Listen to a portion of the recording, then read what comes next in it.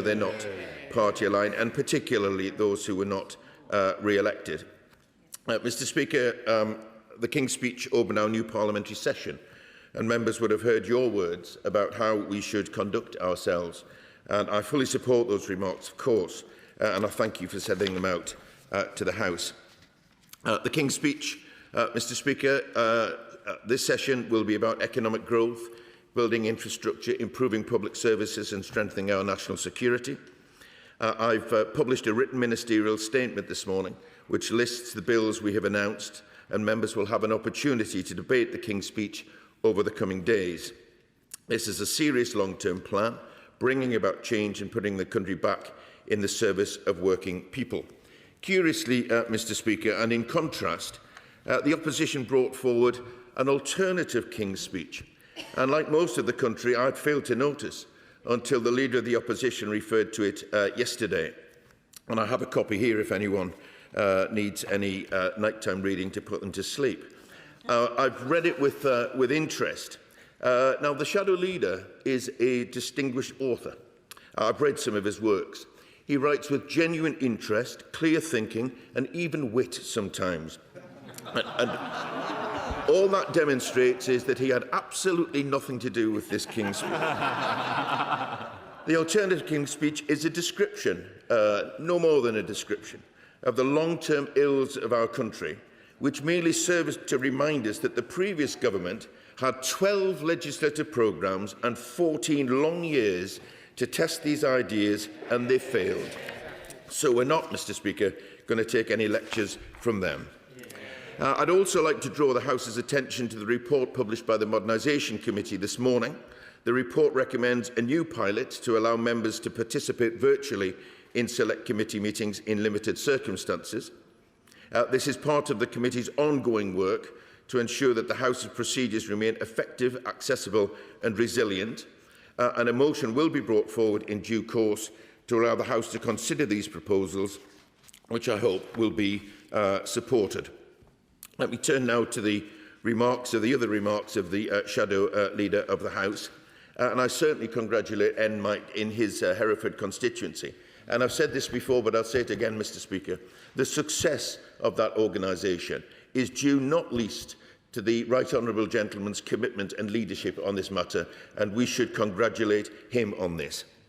I absolutely agree with him on the matter of the donation to the Leader of Reform. These are serious allegations.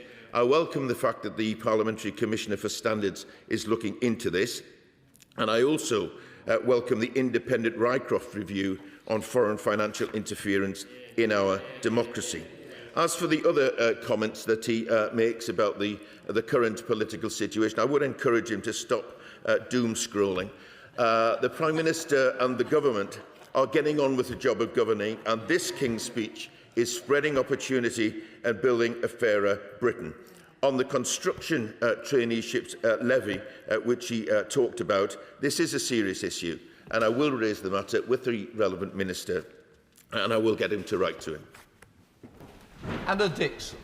Thank you, Mr Speaker. On Monday, I attended the Bradford City Football Club Fire Disaster Memorial Service. We remembered the 56 football fans who died in the tragic stadium fire 41 years ago. Young players from the club attended, alongside fans who'd survived and families of those who died. Will the Leader of the House join me in paying tribute to the club for keeping alive the memory of those who suffered, and would he find time to celebrate the role that football plays in bringing communities together? Mr Speaker, absolutely join my honourable friend in paying tribute to Bradford City for keeping the memory of the 1985 disaster alive. Some of us remember that day and will never forget. And I extend my heartfelt condolences to the friends and families who lost their lives on that tragic day. As she rightly points out, football and sports more widely do bring communities together and can be a force for good. And I'm sure and I hope that we will see that in the coming months, not least when the World Cup kicks off. Wendy Chamberlain. Yes, thank you very much, Mr Speaker. And can I start by associating myself with the remarks of the Leader of the House in relation to Brighton and the elections. It is not easy to stand for elected office, particularly if you are not successful, and it does take a toll, so I thank him for doing that. I also thank him for providing us with the first set of business for the new session.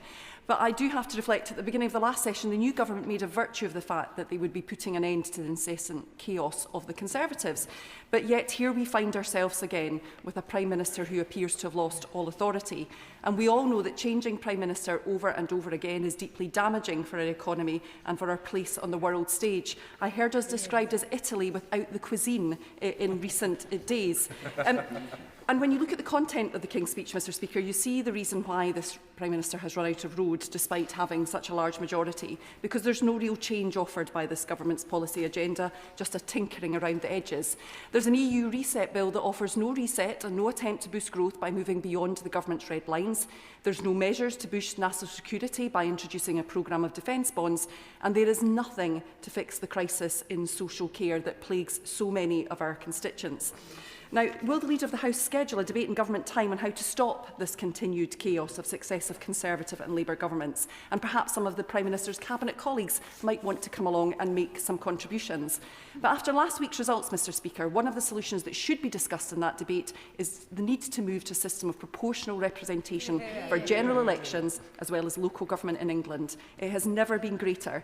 We Liberal Democrats will always support calls for making every vote count, and that's despite results in Richmond upon Thames and in some of the Scottish constituencies, including my own, I have to say, that would make Kim Jong-un blush.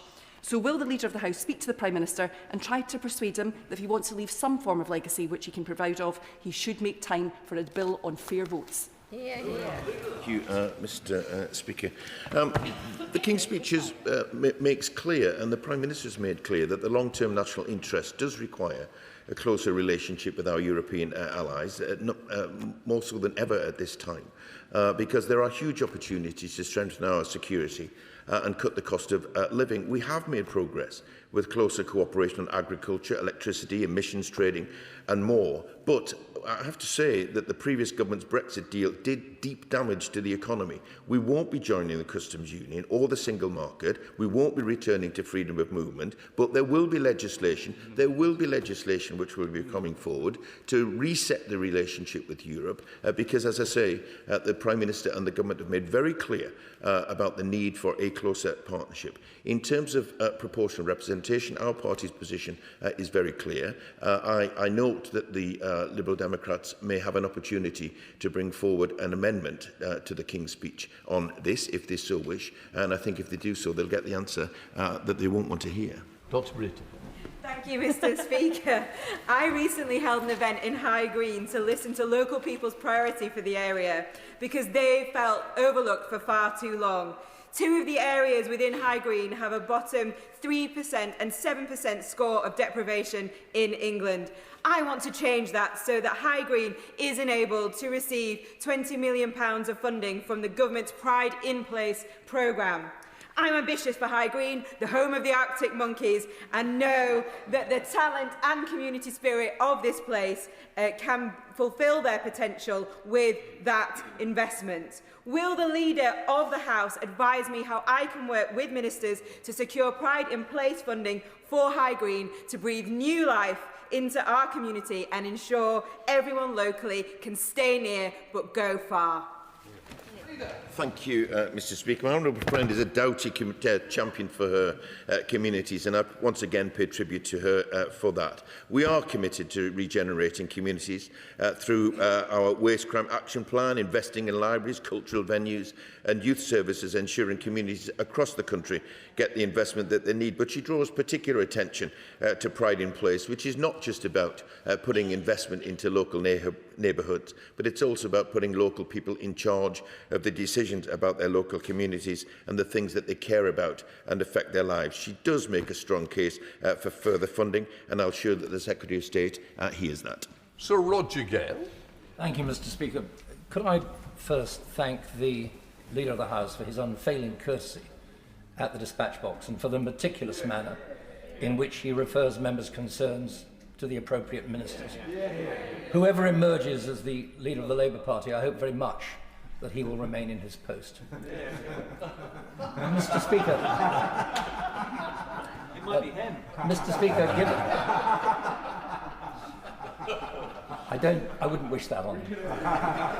Mr. Speaker, given the Labour Party's manifesto commitments, some of us had rather hoped that we might find perhaps a bill to ban the proceeds of trophy hunting in the King's Speech, or something to do with hare coursing, or an improvement on farm animal welfare. The sad fact is, Mr. Speaker, there was no such mention of any animal welfare issue whatsoever in the King's Speech, and I'd be grateful if the Right Honourable Gentleman could address that. And while I'm on my feet, could I also say that with the hospitality industry on its knees, now is not the moment to introduce a tourism tax. Just to say, a good old stager knows how to take advantage, but it should be down to one area, not two at the same time. I'm sincerely grateful to the Right Honourable Gentleman for his comments. I do think it is important that we uphold standards wherever we can. As for his reference to not wishing the ultimate job on me, I suspect he's been talking to my wife in that regard. But in terms of animal, and I can assure him clearly it's not going to happen. Clearly it's not going to happen. But I have to say, because there's no, apart from anything else, there's no vacancy. In terms of the issues which he raises, I do think we've made a good start on animal welfare in the first session, and there will be further sessions in which we can bring forward measures. There is also, of course, the possibility, given the progress made in this second session, that other legislation will be brought forward. I'm not promising anything, but there is also some flexibility in there. There are other routes, of course, that colleagues can take, and not least private members' bills, to address some of the important matters which the Right Honourable Gentleman raises. Paul Wall. Thank you, Mr. Speaker. On Sunday, there were scenes of wild celebration amongst the Dale fans at Wembley as our beloved club staged a fabulous comeback and won the playoff final to return to the English Football League. There were also fantastic celebrations, a civic celebration at Rochdale Town Hall, where Jimmy McNulty and his lads could see for themselves just how proud we all were of their team's heroics, their grit and their togetherness. Will the leader join me in congratulating the Dale on a fabulous season, and also for proving that our club, like our town, never ever gives up? Thank you very much indeed, Mr. Speaker. I thank my honourable friend for his question, and I certainly will join him in congratulating Jim McNulty and the Dale team on their successful season. Our local football teams do give us pride in local communities, which is why last session we delivered the Football Governance Act, giving fans greater say on how their beloved clubs are run. And I'm sure if my honourable friend would want to raise this matter perhaps at some point in the Westminster Hall debate, it would be an opportunity for colleagues across the House to celebrate the importance of local football in our local communities. Sir Christopher Cho. Mr. Speaker, can the Leader of the House produce next week a statement from the government in response to the Hallett review in relation to COVID-19 vaccines? Lady Hallett recommended that there should be major reform of the vaccine damage payments scheme, and the government has said it was considering the matter, but it's now more than 5 years since many people, thousands of people, have suffered severe loss or in some cases bereavement as a result of those COVID-19 vaccines. Justice must be done sooner rather than later. The Right Honourable Gentleman raises an important matter as ever. I don't know the answer to which he's seeking about progress on these matters, but I will raise it with the department and get him an answer from the Minister as to where we are with this issue. Carolyn Harris. Thank you, Mr. Speaker. The Welsh, known for our singing, are currently united in concern for Swansea's own global superstar, Bonnie Tyler, who's been hospitalised in Portugal due to ill health. Will the leader join me in wishing Bonnie a safe and speedy recovery? And as the song that she first recorded in '88 says, she's simply the best. Mr. Speaker, and I'm saddened to hear of Bonnie Tyler's situation. She is an inspirational voice for Regeneration. I send to her family and indeed her fans our best wishes. And I join my honourable friend in wishing Bonnie Tyler the very best in speedy recovery. Dr. Dunnage. Mr. Speaker, we know that women trying to flee domestic abuse are sometimes coerced to stay by their partner because they threaten to harm their pet, especially their dogs or cats. Can I pay tribute, Mr. Speaker, to organisations like the Dogs Trust, who run a dog fostering service for women while they try and find a new permanent home so they don't have to give up their pet permanently, and also for Trinity in Winchester, who have opened new rooms for women fleeing domestic abuse where they can bring their pets with them. This is really needed, and it's breaking down another barrier that prevents women from fleeing domestic abuse. Thank you, Mr. Speaker. And the honourable gentleman raises a very important matter, and I do pay tribute to the Dogs Trust for the fantastic work that they do, and indeed Trinity. And he's right to point out that there should be absolutely no barrier that stands in the way of anyone fleeing domestic abuse, whether it be worry about a pet or anything else. And the government is absolutely committed to ensure that victims in those circumstances get the support that they need, but that nothing stands in their way of being able to access that support. Shulscroft. Thank you, Mr. Speaker. Will the Leader of the House join me in congratulating Shed One Gin in my hometown of Ulverston on being selected as a finalist in the Visit England's Award for Excellence? Yeah. And will he also agree with me that Barrow and Furness, the most beautiful constituency in the country, has much to offer visitors of all ages, and come and visit to sample the award-winning gin and meet with some of the fantastic business tourism? Mr. Speaker, and I absolutely join my honourable friend in congratulating Shed One Distillery and all the nominees at this year's Visit England Awards. I'm sure my honourable friend may have some competition, Mr. Speaker, for the most beautiful constituency, but I do thank you for highlighting the vital contribution that tourism makes to our national economy. I'm happy and lucky to have a constituency which is also a popular tourist destination, and I would be delighted to take up her offer should my diary allow. Martin Vickers. Thank you, Mr. Speaker. Last Sunday, along with my honourable friend, the member for Great Grimsby and Cleethorpes, I attended the annual service for lost fishermen at Grimsby Minster, which is organised by the Fishermen's Mission. The timing was unfortunate because the EFL scheduled Grimsby Town's playoff game for the same afternoon, and despite being only 10 minutes late, I missed 2 goals, but that's by the way. But returning to the issue of the fishermen, Mr. Speaker, would the Leader of the House join me in congratulating the Fishermen's Mission on the work that they do? And although it's now 30 plus years since the deep sea fishing industry in Grimsby went into decline, there are still many families who are affected by loss of the brave fishermen who went out in all weathers.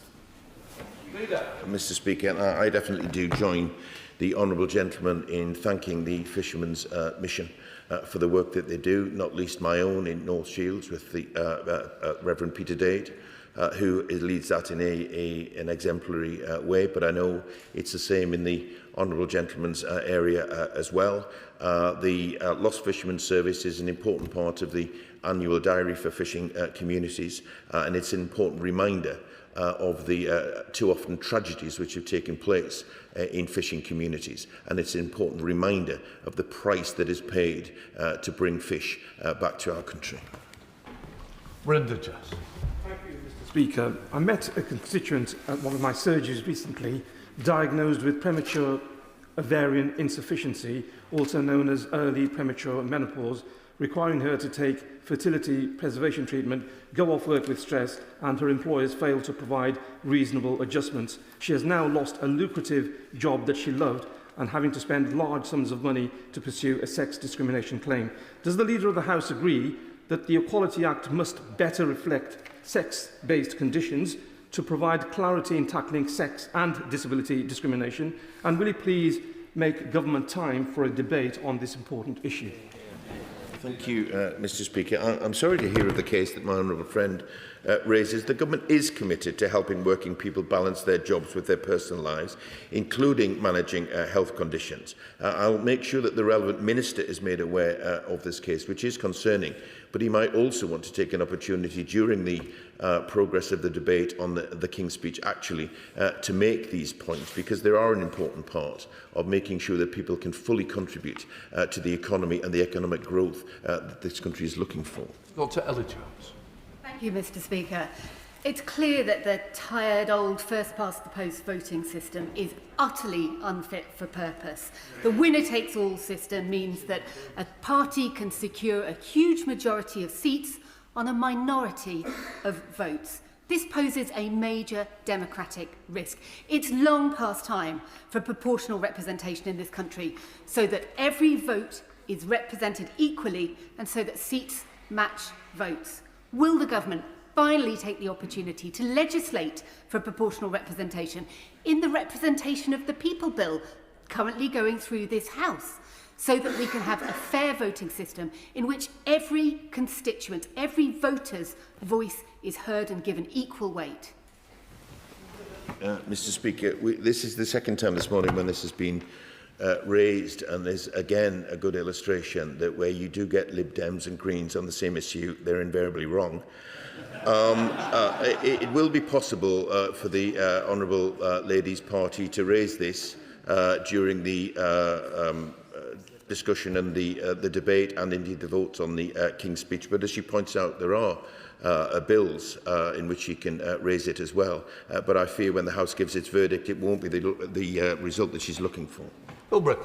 Thank you, Mr. Speaker. And I know you will join me in wishing Bolton Wanderers all the very best in the second leg of the playoff semi-final at Bradford tonight.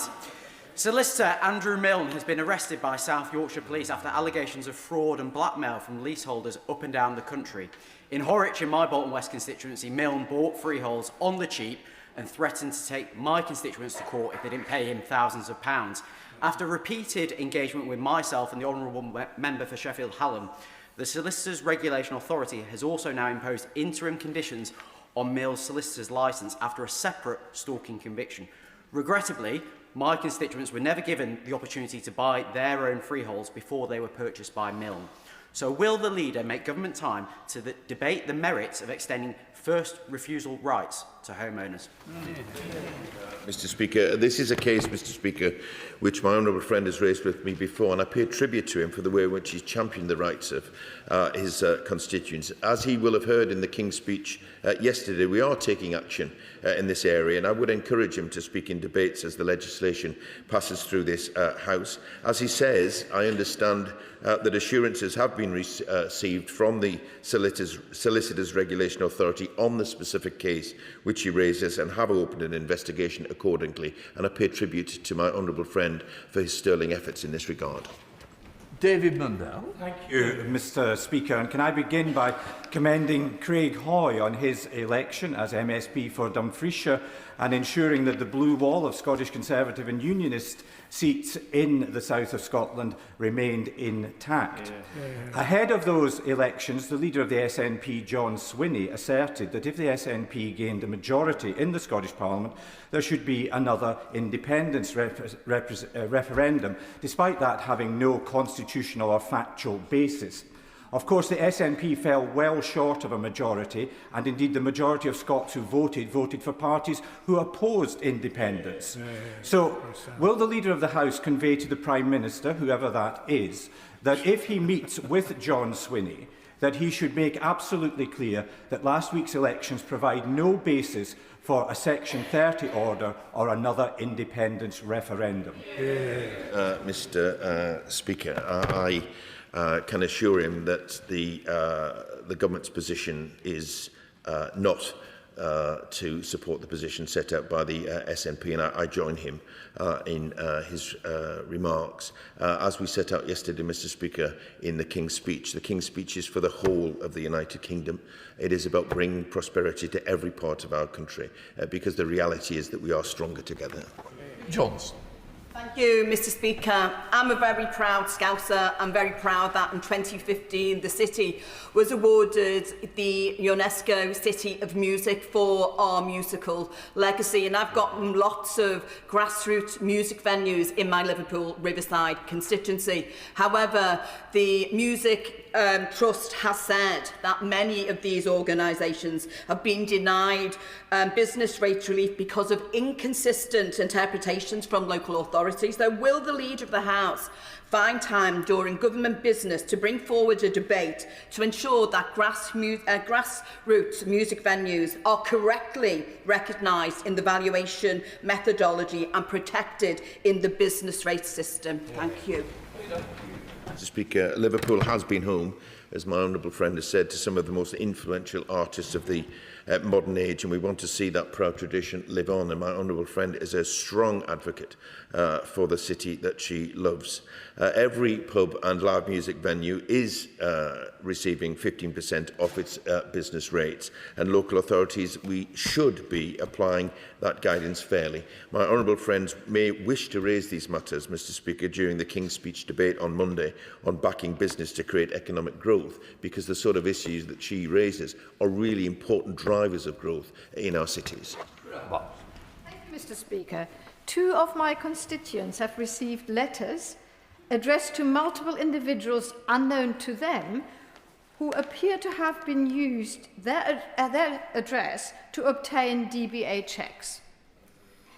If false addresses are used to obtain DBS certificates, it raises serious concerns about the robustness of the system. DBS has confirmed to me it does not routinely monitor the volume of basic DBS applications linked to individual addresses. Can we have a statement from the relevant minister to address this obvious weakness, and what steps are being taken to address this? Here. That's really worrying. Concerning matters. If she lets me have the details after this, then I will make sure that it's raised with the relevant minister and get the answer that she's seeking. Bills.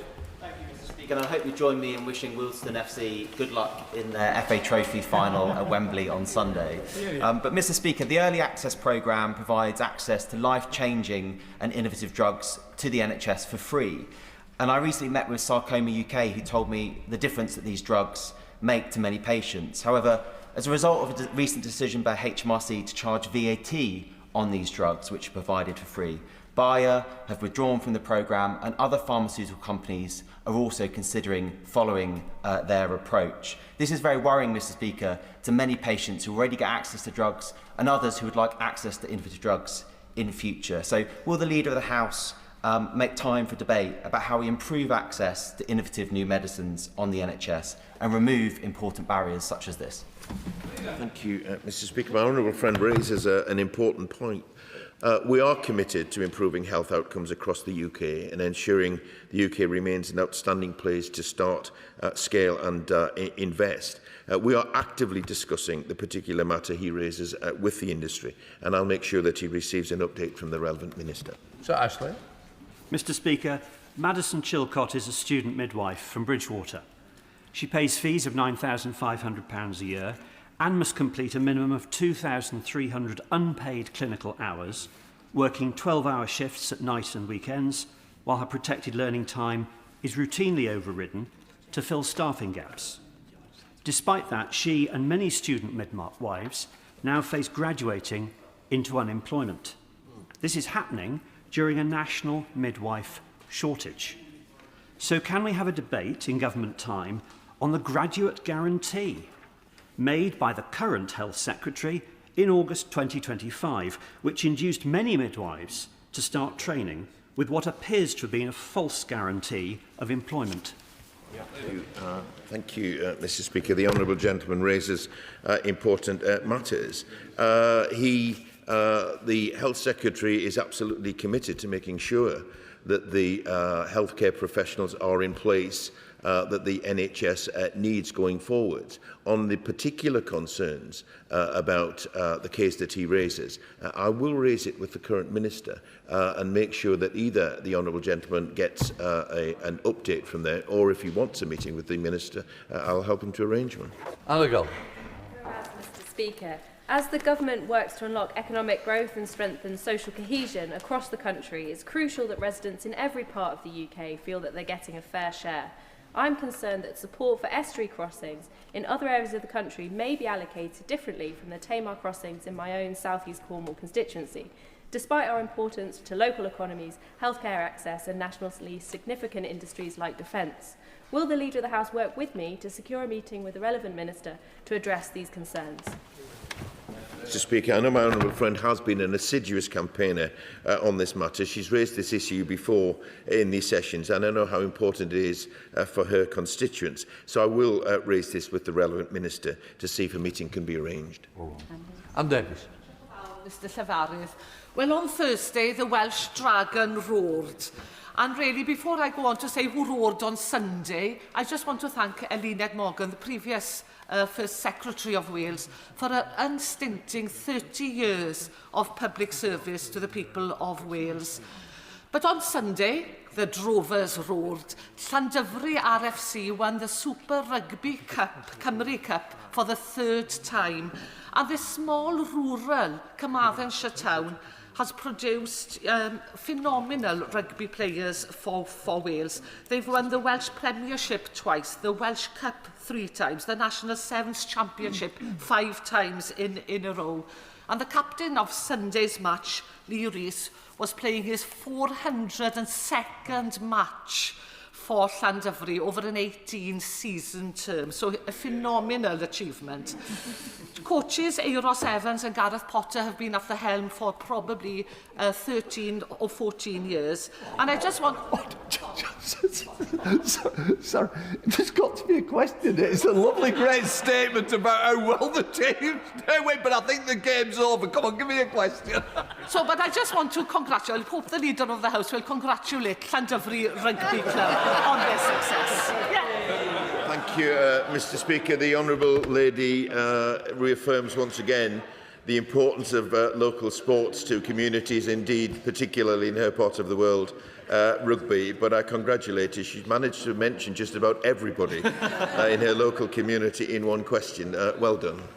To the team. Thank you, Mr Speaker. I'm born and raised in Wentzville from parents and grandparents who came 10,000 miles from Fiji to make Wolverhampton their home.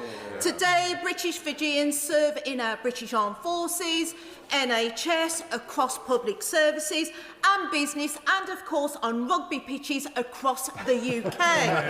Will the Leader of the House join me in recognising Girmit Day, commemorating the arrival of the first indentured Indian labourers in Fiji in 1879, in honour of communities like British Fijians who quietly and proudly help drive this nation every day. Thank you, Mr Speaker. My honourable friend is absolutely right to celebrate the rich heritage of the British Fijian community. I will join her in recognising Girmit Day, serving as a powerful reminder of the valuable contribution that British Fijians make to our communities. Joe Mayor. Thank you, Mr Speaker. Further to the question from my honourable friend, the member for Bridgewater, I met 2 trainee midwives in a surgery just last week in my Norfolk constituency of Broadland and Fakenham. They're training at the Norfolk and Norwich General University Hospital. There are 250 student midwives going after just 50 places. So what has happened to the graduate guarantee?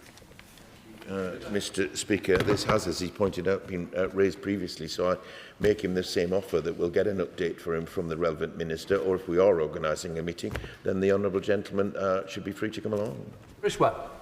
Thank you, Mr Speaker. Pride in Place investment can help provide the kind of community infrastructure that lets neighbourhoods really thrive. But South Shore, in my constituency of Blackpool South, home to the highest concentration of deprivation in the country, isn't currently getting that support, despite its real potential to become a vibrant and thriving place once again.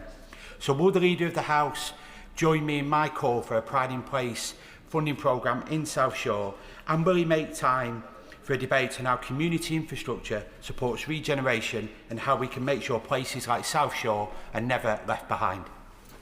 Thank you, Mr. Speaker. My honourable friend is a wonderful champion for his constituency, and I commend him once again for that. We are giving constituents the investment and powers that they need so that they can deliver the change they want to see in their communities, not least through Pride in Place. He does make a strong case for further funding, and I'll assure that the Secretary of State hears his remarks. Jim Shannon. Mr. Speaker, can I say what a pleasure it is to have the Leader of the House back in place again, and look forward to his contributions. And also going to say thank you for all the the responses that the Leader of the House coaxes out of all the ministers who respond to me. Will the Leader of the House ask the Foreign Secretary to make a statement on China's law on the promotion of ethnic unity and progress, which is due to come into force in July 2026, and its implications for freedom of religion or belief, cultural identity, and the rights of ethnic and religious minorities in China? China continues to put in place punitive and aggressive persecution of Christians, Falun Gong, Muslim and others. It's time that they were put in place. Mr. Speaker, and I'm grateful to the honourable gentleman for his remarks, which has been a bit of a theme this morning about me being in our place. I'm slightly worried that they've heard something that I haven't heard.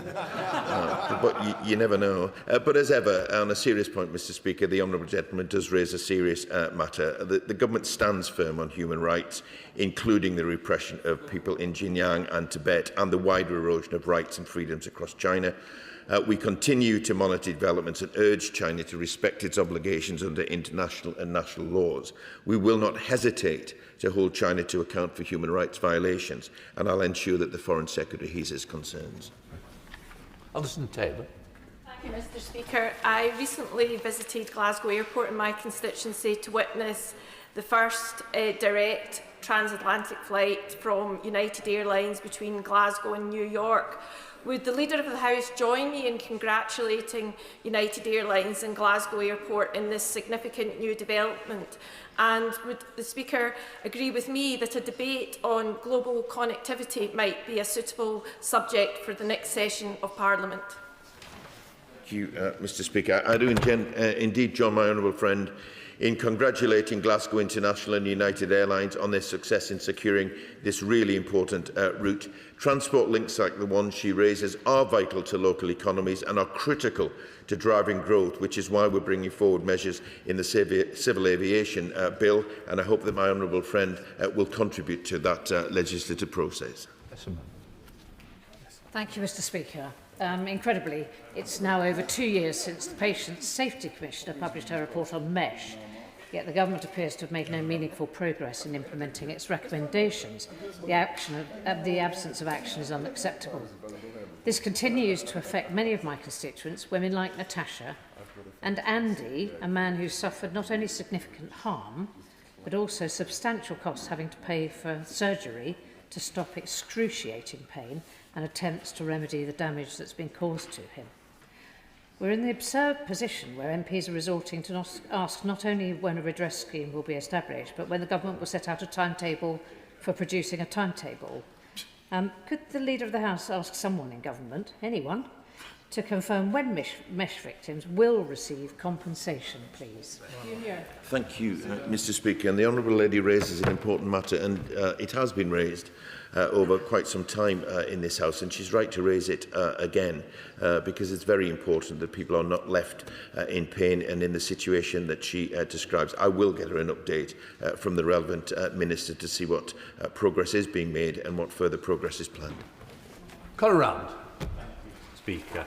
Last week, the BBC revealed a terrifying lack of regulation in the growing infant sleep industry, where literally anyone can call themselves a maternity nurse or a sleep consultant and give vulnerable parents advice that puts babies at risk. Locally, this led to the tragic death of a 4-month-old baby who was put into an unsafe sleeping position on the guidance of a so-called maternity nurse who had no medical qualifications. Can we have a debate in government time on what we can do to regulate the infant sleep industry so every child and parent is protected? Mr. Speaker, and I thank my honourable friend for raising this highly disturbing case. And may I first of all express our condolences to the family. This has illustrated just how important trusted advice on safe sleeping is, and we would encourage parents to access support, not least through Best Start family hubs. But we're also changing the law, Mr. Speaker, so that anyone describing themselves as a nurse without the relevant qualifications and registration will be committing a criminal offence. Good day, Thank you, Mr. Speaker. The Public Service Vehicle Accessibility Regulations are regulations whose objectives I'm sure we would all share, but they are having the effect of denying access to public service vehicles for any child who buys a place on a council school bus. Can we have a debate in government time on the implementation of these regulations and the support that local authorities need so that children in my Taunton-Wellington constituency and across Somerset are not now being denied places on buses which have not yet met the accessibility regulations? Thank you, Mr. Speaker. The Honourable Gentleman is right to raise this matter, which is important to many of his constituents. I don't know the detail that he, of the cases of the issue that he raises, but I will get him a meeting with the relevant minister if he wishes, so that they can raise those matters directly. Paul Davis. Thank you, Mr. Speaker. Recently, I was contacted by a leading manufacturer based in my constituency, Trojan Plastics, who highlighted the findings of the Made Group's Industrial Strategy Survey Report 2026. This found that 1 in 4 manufacturers described their energy costs over the past 12 months as survival threatening. While I congratulate the government on its excellent work on delivering clean power, may we have a statement on its plans to improve energy costs for businesses? Thank you, Mr. Speaker. And my honourable friend's advocacy for businesses in his constituency is absolutely commendable, and I pay tribute to him for that. We are currently reviewing the eligibility for the British Industry Supercharger and the Energy Intensive Industries Compensation Scheme, and I would encourage him to raise these matters during the King's Speech debate on Monday, which is around backing business to create economic growth. Lee Ingham. Thank you, Mr. Speaker. Now, given that it's marathon season, will the Leader of the House join me in recognising the new endurance event in my constituency, the 39-week Cresswell Roadworks? Before the scheme started, many of my constituents were deeply concerned about safety, disruption and delays, and they were right to be. This week was the first week, and we've had constituents report children late for school. In exam season, we've got public transport issues, vehicles driving the wrong way down a one-way street, and confusion after the changes to the route were decided and then not communicated to anyone. So would the Leader of the House agree to a debate in government time on how roadworks are planned and communicated so that disruption is minimised, cost to businesses are considered, and communities like mine, once again, aren't left to bear the burden? Thank you, Mr. Speaker. My honourable friend is a strong campaigner for her constituency, and she has raised similar concerns on behalf of her constituents with me before. She's absolutely right that her constituencies deserve better, which is why we are clamping down on roadworks that overrun, and we're doubling fines. This is not just a matter of making sure that people can get to school, but it's also a matter of disruption to business, and therefore I would encourage her perhaps to raise these matters during Monday's debate on backing business to create economic growth. Alex Mackinton. The fantastic Flowers Band in my Gloucester constituency recently won the prestigious European Brass Band Championships. It was their first time at the tournament, and they are the first English band to win it since 2015. Now, I won't name all of the members of the band this morning, but I did get to go to their open rehearsal and see their fantastic hard work, their dedication and their unbelievable talent. Will the Leader of the House join me in congratulating them on their success and the success of all young musicians in Gloucester? Mr. Speaker, I certainly do congratulate the Flowers Band, not least because they are the first English winners for a decade. Brass bands are so important to our local communities. They are part of our heritage, but it's also a hugely important way of having access for young people to come through, to learn an instrument and to take part in bands. And I absolutely congratulate Flowers Band, and I wish them success in the future. Joel Jones. Thank you, Mr. Speaker. Illegal off-road bikes cause regular and unnecessary nuisance to residents across Merthyr Tydfil and Aberdare and indeed other parts of the country. South Wales Police are constantly trying to deal with residents' concerns, but the situation persists and, in fact, is widespread. I know that the Crime and Policing Act will provide additional tools for the police, but can we have a debate or a statement to outline what further steps the government can take to help tackle this issue that is causing such a nuisance to constituents of mine and others across the country? Thank you, Mr. Speaker. My honourable friend is right to raise a concerning matter. As he says, the Crime and Policing Act will give the police greater powers to clamp down on antisocial behaviour involving vehicles such as e-bikes. But I'm sure that this would make a popular topic for a Westminster Hall debate should my honourable friend apply for one, because I'm sure there are many members across the House who have similar concerns to his. Final question, Martin Rhodes. Thank you, Mr. Speaker. This week marked the 22nd anniversary of the devastating Stockline ICL Plastics factory explosion in Woodside in my constituency, in which 9 people tragically lost their lives. Given the continuing concerns around corporate accountability, may we have a debate in government time to assess how effective the offences of corporate manslaughter and corporate homicide have been since they were introduced, and whether the legislation is delivering justice for families affected by workplace deaths? Mr. Speaker, and I thank my honourable friend for this question, and I do join him in remembering those killed and injured in the factory explosion at the ICL Plastics factory in 2004. Through the Crime and Policing Act 2026, we clarified and extended powers to ensure that corporate bodies are held liable for criminal offences committed by their senior managers. It is important that we continue to draw lessons from this avoidable tragedy, and he may wish to raise these matters at MOJ questions next week to raise his concerns with ministers directly. Right, let the front bench change over.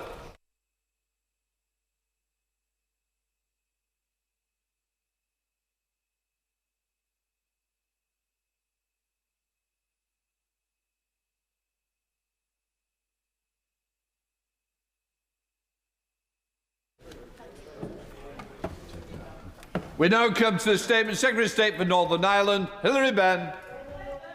With permission, Mr. Speaker, I would like to make a statement on the recent Supreme Court judgment in the Dillon and others case. It is a complex judgment, but I thought it right to come to the House at the first available opportunity to summarise its main findings.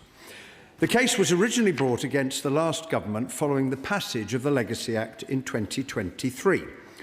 The applicants, a group of families who lost loved ones during the Troubles, argued that various provisions of the Legacy Act undermined rights protected by Article 2 of the Windsor Framework and the Human Rights Act 1998, which gives effect to the European Convention on Human Rights. In February 2024, the High Court in Northern Ireland found the Legacy Act's conditional immunity scheme and other provisions of the Legacy Act to be incompatible with our obligations under Articles 2 and 3 of the European Convention. These findings were endorsed in September 2024 by the Northern Ireland Court of Appeal. It also made judgments that 2 additional matters with regard to investigations by the Independent Commission for Reconciliation and Information Recovery, namely next of kin participation in investigations and the role of the Secretary of State in decisions about the disclosure of sensitive information, did not meet the standard required to be compatible with the ECHR. Mr. Speaker, this government has been clear that we are opposed to aspects of the Legacy Act, including immunity. That scheme, which would have offered immunity to terrorists, had no support in Northern Ireland, no support from victims and their families, was wrong in principle and provided no effective protections for veterans, not least because the provisions were never commenced by the last government. It is why, when we came into government, we immediately withdrew the appeal on immunity. However, the Court of Appeal's interpretation of Article 2 of the Windsor Framework and its findings on next of kin participation and disclosure had wider implications for the government's ability to legislate effectively across the UK and to protect national security. it was for these reasons that the government appealed that judgment to the Supreme Court. I'm pleased to report, Mr. Speaker, that last week the Supreme Court upheld our appeal, finding wholly in the government's favour. Mr. Speaker, Article 2 of the Windsor Framework ensures there is no diminution of rights, safeguards or equality of opportunity in Northern Ireland as a result of the UK leaving the European Union. The government is firmly committed to these human rights and equalities provisions, but felt that Article 2 had been interpreted too broadly by the lower courts.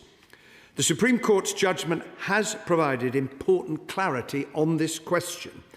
It has confirmed the government's long-standing position that the rights protected by Article 2 of the Windsor Framework are those concerned with ending the sectarian conflict in Northern Ireland. While reaffirming the government's position on this, the Supreme Court found that the relevant provisions of the Legacy Act should not have been disapplied by Article 2 of the Windsor Framework. The purpose of bringing the appeal was to obtain clarity on how Article 2 should be interpreted in future and not to defend immunity. On next of kin participation and disclosure of information, the Supreme Court found that the Commission is currently capable of conducting investigations that are compliant with our obligations under the European Convention. The Supreme Court also concluded that the provision of legal aid for the cross-examination of witnesses is not always necessary for an investigation to be fully human rights compliant. However, the government recognises the importance of next of kin involvement in the reformed Legacy Commission's inquisitorial proceedings, and we are providing for this in the Troubles Bill. On disclosure, the Supreme Court was unequivocal, saying, and I quote, "There must be a system restricting disclosure in circumstances where disclosure may or would risk prejudicing the national security interests of the United Kingdom." But it went on to say that, and I quote, "The Secretary of State does not have an unrestrained power to veto the disclosure of information, and I quote, any decision to do so is subject to challenge by way of judicial review." This government is committed to ensuring the maximum possible disclosure of information while protecting life and national security, hence the changes I am bringing forward in the Troubles Bill for a fairer disclosure regime with greater transparency as to how decisions are made. I now turn to what this means for the question of immunity. Contrary to what has been claimed by some, the UK Supreme Court has not endorsed the immunity scheme. It remains incompatible with our human rights obligations. It is also important to dispel the suggestion that the government does not have the power to make the remedial order. As I have previously made clear, the conditions for laying a remedial order under the Human Rights Act are that, and I quote, "an appeal brought within that time has been determined or abandoned." The government's appeal regarding the immunity scheme in the Legacy Act had already been abandoned. The Supreme Court recognised this, and therefore this was not an issue before it. But it did state very clearly that no exceptions in case law exist to justify the granting of immunity for breaches of Articles 2 and 3 of the ECHR. Finally, Mr. Speaker, I want to be clear why, while welcoming the Supreme Court's determination of certain aspects of the Legacy Act, we cannot leave the statute book as it is. The central underpinning of the Legacy Act, the immunity scheme, was wrong and has failed, so we need a new system. And the Troubles Bill is essential for a number of reasons. First, while we know that the Commission is capable of doing investigations, it has not delivered so far and it must be reformed. The bill will implement various changes to address these matters, including reformed governance and enhanced investigatory functions. Second, we need the bill to avoid endless legal disputes in future. For example, the clauses on interim custody orders will put beyond doubt that the Carltona principle applied in the context of these orders. And the bill will also ensure that all Troubles-related cases can be investigated one way or another. Third, Irish cooperation. There is currently no information being shared by the Irish authorities with the Commission. The bill will enable this to happen for the first time, helping to find answers for the relatives of those who were murdered, including service personnel who served our country. Fourth, the bill will enable information to be provided to families through the new Independent Commission on Information Recovery.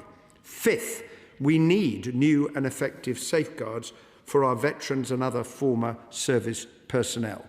Crucially, the Legacy Act did not provide the protections, and we have developed those for veterans and others who served. As I've made clear, we will be bringing forward more provisions in response to veterans' concerns at committee stage. Simply returning to the Legacy Act would mean veterans are left without immunity or any protections whatsoever. Mr. Speaker, I am grateful to the Supreme Court for its careful consideration of these matters, and I welcome its judgment. I hope that the combination of this ruling and legislative progress on the Troubles Bill will mean that all communities affected in Northern Ireland and in the rest of the United Kingdom can have confidence that a reformed Legacy Commission will be able, where possible, to provide answers to those who have waited far too long to find out what happened to their loved ones.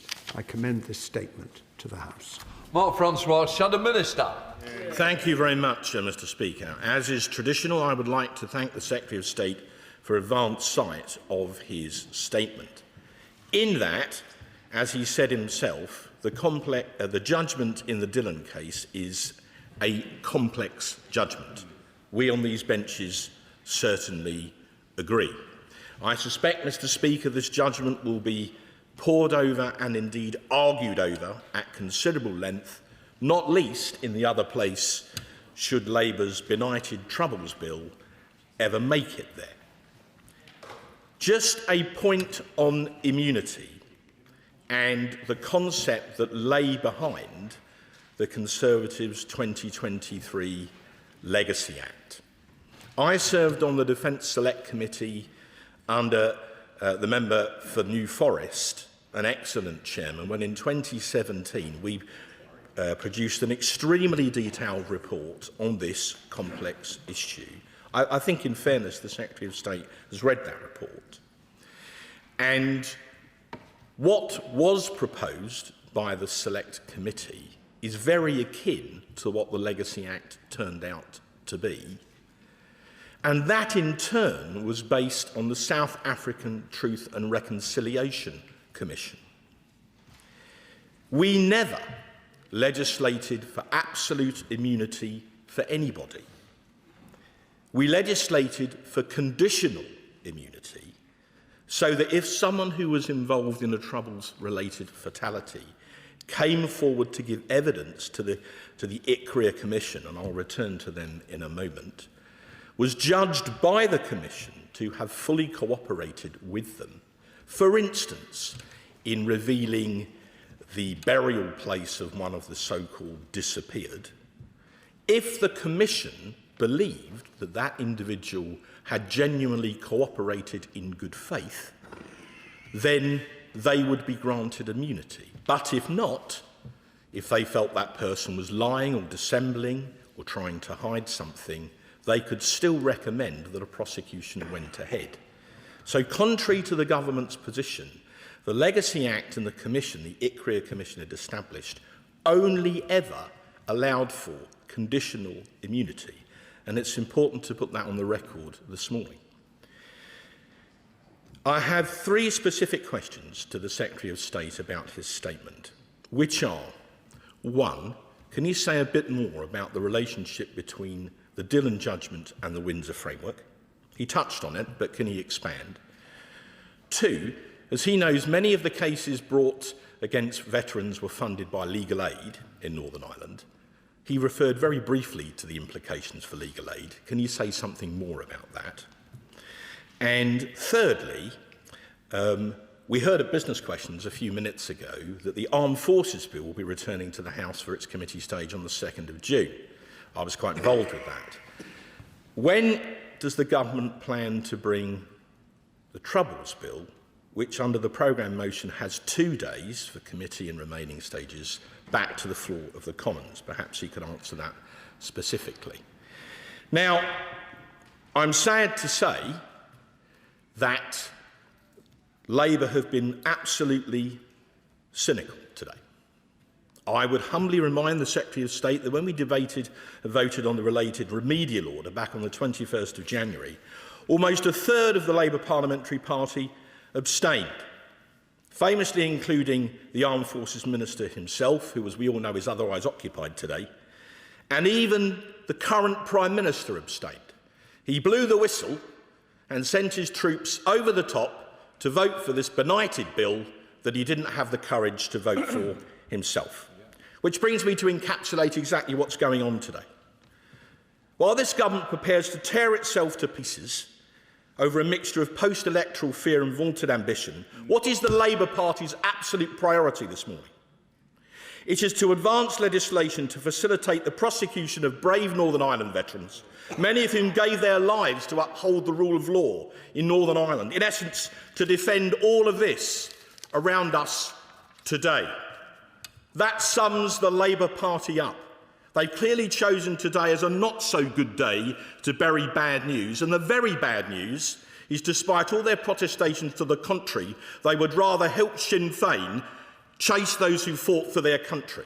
The public will see this for what it is, not a complex legal treatise. It is a disgrace. Well, I say to the honourable gentleman, I can agree with him when he describes the judgment as being a complex one, and he is absolutely right about that. I would just make clear that the protected disclosure relating to the legation of remains of those who'd been murdered by the IRA and in almost all cases buried in the Republic of Ireland, covered by separate arrangements that were introduced when the ICLVR was created. And that had support right across Northern Ireland because people rightly judged the most important thing was to enable families to be reunited with the remains of their loved ones. And there are sadly 4 individuals whose remains have not yet been found. He talks about the conditional immunity scheme, but the fact remains that if a terrorist who committed one of many horrendous crimes, some of which are being investigated at the moment, at the M62 coach bombing, what happened at Warren Point, the Kingsmill massacre, if they came to the Commission and told the full truth, what the government's legislation, the last government's legislation said, that the Commission must, not may, but must grant them immunity from prosecution. If they believe they cooperate. And well, I'm afraid it's not a question of nuance, because the reason why, Sorry, Secretary of State. Minister, Shadow Minister, you asked the questions. Please allow the Secretary of State to answer without interruption. Thank you, Mr. Speaker.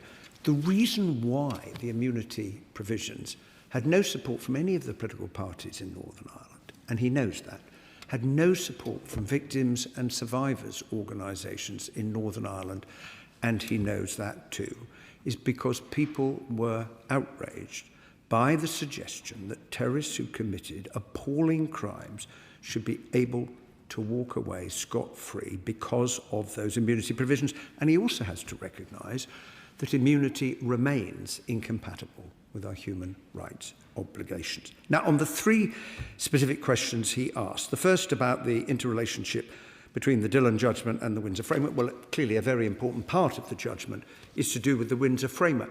In essence, the issue before the Supreme Court was this: has Article 2 of the Windsor Framework been correctly interpreted by the courts in Northern Ireland when they decided to disapply the immunity provisions and in effect struck them down? And what the court said very clearly was that that was incorrect. And the reason the government brought the appeal was because although we disagree with immunity as a matter of principle, and it never existed, that judgment of the courts in Northern Ireland raised a much bigger question, which could be interpreted in other ways in respect of other policies, and you will have seen some of the issues to do with immigration. So that is why the government brought the appeal, and we have now got clarity that Article 2 applies to certain things, but it is not capable of the broad interpretation that the Northern Ireland courts had given to it. Secondly, on the subject of legal aid, that is a matter for the Northern Ireland Executive. It is their responsibility.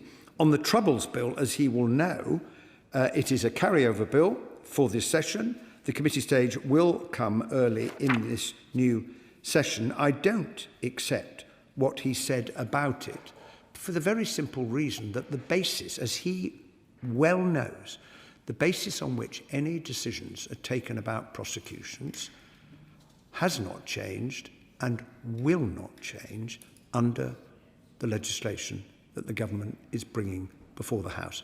And everybody recognises that with the passage of time and the facts demonstrated, that the chance of further future prosecutions is rapidly diminishing for reasons all of us understand. And I would also remind him that any decisions about prosecutions are taken independently by independent prosecuting authorities. Mr.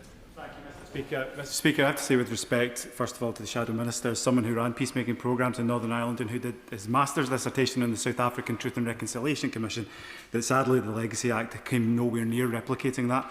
But to the Secretary of State, does he agree with me that as we take forward the Northern Ireland Troubles Bill now, that we do have a responsibility to both the victims and survivors and a special duty to our veterans, and that there does not need to be a false dichotomy in creating legislation that supports both groups?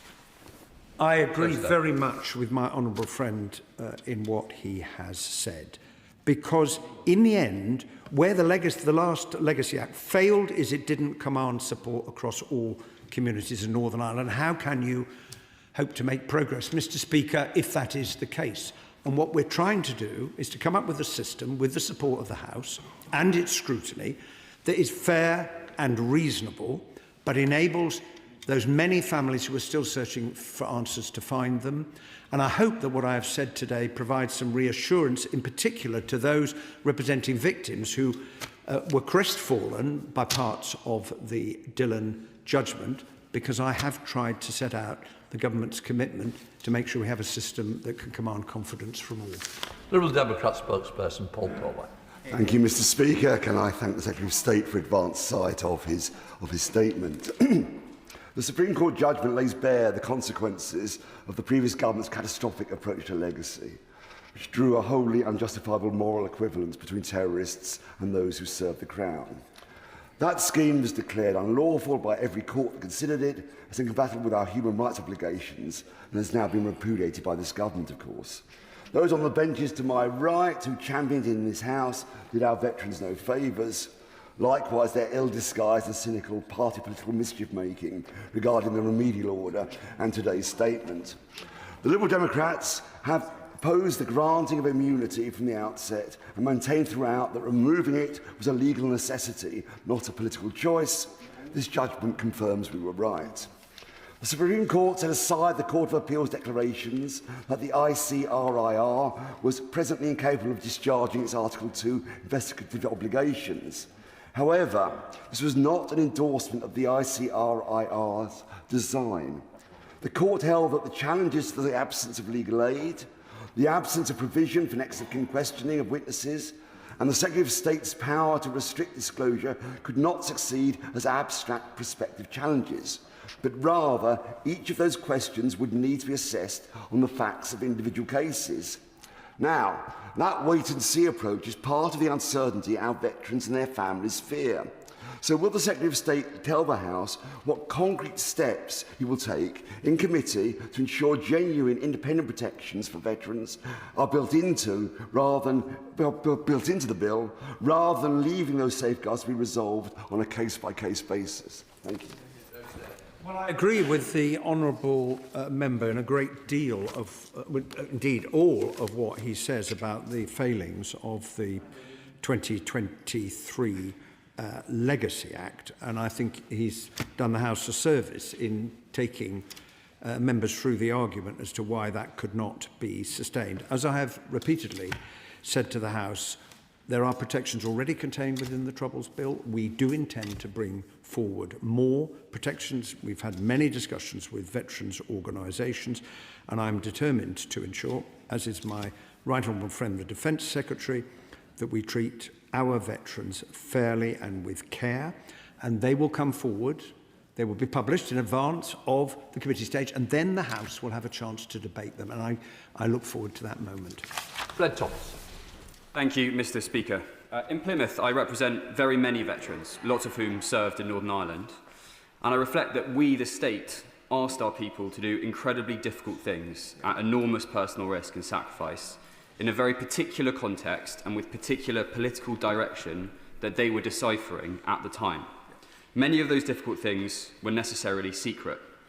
And we still, today, the state, ask our people to do incredibly difficult things in secret, necessarily, at enormous personal risk and sacrifice. And many of those people are personal friends of mine. Now, the Legacy Act 2023 was unworkable, and we were elected on a manifesto to repeal and replace it, and we should do that. But my constituents and my close friends are deeply concerned, as am I. Can the Secretary of State lay out how this bill will protect them, both past and future, in years to come, from being forced into the courts by those who wish them ill? Well, I'm very grateful to my honourable friend for his representation of his constituents and for what he has just said. And I want to join him in paying tribute to those who served with such bravery in Northern Ireland. As he will be aware, the courts and coroners in Northern Ireland have on many occasions recognised the point that was made, I think, to the Prime Minister in the opening of the King's Speech debate yesterday, split-second decisions that those members of our armed forces had to take. The courts recognise and understand that and have on many occasions said that what they did was entirely lawful. And I would say also that nobody who acted lawfully in line with lawful orders has anything to fear at all. Indeed, if one looks at the record of the very, very small number of cases in which members of the armed forces have been convicted for offences during the Troubles, I think it is evidence of that. But the commitment that I give to him, as I've already given to the Liberal Democrat spokesperson, is that when we come to the committee stage, he will see the answer to the very fair question he has put to me about the protections we intend to put in place, including making it absolutely clear that there is no equivalence between those who sought to protect the public in Northern Ireland and those who tried to murder them. Lincoln John. Thank you, Mr. Speaker, and can I thank the Secretary of State for his statement. I, unlike others, have not had the benefit of reading it beforehand, and so he'll forgive me, it's very high protein and it will take a little while to process.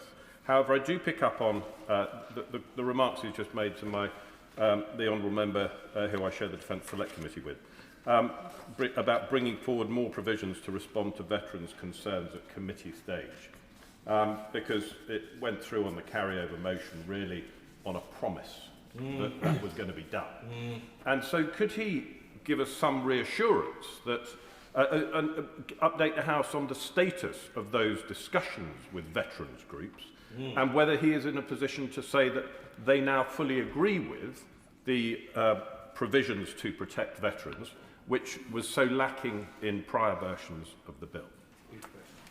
Well, I'm grateful to the honourable member, not least because of his service, for his comment. We've been engaged, as he will know, in very close discussion and consultation with many organisations representing veterans.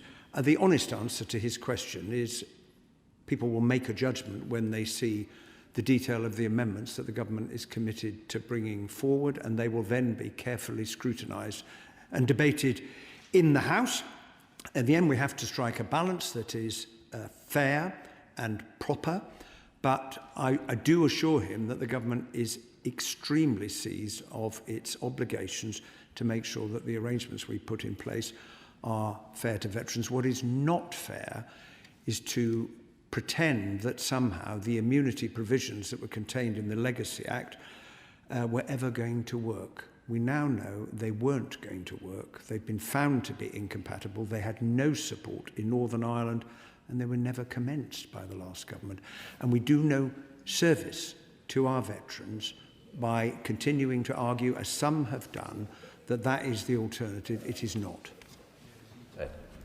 Thank you, Mr. Speaker, and I thank the Secretary of State for his statement. The opposition say that we're somehow letting terrorists off the hook, but would the Secretary of State be able to tell the House how many prosecutions there were for terrorist offences during the Troubles and how many live prosecutions there are now? Thank you. Well, I'm grateful to my honourable friend for that question. The estimates are that between 25,000 and 35,000 paramilitaries were convicted for offences, including murder, bombings and other things during the course of the Troubles. There were 4 soldiers convicted of Troubles-related offences during that time, one of whom was freed on appeal. There has been 1 conviction since the Good Friday Agreement of a member of the armed forces who received a suspended sentence. Of live prosecutions, there are currently 10. 8 of them relate to paramilitaries, including people accused of killing members of the police and our armed forces, which does lay to rest the argument I have heard from some that the paramilitaries are not being pursued anymore. That is not the case. The 2 other cases, one relates to the RUC, one relates to members of our armed forces, and I think that gives a very clear indication of where the balance of evidence and effort currently lies. Thank you, Mr. Speaker. Can I thank the Secretary of State for his statement and for his government's clarity, which is helpful. This Parliament is the supreme law-making body of the United Kingdom of Great Britain and Northern Ireland, and courts must interpret laws not to rewrite or strike them down based on political sensitivities. This has been made clear, and the Winter Framework overreach weaponised by the courts to override domestic UK human rights and criminal justice legislation has been rightly stopped, and we thank them for that. When will the Northern Ireland Office instruct every government department to cease their political games and to do their job and apply the law correctly? Thanks so much. Well, I have the greatest respect for the honourable gentleman, but I would not accept the characterisation that he has put to the House this morning. I don't think it is right to accuse the courts of weaponising anything. The courts looked at the case before them. They reached a judgment, but the Supreme Court is the highest court in the land, and in the government's view, it was quite right to say, in respect of the interpretation of Article 2 of the Windsor Framework, that was wrong. They did not have the power to disapply the immunity provisions, which is separate from whether immunity continues to be incompatible with the European Convention, which it does. And secondly, I can't think of any case where government departments are not following the law as it is, and now, as we understand it so clearly to be, as a result of a very, very clear finding by the Supreme Court, which is why I've welcomed it on behalf of the government. Thank you, Mr. Speaker. The Secretary of State says that soldiers who complied with the lawful order have nothing to fear. But I didn't serve in Northern Ireland, I did serve in Iraq and Afghanistan, and I know that if I were to be hauled before the courts to recount my actions from 20-odd years ago in order to acquit myself, I would be extremely worried about the pressure that would place on me and of my colleagues. The Secretary of State mentions around there are going to be changes to the bill. For those veterans who weren't privy to those conversations, could he perhaps outline some of the actions that he is prepared to take in order to address some of the parts of the bill that he's not content with, so that they can have a better understanding of how this might change going forward? Because members of this House would like to understand what those amendments are likely to be. I quite understand the reason why the honourable gentleman makes that point, and may I thank him for his service on behalf of our country. It is right and proper that it is the House of Commons that sees the detail of the amendments first, and I give the House that commitment. But I've already given an indication, in addition to what is already in the Troubles Bill, and he will see what it says, that we are looking at this question of equivalence. It's an argument that's been made very strongly to the government by veterans and others, and I accept it. I've stood at this dispatch box and said on a number of occasions, of course there was no equivalence between those who served the state to protect the people of Northern Ireland and those who were seeking to kill. We're also looking at how the protections can be overseen to ensure that they work in the way that the government itself intended. We're also looking at to what extent both coroners and the Commission take into account the circumstances under which those who served were operating at the time, including things like orders and instructions and so on, because understanding the context in which split-second decisions were made by those who served is very important to ensuring that there is justice for all. Thank you, Mr. Speaker. Looking to the future, the Troubles Bill makes no explicit link between legacy processes and long-term reconciliation initiatives such as integrated education, sustained community dialogue and cross-community projects. So will the Secretary of State commit to developing a comprehensive reconciliation strategy that connects addressing the past with building a settled future and shared future? Yeah. Well, the Honourable Member raises an extremely important point. As I'm sure she is aware, our Troubles Bill leaves in place Part 4 of the 2023 Legacy Act, because not everything that was in the 2023 Legacy Act was wrong, and that does deal with memorialisation and digitisation of records. And I agree with her, it's not either or. These things need to be pursued in parallel. But in order for people to be reconciled, it's really important that they are able to feel that they have, insofar as it is possible, and it won't be in all cases, that they have finally been given an answer as to how and at whose hands their loved ones died. Because that is such an important part of enabling people in Northern Ireland who still live under the shadow of the Troubles to be able to reconcile themselves with what happened. And people come to this in very, very different ways, as I know from the many conversations I've had, so that Northern Ireland society can move forward. It's already been transformed in the last 28 years, and all of us applaud that. Thank you, Mr. Speaker. As the Secretary of State has laid out, the Supreme Court in its still in judgment was not able to rule on whether the immunity provisions of the Legacy Act were compatible with the European Convention, because the government withdrew that appeal when it came to power.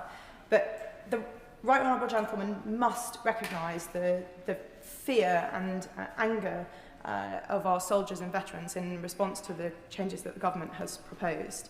If the government felt it was at all possible that these protections for our soldiers and veterans might be compatible with the ECHR, why not test that in the courts? And if the government is convinced that it is not, what better case for leaving? Well, I don't agree with the Honourable Member that we should leave the European Convention on Human Rights, because it provides protections for all of us as citizens. The point I was seeking to address, and I thought it was very important to bring clarity to the House in relation to immunity and whether the appeal had been withdrawn or not, was this. It was argued from those benches opposite, because of the Northern Ireland Veteran Movement's intervention, it was put excuse me, to me, that in some way the appeal on that matter remained live.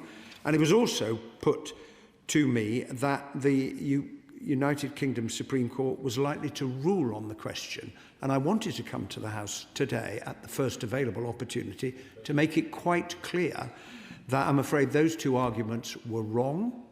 The appeal had been withdrawn. The Supreme Court recognised that, and therefore there was nothing for them to rule on. The incompatibility with the Convention of Immunity remains, but it did go out of its way to explain why case law means that there isn't an exception on grounds of reconciliation that would in any way justify the immunity provisions that were contained in the last government's legislation. Please, the statement, let the front benches change over.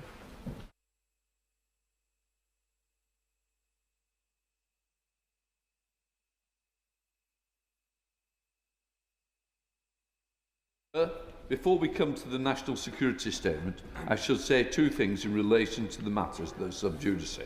Firstly, there are a number of live cases relating to recent anti-Semitic attacks. However, to help manage our discussions on the issue of national importance, I am granting a limited waiver to allow passing references to such incidents as long as they do not engage in discussions of speculation around motivation, detail of, immediate response to any specific individual incidents. Secondly, I should inform the House that the case relating two men spying on behalf of the Hong Kong is still technically sub judice until sentencing. However, I am granting a limited waiver so that members may discuss the wider issues raised in this context of this case. Members should not speculate about sentencing. Minister Dan Jarvis. With permission, Mr. Speaker, I will make a statement on recent national security developments, including the increase in the national terrorism threat level.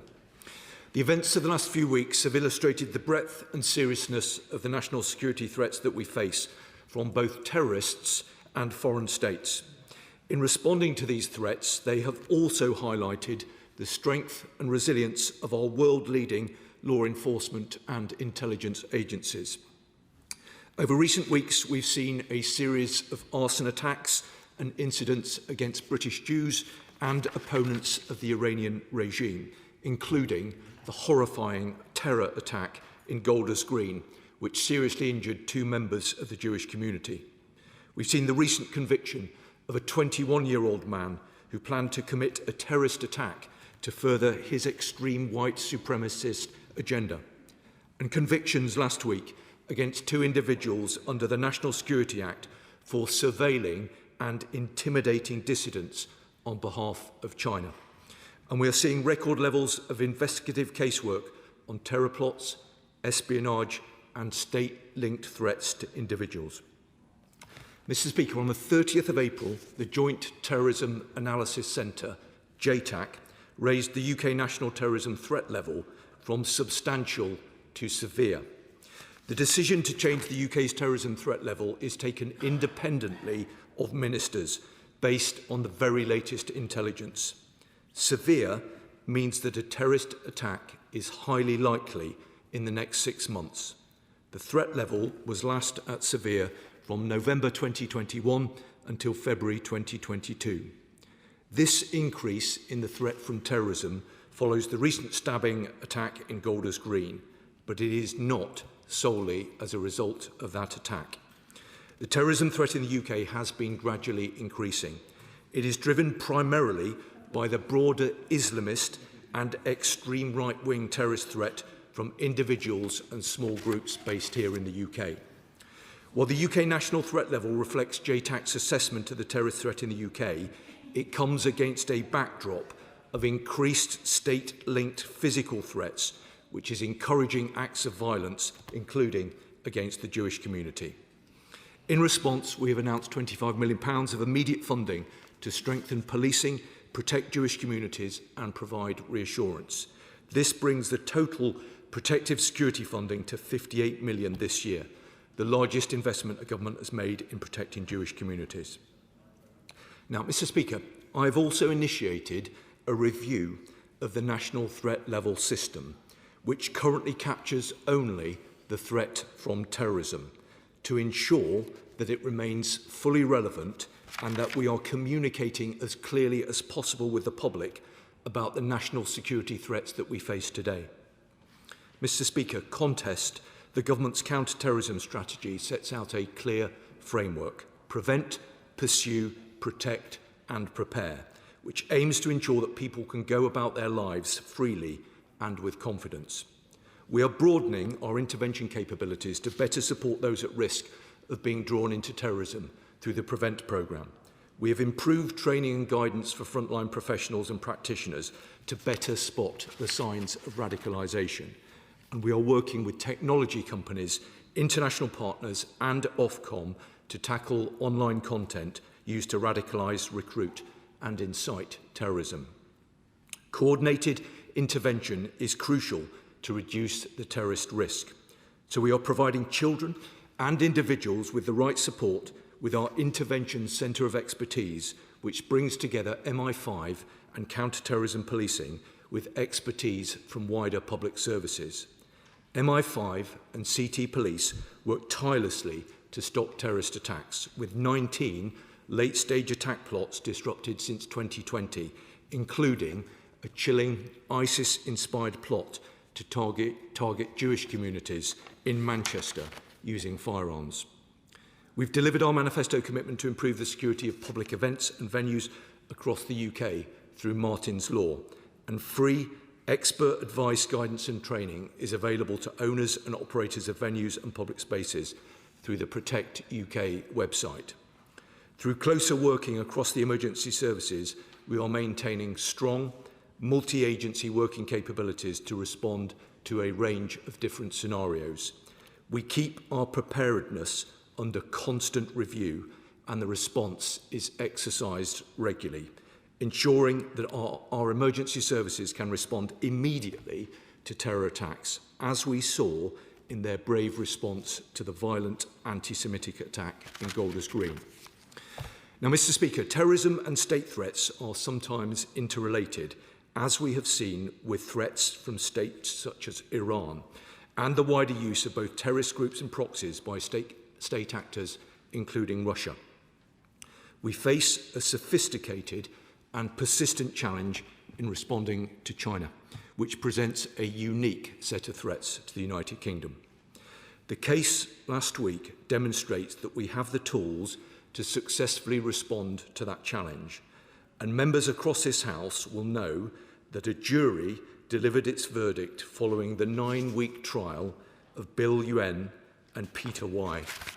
The jury found both individuals guilty of assisting a foreign intelligence service, which in this case was the Hong Kong Police Force. This was done under the National Security Act. Y was also found guilty of misconduct in public office. The verdict represents the first convictions under the National Security Act related to China, and sends a strong message that the full force of the law will be applied to anyone who carries out hostile acts in the UK on behalf of any foreign state. Both individuals held positions of power, leveraging these to conduct hostile activity on UK soil on behalf of China. It is simply unacceptable that an employee of a foreign power was conducting a shadow policing operation in the United Kingdom. That is why the Chinese ambassador has been summoned, and the Foreign Secretary will be making clear to Hong Kong's chief executive that this type of activity was and will always be unacceptable in the United Kingdom. The Foreign Office have also made it clear that Yuen's employment at the Hong Kong Economic Trade Office must be terminated immediately. Now, Mr. Speaker, this trial has understandably caused considerable concern within the UK amongst the Hong Kong community. The safety and security of Hong Kongers in the UK is paramount. That is why my officials have been working closely with the National Security Protective Authority to deliver new guidance on transnational repression. This guidance provides examples of what transnational repression might look like and what to do if anyone feels under threat from any state. Transnational repression from China, however, is just one type of state threat activity. That is why the government is taking decisive action across a much broader range of state threats. We are rolling out new training for police officers and staff to increase their understanding of state threats, driving forward the counter-political interference and espionage plan to protect the UK's democratic institutions and processes, bringing forward fast-track legislation in the coming weeks which will clamp down on individuals and groups carrying out hostile activity for foreign states, including those who act as their proxies. This legislation will include new prescription-like powers to ban the activities of state-backed organisations who pose a threat to the UK's national security. And we are implementing all the recommendations made last year by Jonathan Hall KC, the independent reviewer of state threats legislation. So we are responding to state threats in all their forms. Now, Mr. Speaker, national security is the first duty of government, and as this House knows, that duty includes being able to respond to a range of threats. So we are giving our police and intelligence services the resources they need for that vital role. Last year, we provided an extra £140 million for counter-terrorism policing, plus nearly £600 million more for our intelligence services. This takes their funding to record levels. And Mr. Speaker, protecting our communities and standing up to hatred and intolerance is a shared responsibility of every person in the UK. So I urge the public to remain vigilant and report any concerns they have to the police. Their contribution is a vital part of our efforts to keep our country safe. And Mr. Speaker, support to the victims of terrorism is a moral duty. And I would like to acknowledge the profound and enduring impact on the survivors and families of those affected by Golders Green and all terrorist attacks whose lives have been forever changed. I want to close by thanking those individuals serving in our police and security services for their dedication to keeping our country safe, and the public for their continued vigilance. We owe them all a debt of gratitude. Mr. Speaker, I commend this statement to the House. Minister Matt Nichols. Thank you, Mr. Speaker. I'd like to thank the Minister for advance sight of his statement and his recognition of the importance of working together across the House to make our country safer. The attacks against the Jewish community in recent months have been devastating. As the Leader of the Opposition and the Independent Reviewer of Terror Legislation have said, this is a national emergency. While the government noted that the raising of the terror threat level was not solely a consequence of the attack in Golders Green, we can all see how this community has been targeted. Our thoughts remain with the victims and their families. We have to speak honestly about what's going on. We have to call out hate when we see it. Jewish people in Britain are 12 times more likely to be a victim of hate crime than any other group. We cannot allow this to go on. This requires not just warm words, but robust action. That means authorising the surveillance powers usually reserved for counter-terrorism that the Minister has referenced today to identify and prevent anti-Semitic attacks that are being planned. Furthermore, foreign nationals who express anti-Semitism, support extremism or endorse terrorism should be deported. The government should place a moratorium on hate-fuelled pro-Palestine marches because we can see the way in which they are being used as a cover to promote violence and intimidation against Jewish people. Furthermore, while I welcome the government's announcement of legislation in the King's Speech, it needs to act at speed. Steps need to be taken to prescribe groups that fuel this hatred, such as the IRGC. This was recommended almost 12 months ago, so I hope it is now a top priority for the government. Members on this side of the House stand ready to support its implementation. Ultimately, the measures I've outlined do not begin to cover the full extent of the action we need to take to stop this evil. We need to tackle the underlying ideologies that threaten our national security. Therefore, it's critical that the government focuses on the ideologies which pose the greatest threat. As I've said to the House during the statement on anti-Semitic attacks in April, 75% of MI5's terrorism caseload relates to Islamist extremism, and 94% of terrorist murders in the last 25 years have been perpetrated by Islamist extremists. Yet we've seen a decrease in prevent referrals relating to Islamist extremism, and only 10% of the current prevent caseload relates to Islamist extremism. Can the Minister explain what more the government will do to address this disparity and ensure that we tackle Islamist extremism effectively?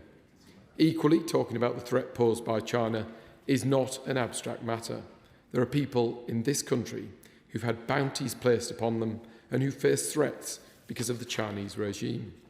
Police officer David Wilson recently published his report into Chinese organised crime links to the Chinese state, including its intelligence services, diplomatic service and the United Front Work Department.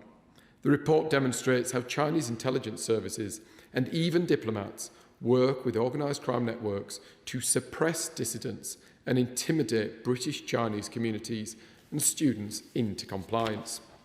Therefore, I ask the government, as many of my colleagues have done before, to place China in the enhanced tier of the Foreign Influence Registration Scheme. We share the government's concerns about the continued threat posed by Russia. Will the Minister join me in condemning the fact that Russia has issued an arrest warrant for our former colleague Ben Wallace? Does he agree this is totally unacceptable? And will he use all of his endeavours to look into this matter? The increase in the threat level illustrates the risks posed to this country. Many of the measures set out by the Minister will be welcomed, but I believe we need a fundamental shift that reflects the scale of the threats facing the country, and particularly the Jewish community. We must maintain an absolute focus on stamping out the ideologies which fuel hatred and undermine our national security. I believe that is how we pay tribute to those who've been victims of these devastating terrorist attacks. Mr. Speaker, I'm very grateful to the Shadow Minister for the very sensible and reasonable approach that he's taken this morning. And I agree with him. These are matters that, wherever possible, we should be seeking to work on a cross-party political basis, and that's absolutely going to be my approach. I do want to agree with him in terms of the appalling and abhorrent attacks that we've seen recently on the Jewish community. I hope he understands that the government is absolutely committed to dealing with this poisonous hatred. I spelt out in my opening remarks some of the measures that the government have taken and will continue to take. He's right, though, to hold us to account. This isn't about warm words. This needs to be about deeds. And that's precisely why we've taken the decision to allocate more funding to support this activity than has been the case previously. And we will take every opportunity to ensure that our response collectively as a nation is proportionate to the nature of the threat that is faced by British Jews across the country. It is abhorrent that any British Jew might feel the need to lead a smaller Jewish life. And I hope that that is a matter of complete agreement across this House. But I give him and the House an absolute assurance that we will do everything that we can to make sure that our Jewish communities not only are safe, but feel safe. Now, again, entirely reasonably, he raised concerns about hate marches, protest activity that's taken place and may seek to take place in the future. I hope, again, it is a point of consensus to say that the right to protest is fundamental to our democracy. But, at the same time, this cannot cross the line into unlawful or violent behaviour. Now, the police do have a range of existing powers that enable them to tackle unlawful behaviour, including at marches. But I think it's important to note that these will soon include new measures contained within the Crime and Policing Act, which received royal assent at the end of April, to further restrict intimidatory protests, particularly around places of worship, and new offences around face coverings at protest. The Act also places a duty on senior officers to take account of the cumulative impact of protest activity when considering whether to impose conditions on a protest. So protests that follow the same routes time and time again can be forced to change their route all the time of a protest.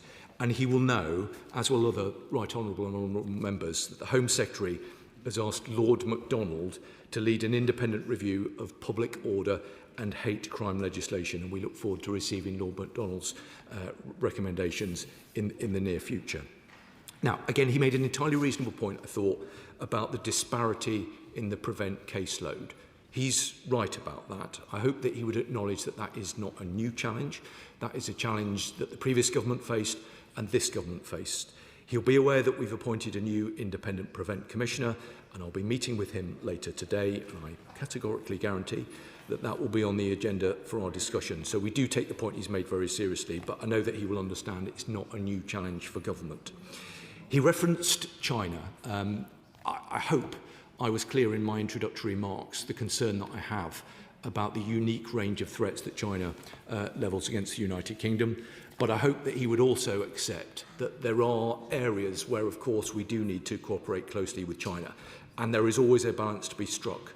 But I do give him an absolute assurance that national security will always be our priority. He mentioned FIRS, and I suspect other honourable members may take the opportunity to mention it as well. FIRS is still a relatively new tool. I'm making sure that we're able to draw the maximum operational benefit from it, and any decisions will be communicated to Parliament in the normal way.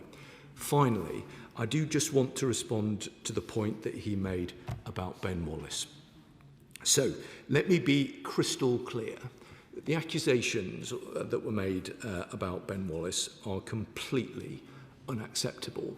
Ben Wallace is someone who's served our country, and for reasons that the Honourable Gentleman will completely understand, I'm obviously not going to get into the individual security arrangements for Mr. Wallace, and I can't and won't comment on operational or intelligence matters. But I can say that I've met Ben Wallace to discuss the concerns that he's understandably raised.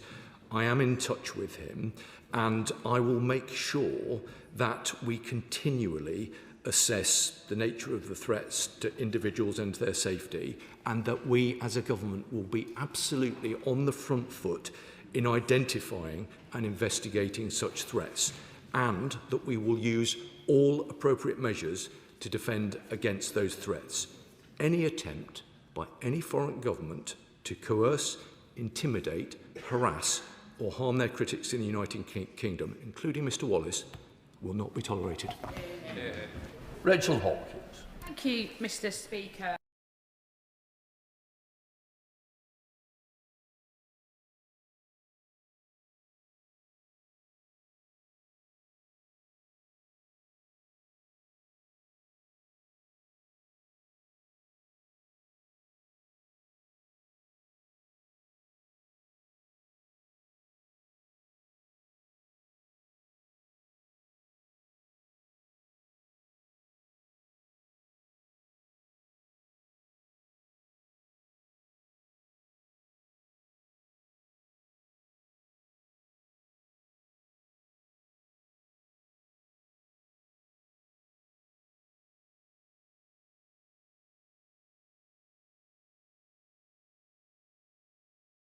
And I work very closely not only with local governments right around the country and with the devolved administrations as well, but also, of course, with ministerial colleagues in the Department for MHCLG. She's right to raise the importance of social cohesion. She will know that that department has led a piece of work recently, but it's very important that that is wired right across government. The Defending Democracy Task Force, which I chair, provides a fulcrum point across government to work closely with the police and with local authorities and with the security services to make sure that we've got the right approach and the right response to the threats that we face. But ensuring social cohesion and tackling the kind of vile online abuse that we've seen in recent times is an absolute priority for this government. The Liberal Democrat spokesperson. Mr. Speaker, week after week, British Jews are being attacked, intimidated and persecuted. Heaton Park Synagogue, Kenton United Synagogue, Finchley Reform Synagogue, Jewish Futures in Hendon, the Hezbollah ambulances, and more recently the Golders Green stabbings. The independent reviewer of terrorism legislation, Jonathan Hall, is right to call these appalling levels of anti-Semitism a national security emergency. He's also right to say that existing laws must be properly enforced, especially since last month the UK's terror threat has been raised to severe. Members of the Jewish faith in my constituency of Woking attend the North West Surrey Synagogue, which is in the constituency of my honourable friend, the Runnymede and Weybridge MP. And I call him my honourable friend despite the normal convention, because on this issue, in this House, I hope there is more that unites us than divides us. We must collectively fight anti-Semitism. I want to see a future where Jewish congregations can gather free of fear and with a government that supports their safety. And in that climate, Mr. Speaker, it's absolutely right that the government must take urgent action. But I question whether the broadening of the scope of PREVENT will be enough to secure that with the modern threats we face. In the Southport attacks and in Golders Green, we've seen the abject failure of PREVENT. It's clear that full overhaul of PREVENT is needed and that warning signs must not be missed again. Yesterday's King's speech confirmed that the government's intention to introduce national security legislation. But that must be a priority. Please can the Minister confirm that that will include an overhaul of Prevent and what timetable that bill will be introduced? Finally, Mr Speaker, the Liberal Democrats have long called for the IRGC to be prescribed. As Jonathan Hall has made clear, existing powers are already sufficient to prescribe the IRGC. That being the case, why has this government dragged its feet and delayed implementing such action to prescribe the IRGC and keep British Jews safe? Well, Mr Speaker, I'm grateful to him, and of course I agree with the concerns that he's rightly expressed about anti-Semitic activity in our country. He will have heard, hopefully in my opening remarks, the points that I've made with regard to protective security. But protective security is obviously only a part of our response. It's very important that we seek to tackle the underlying causes. And that's why, and I hope that he will acknowledge this, there is a lot of activity across government in different parts of government to attack anti-Semitic activity and behaviours wherever it rears its ugly head, whether that's in our NHS, whether that's in schools, colleges or universities. So that is a real priority for the government to make sure not only do we provide an appropriate protective security environment, but we tackle the underlying causes of the abhorrent anti-Semitism that we've seen in recent weeks. He mentioned Southport, and I hope that he would acknowledge that Sir Adrian Fulford has recently published his response to phase 1 of the Southport inquiry, and I've met with Sir Adrian to discuss that. He's already underway with phase 2. It's a hugely important piece of work that he's undertaking, and obviously he'll have the government's full support in terms of completing that work, and we look forward to receiving his recommendations in due course. He referenced Jonathan Hall KC and forthcoming legislation.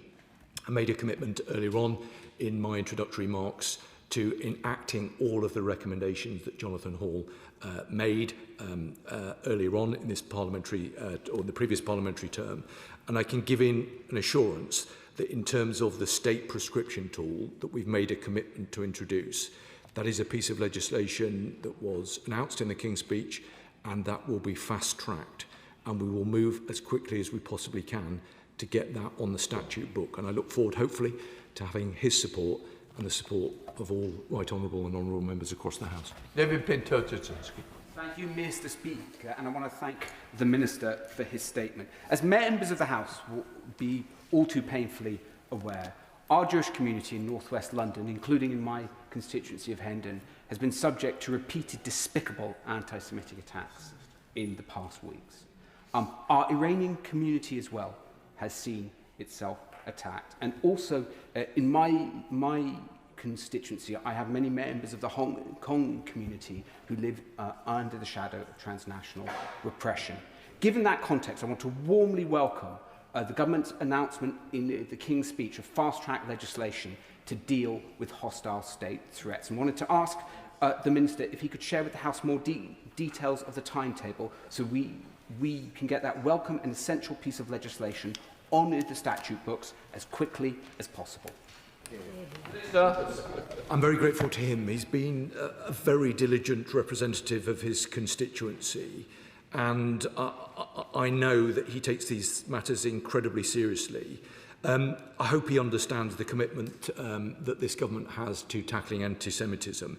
He did mention that within his community, I know that he has members of the UK Hong Kong community. So let me just very briefly say a word about them, because any foreign state-directed crime against an individual in the UK will never be tolerated.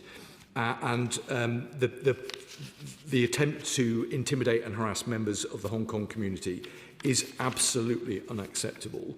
Hong Kongers play an incredibly important role in our public life, and I give him and them an absolute assurance that we will do everything that we can to protect them. The honourable member asked specifically about forthcoming legislation. Let me say to him, and I know that he will understand this, that there are a range of measures that we take to guard against the threat that we face from malign actors and from hostile states. In terms of the legislation, It is a priority to introduce this as soon as we are able to. It is legislation that I will take through Parliament, that we are intending to fast track, and I intend to bring it forward in the near future. Thank you, Mr. Speaker. Prescription of the IRGC is long overdue, and I welcome the Government's commitment to take the necessary legal action to do so. But the Minister will be well aware that I raised with him a year ago the fact that there are 13 charities based in this country that have been banned in Arab countries. They are directly linked to Tehran. They take their orders from Tehran. They get their funding from Tehran. Equally, there are assets across London, both in finance and in property, that are directly linked to the IRGC and to the theocracy in Iran. So all of this is used to undermine the Jewish way of life in this country. So will he now take the necessary action? Why is it that the ambassador from Tehran is still here? Why is it that the Iranian embassy is still open? And why are these charities still operating in open defiance of what is necessary for proper order in this country? Minister. Well, Madam Deputy Speaker, I'm grateful to him for the points that he makes. And I'm grateful for his acknowledgement of our intention to bring forward legislation which would allow the UK government to prescribe state-backed entities.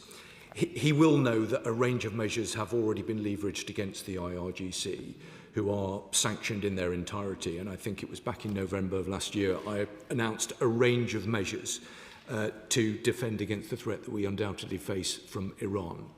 His point about charities, I think, is an entirely reasonable one. I can say to him that we do work across government, including with DCMS and with the Charity Commission, to tackle the kind of behaviours that he's described. But I think he makes a reasonable point, and I will take it away and come back to him in order to provide him with a further update of the work that we are doing, because there is good work that is underway. I hope he gets a sense, not just from the statement this morning, but from the various interactions that we've had and the exchanges we've had over many months now, how seriously we take these particular issues. If he wants to discuss it with me further, I'd be very happy to do that. Scott Arthur. Thank you, Madam Deputy Speaker, and I do thank the Minister for his statement and the unequivocal support he has given to the Jewish community. I'm proud to have an Iranian community in Edinburgh South West, and they are concerned about people within that community who speak out against the Iranian regime, particularly journalists, and the fear that they may be persecuted within the UK. So I'd be really interested to hear what the Minister and the Government is doing to protect people who speak out against that awful regime. And I do want to echo the point made for the member from Harrow East, who is a fantastic champion of the Jewish community here in the UK. If you have any evidence at all that Iran is behind some of the attacks we've seen on British soil, why do we not just simply close their embassy? We don't have to wait for legislation to do this. Thank you, Madam Deputy Speaker. Minister. Madam Deputy Speaker, I'm grateful to him. He raises an important point, and let me reiterate the government's position that the targeting, the harassment, the coercion of anybody here in the United Kingdom, including, of course, the Iranian community and journalists, is completely unacceptable. Let me just say to him, though, in terms of what we're doing to counter the threat from Iran, we've sanctioned now more than 550 Iranian individuals and entities. And we've placed the whole of the Iranian state, including Iran's intelligence services, the IRGC and MOIS, on the enhanced tier of the Foreign Influential Registration Scheme. We've also, importantly, rolled out new training for all frontline police officers on state threats. So at a localised level, and of course this will be the case in Scotland as well, the police forces have the insight and the knowledge to be able to identify and investigate the type of activity that he describes. But I give him an assurance of the seriousness that we treat it, and we will stand firmly against the threat from Iran. Ben Obsojecti. Thank you, Madam Deputy Speaker. I just wanted to touch on state threats. I appreciate what the Minister said about the enhanced tier of the Foreign Influence Registration Scheme as it applies to China. Could he inform the House whether Bill Yuen and Peter Wai were actually registered on FIRS as part of their role working as Chinese state employees? And separately, from a Russia perspective, on the 5th of May, the Amur-class repair ship PM82 was spotted around the Galloper wind farm. Could you just inform the House as to what steps he's taking to ensure that our offshore infrastructure is protected from Russian state threats? Minister. Well, I'm grateful to him for his continued advocacy of FIRS. It is an important operational tool. It's still a relatively new one. It'll be a year old on the 1st of June, and it's the government's intention to bring forward an annual report to update Parliament on the progress that we're making with it. I can't get into the specific registration of the two individuals that he's referenced today, but I can tell him that, and I think he will know this because I know that he knows a lot about FIRS, but for the benefit of other members, countries are considered separately and decisions are made based on a robust evidence base. Now, I'm not able to get into speculation about what further decisions may be made, but those will be communicated to Parliament in the normal way.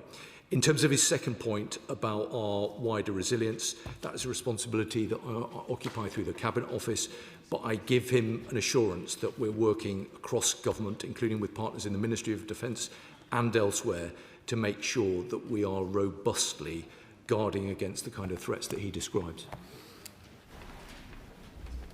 David Burton-Sampson.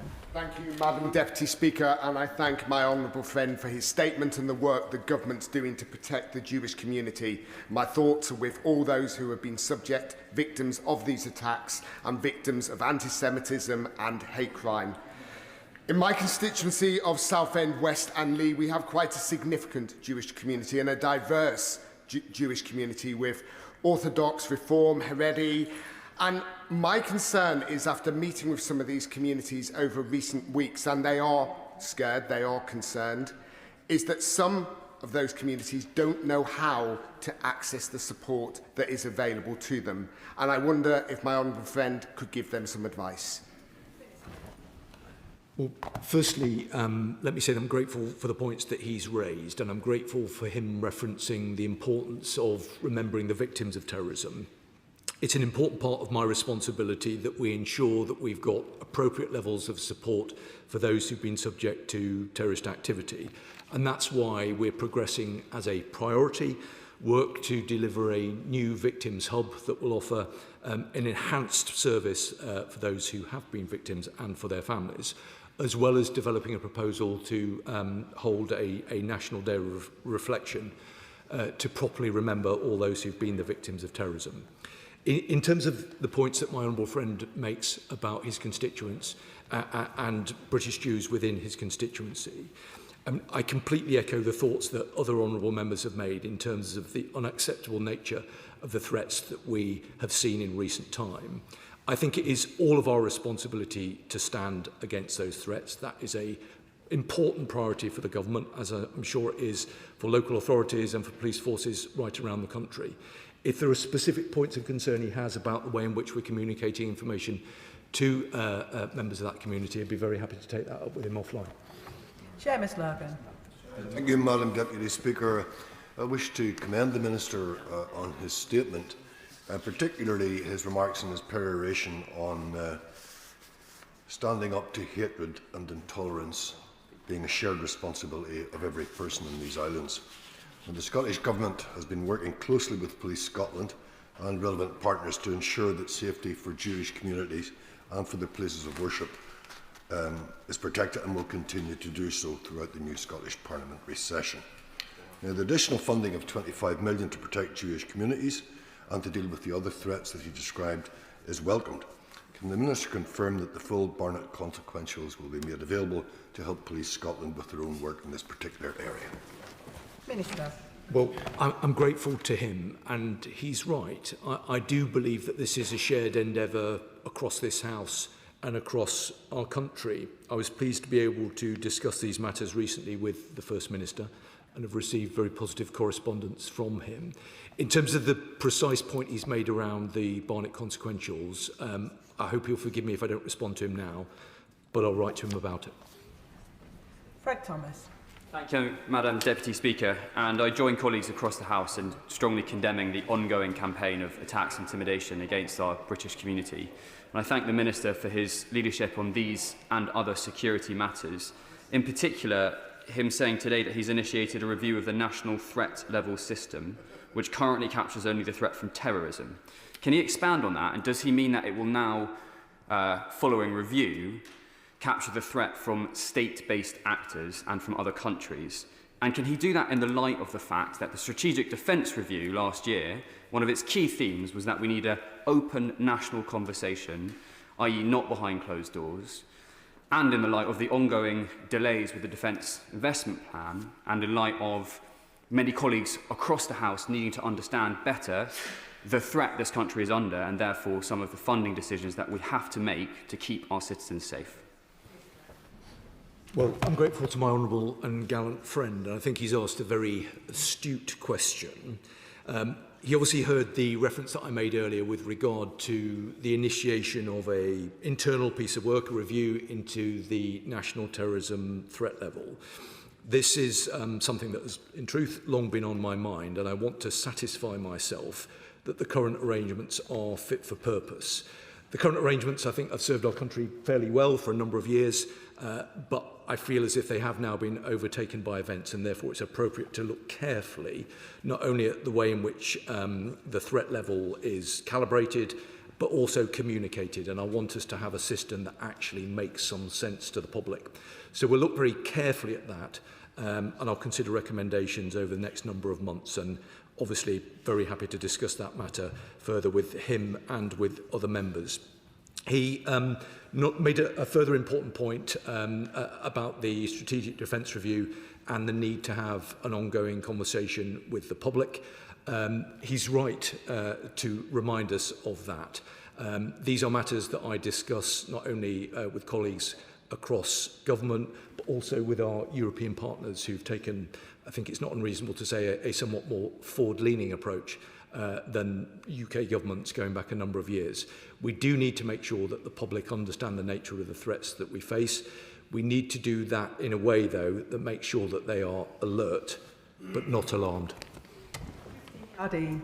Thank you very much, Madam Deputy Speaker. Can I welcome the statement from the Minister, because the issues he raises, particularly the anti-Semitism, which we've seen grow exponentially and frighteningly in this country, and the issues with the Chinese embassy, which are particularly relevant in my constituency, are something which we hear from our constituents all the time, the concern that they feel. And I think for that reason, if he could tell us a little more about the acts, the Tackling State Threats Bill and the National Security Bill, as well as the Anti-Semitism Bill, which he says have to be passed without delay. What sort of timetable are we looking at, and how quickly can we have them to reassure the public that everything is being done? Well, Madam Deputy Speaker, I'm very grateful, as I always am, to the Honourable Lady for the points that she's made. She did mention the Chinese embassy, so I hope she'll forgive me if I just seek to provide her with a word of reassurance with regard to that, because I know it's a matter that's been somewhat controversial in this House and elsewhere. Let me just say to her on that our intelligence agencies have been involved throughout the process, and an extensive range of measures have been developed to manage any risks. And following extensive negotiations, the Chinese government has agreed to consolidate its current 7 sites in London into one site. And I hope that she would acknowledge that that brings very clear national security advantages.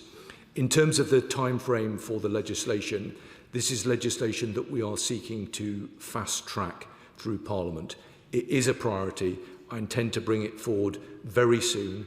I intend to do it in a way that I hope will be collegiate with members right across the House.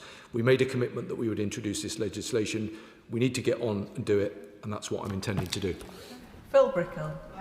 Deputy Speaker, and can I thank the Minister for his careful and considered remarks today, but also setting out very clearly in his statement that the safety and security of Hong Kongers in the UK is paramount.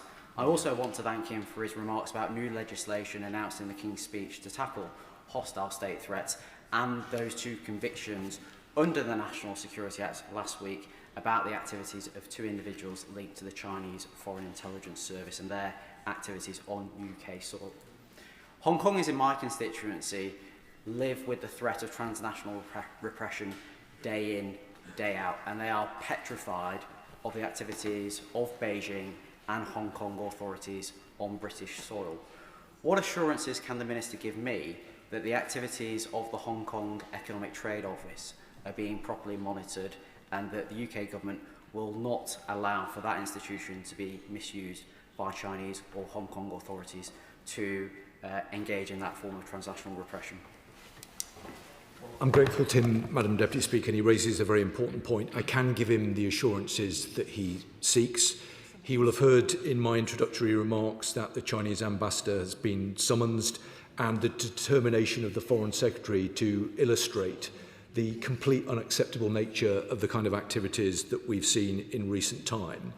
I personally have been in touch with members of the Hong Kong community just this week to provide reassurances, but I will want to work closely with my honourable friend to make sure that those assurances are not only heard but felt, and if he thinks there's more that we can and should be doing, very grateful to discuss it with him. Thank you, Madam Deputy Speaker. The level of fear felt by British Jews is at a level that is nothing short of a national emergency and requires the most urgent and rapid action. The last time the Minister stood at the dispatch box just before the last session ended, I raised the case of the South Buckinghamshire Jewish community with him. Whilst I welcome his commitment to increased funds, they still find themselves in a position where they fall between the cracks of grant funding because they do not have a building of their own. They meet in different venues from time to time. So I've sent him the details. Can I plead with him to really look at that very, very urgently and help me find a way to ensure that all of my constituents and those British Jews from neighbouring constituencies that are members of the South Buckinghamshire Jewish community can genuinely feel safe, and that action comes very, very rapidly. Madam Deputy Speaker, I'm grateful to him. I feel the fear. I think that we all do in this place, and he's assiduously represented the concerns of Jewish communities in his constituency. I knew that he would send the letter, having given a commitment to do so. I confess the letter hasn't been put in front of me, but I also give him a guarantee that I will go back to my desk and look at his letter straight away. Jim Shannon. Madam Deputy Speaker, can I thank the Minister very much for him and for his and his government's determination to protect all of the United Kingdom of Great Britain and Northern Ireland citizens, and also endorse his comments about the police MI5 and MI6. If we didn't have them, individuals collectively doing that hard work to try and worm out where the malcontents are. I've long bemoaned the fact of the lack of action against Chinese overreach, which sees spy work carried out against British nationals in this country. I make the point for the Hong Kongers. I have some of them living in my constituency who feel daily threatened by Chinese officials, whether it be spying on them or following them. I have railed against the blatant anti-Semitism culminating in the stabbings at Golders Green. Along with the Honourable Member, Regional Member for Harrow, we are standing alongside the Iranian government in exile, Madam Rajavi, and the Iranians tell us that they're threatened, they feel threatened daily in this country by standing up for liberty and freedom in Iran. I have highlighted the SOP to Republicans, which embraces Republican glorification of terrorism, which has led to car bombs in Northern Ireland just last month. This nation's security is tied to our ability to act. I've also railed against the blatant anti-Semitism culminating in the stabbings at Golders Green. So when will the government, what will the government do to secure national interest and the safety of all our citizens in this democracy, this great democracy in the United Kingdom of Great Britain and Northern Ireland? Thank you so much. Madam Deputy Speaker, I'm grateful to my honourable friend, as I always am. He has a very long and proud record of standing against terrorism. He knows a lot about it from his experiences in Northern Ireland, and he's also right to pay tribute to those who serve in our police forces and our intelligence services who work tirelessly around the clock to keep us safe. I think we all owe them a huge debt of gratitude. He's right to highlight a number of concerns. I can give him an assurance that we take these matters incredibly seriously. He will have seen the measures that were announced in the King's speech yesterday. They will help to complement the existing legislative framework that we have. But I give him an assurance that if there's a requirement to do more, if there's a requirement to add to our toolkit to make sure that we're best prepared to guard against the nature of the threats that we face, then we won't hesitate to act. Lincoln Jock. Thank you, Madam Deputy Speaker. Can I thank the Minister for his statement and also the gravity with which he has approached this statement today and his job, whilst others in Westminster are being distracted by noises off. Because I completely agree with him that it is totally unacceptable for a foreign state to be conducting shadow policing operations on UK soil. And I welcome in his statement where he says that the Foreign Secretary has called in the Chinese ambassador. However, he will also be aware that if press reports are to be believed, that the Chinese embassy in London issued a statement on Sunday in which it called on the UK government to stop wantonly arresting and convicting Chinese citizens on trumped-up charges. So it is clearly that we are miles away from one another. So will he encourage the Foreign Secretary to throw the book at them? I'm very grateful to the honourable and gallant member for his contribution, as I always am. I think he will know me well enough that I can be quite candid with him to say that I don't think that the Foreign Secretary will need any encouragement from me, because she will share the concern of ministers right across this government at the activity that we have seen in recent time. She saw that very clearly when she served as the Home Secretary. And I agree with the point that he has made. It's totally unacceptable. And this government will absolutely stand against that kind of activity. We are constantly making sure that we have got the right legislative framework, the right toolkit, the right resources to guard against the nature of the threats that we face, including from China. It is completely unacceptable that any nation, whoever they are, thinks they can undermine our freedom of speech, our democracy, our sovereignty. It's not going to be allowed to happen. Tessa Munn. Thank you, Madam Deputy Speaker. I thank the Minister for his statement. He's confirmed that the rollout of new training for police officers and staff to increase their understanding of state threats will take place. Will this training be mandatory for officers in all police forces and all police roles? And I include PCSOs and special constables, as well as the back office staff in that. And can I ask him how that training is going to be implemented? Is it going to be in person? Is it going to be online? And will that, if it is online, is it passive or active? Are they just going to tick a series of boxes when they've read stuff, or are they actually going to be in an interactive session? And how long will the first sweep of those staff? I'm very happy for him to write to me about this, but the sweep through existing staff might be quite long. And has he given any consideration to including within that training people who have a lot of frontline experience, for example, Department for Work and Pension staff, health staff, social services staff, local authority staff? Thank you. I think the Honourable Lady makes a really important and helpful point. I can give an assurance that these are matters that I discuss with policing colleagues on a very regular basis. I hope she will understand that it's probably not for me as the Security Minister to be kind of delving into the individual arrangements that different police forces have. But I'm confident that all police forces understand the benefit and the importance of this training activity in the way that she's described. But let me consider further what she said, and I will write to her with a more considered response. And that concludes the statement. Madam Deputy Speaker. Point of order, David Burton-Sampson. Thank you, Madam Deputy Speaker. On the 29th of April, my honourable friend, the member for Portsmouth North, and the honourable gentleman for Lewes raised a point of order concerning the right honourable member for Newark visiting their constituencies without notifying them. Mr. Speaker reminded the House of the importance of this courtesy in response. However, his advice seems to have been ignored. Despite his advice, the Right Honourable Member for Newark shared a post on his social media just last week on a visit to my constituency of Southend West and Lee. And once again, he didn't show me the courtesy of notifying me, unlike his boss, the Right Honourable Member for Clacton, who visited recently and emailed just as his bus was rolling into the constituency, although perhaps he was a little bit lost on his way to Clacton. Perhaps you could please advise me in relation to this matter concerning the Right Honourable Member for Newark. I am grateful to the honourable gentleman for his point of order, and I note that he has given advance notice of it to the honourable member for Newark.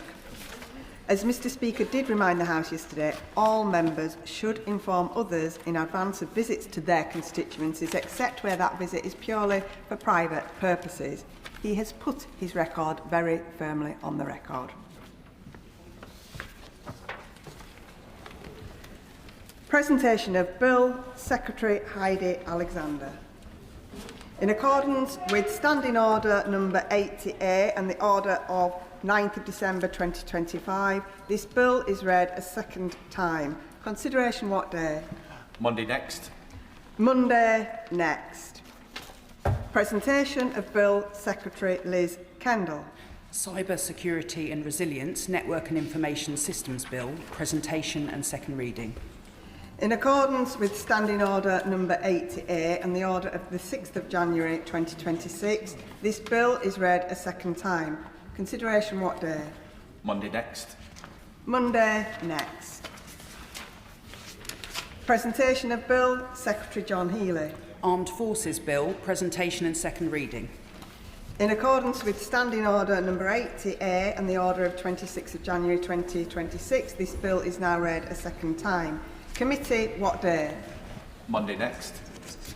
Monday next. Presentation of Bill, Secretary Steve Reid. Representation of the People Bill, presentation and second reading. In accordance with Standing Order number 80A and the order of the 2nd of March 2026, this bill is read a second time. Consideration what day? Monday next. Monday next. Presentation of Bill, Secretary David Lammy. Courts and Tribunals Bill, presentation and second reading. In accordance with Standing Order number 80A and the order of 10th of March 2026, this bill is read a second time. Consideration what day? Monday next. Monday next. Presentation of Bill, Secretary Hilary Benn. Northern Ireland Troubles Bill, presentation and second reading. In accordance with Standing Order number 80A and the order of 27th of April 2026, this bill is read a second time. Committee, what day? Monday next. Monday next. Presentation of Bill, Secretary David Lammy. Public Office Accountability Bill, presentation and second reading. In accordance with Standing Order number 80A and the order of the 27th of April 2026, this bill is read a second time. Consideration what day? Monday next. Monday next. Presentation of Bill, Secretary Heidi Alexander. High Speed Rail Crewe Manchester Bill, presentation and second reading. In accordance with the order of 2nd of February 2026, this bill is deemed to have been read a second time and stands committed to a select committee. Presentation of Bill, Secretary Wes Streeting. Health Bill. Second reading what day? Monday next. Monday next. Presentation of Bill, Secretary Peter Kyle. Steel Industry Nationalisation Bill. Second reading what day? Monday next. Monday next. The clerk will now proceed to read the orders of the day. King's Speech, motion for an address, adjourned debate on question. No. The question is that a humble address be presented to His Majesty as on the order paper. Secretary of State. Thank you, Madam Deputy Speaker. It's a pleasure to open today's King's Speech debate on behalf of the Government. And as His Majesty said yesterday, we are living in an increasingly dangerous and volatile world. Now, this debate is about the labour market, so let's start with some facts. 332,000 more people in work than a year ago, the third highest employment rate in the G7, unemployment lower than most OECD countries and lower than the EU average, unemployment down in the 3 months to February, economic inactivity down by over 350,000 since the election, lower today than in 13 of the 14 years of the previous government. Since the general election, real wages up more than in the first 10 years of the last government. And this morning's growth figures, up 0.6% in the first quarter of this year. Services up 0.8%, construction up 0.4%, the fastest GDP per capita growth in 4 years, the highest GDP growth in the G7 reported this year. And that is on top of GDP per capita growth last year, on top of 6 interest rate cuts since the general election. Madam Deputy Speaker, our economic management has put the UK in a stronger position, better placed to weather the storm of global shocks, better placed to weather the volatility of which His Majesty spoke yesterday. And the leadership task for the country now is to lead the country through the consequences of what is happening in the Middle East, because there is no doubt that the shock from the Iran war and the continued closure of the Strait of Hormuz is real. It will affect prices, it will affect jobs, and it will affect growth. Our Prime Minister took the decision to keep us out of that war, but the UK, like most countries, will be affected by its consequences. But none of these consequences were thought about by the Leader of the Opposition or the Leader of Reform when they were urging us to get involved. What did the Leader of the Opposition say? Happy to give way. And many of his front bench colleagues keep reiterating that point. Could he explain exactly what he thinks that the Leader of the Opposition wanted to do in those circumstances? Because he keeps saying it, but I don't believe it's true. We know it isn't true. Let me read it out for him. The Leader of the Opposition said the government was too scared to make foreign interventions, and she said, I would say to Labour MPs, we are in this war, whether we like it or not. What is the Prime Minister waiting for? That's what she said. That is what she said. And as for the Leader of Reform, he said we should do all we can to support the operation. I make that perfectly clear. So instead of trying to douse the flames, they sought to pour as much petrol on them as possible. They would have jumped in with both feet, displaying not only a failure of judgment, but a total disregard for the price that will be paid by British consumers in terms of higher prices and higher interest rates. That is how much they cared about keeping Britain working when it came to the biggest judgment that this country has had to make for a long time. Now, their own record when in office was the lowest business investment in the G7, wages flatlining for their entire period in office, the worst parliament on record for living standards, and the public finances trashed as debt soared. And the reason that I point this out, Madam Deputy Speaker, is because month after month, and nowhere more than in the arena of welfare, the party opposite finds things that they're outraged about in the system that they built, that they designed and they created. But before I come to the system itself, let me state something which is obvious but is too often left out of these debates.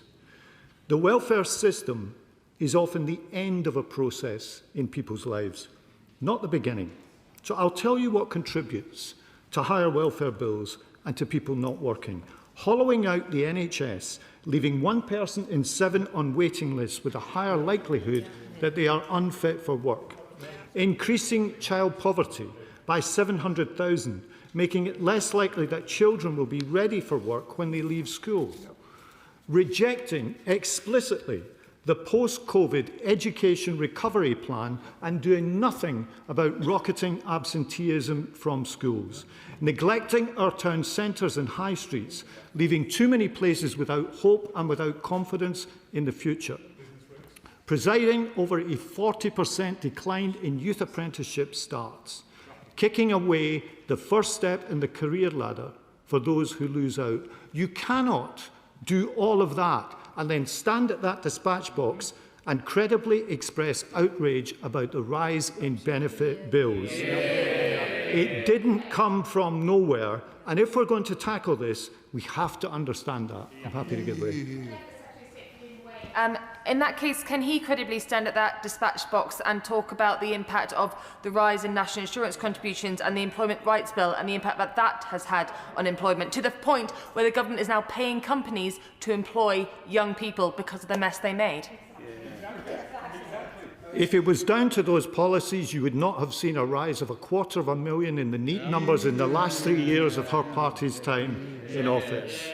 The point I make is this didn't come from nowhere, and we have to understand that. And what it means, if we're going to have a serious response to this, is that education, health treatment, youth apprenticeships and changes to the welfare system itself all have a part to play.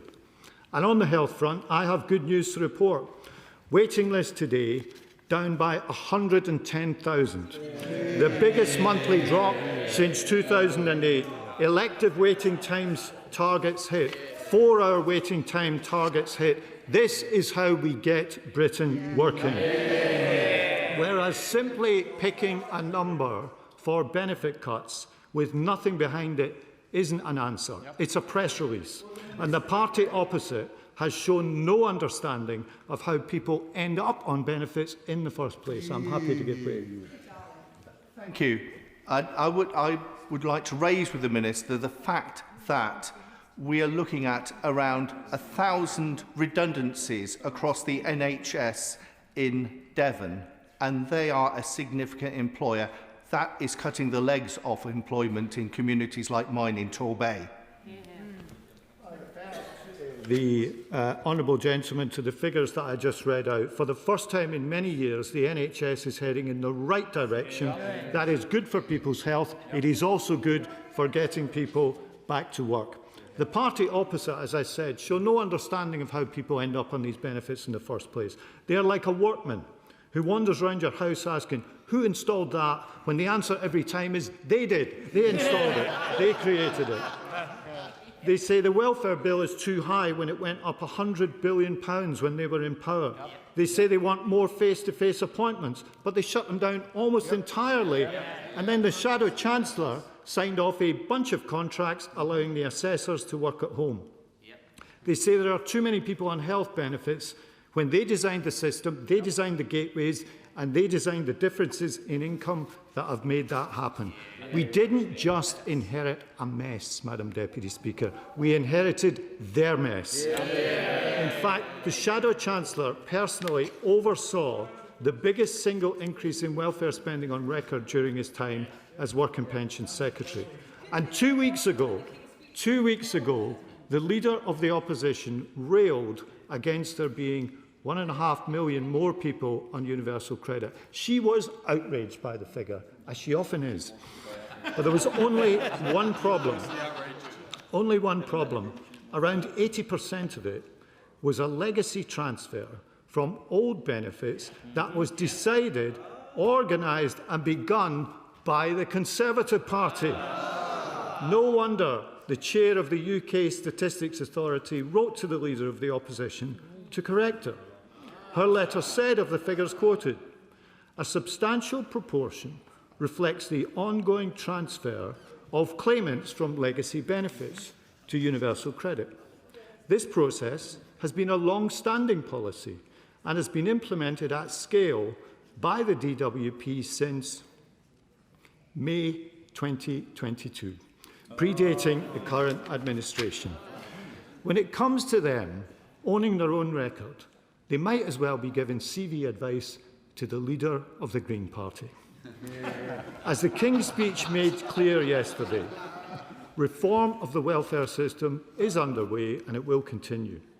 Support must always be there for those who need it, but circling the wagons around the status quo is not the right answer. Nor do I believe the system can act as a fantasy cash point for every cause going.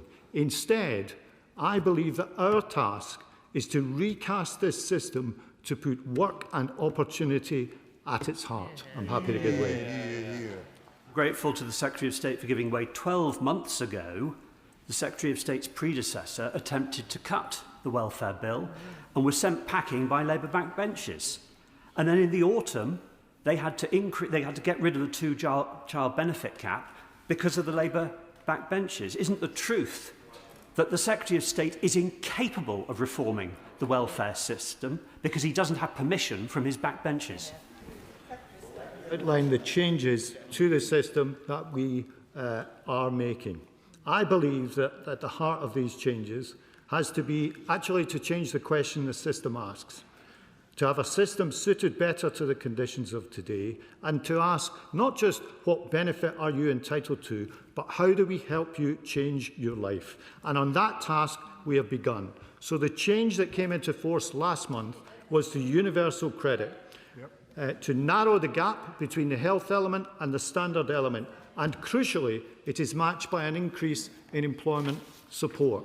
Another change is £3.8 billion to help people into work over the next few years, ensuring personalised help to maximise people's chances of moving on to a good, secure job. Because we have to change the old Tory habit of people being signed off and written off, and instead move to a system which more actively helps people into work. And nowhere is that more true than among the young. Because the longer young people are left on benefits or out of work, the harder it is to come off and the worse the consequences are. So the issue about this system isn't just about monthly income, it's about the story of people's lives and how we change it. I'm happy to give way. Enabling me to ask a question. And first of all, can I thank him for his positivity that he's presented in his comments so far. I'm incredibly worried about the young people, as the Secretary of State is, getting job opportunities. There's been many from my constituency, unfortunately, haven't been. But can I ask the question about apprenticeships? Getting people into the building and construction sector, for instance, where there are opportunities, because house building is continuing to grow, and also commitment of government as well. So can maybe the Secretary of State, if he's able to, outline some of the good things that have been done for the young people in relation to apprenticeships? Apprenticeships are really valuable and important, and I visited construction apprentices with the Prime Minister just a couple of days ago, so I heartily endorse what he was saying. But this issue of the young is really important to us because of the long-term consequences of them staying on benefits. Let me just illustrate this for the House. A young person under the age of 25 on the health element of universal credit is now less likely to get a job than someone over 55 on the same benefit.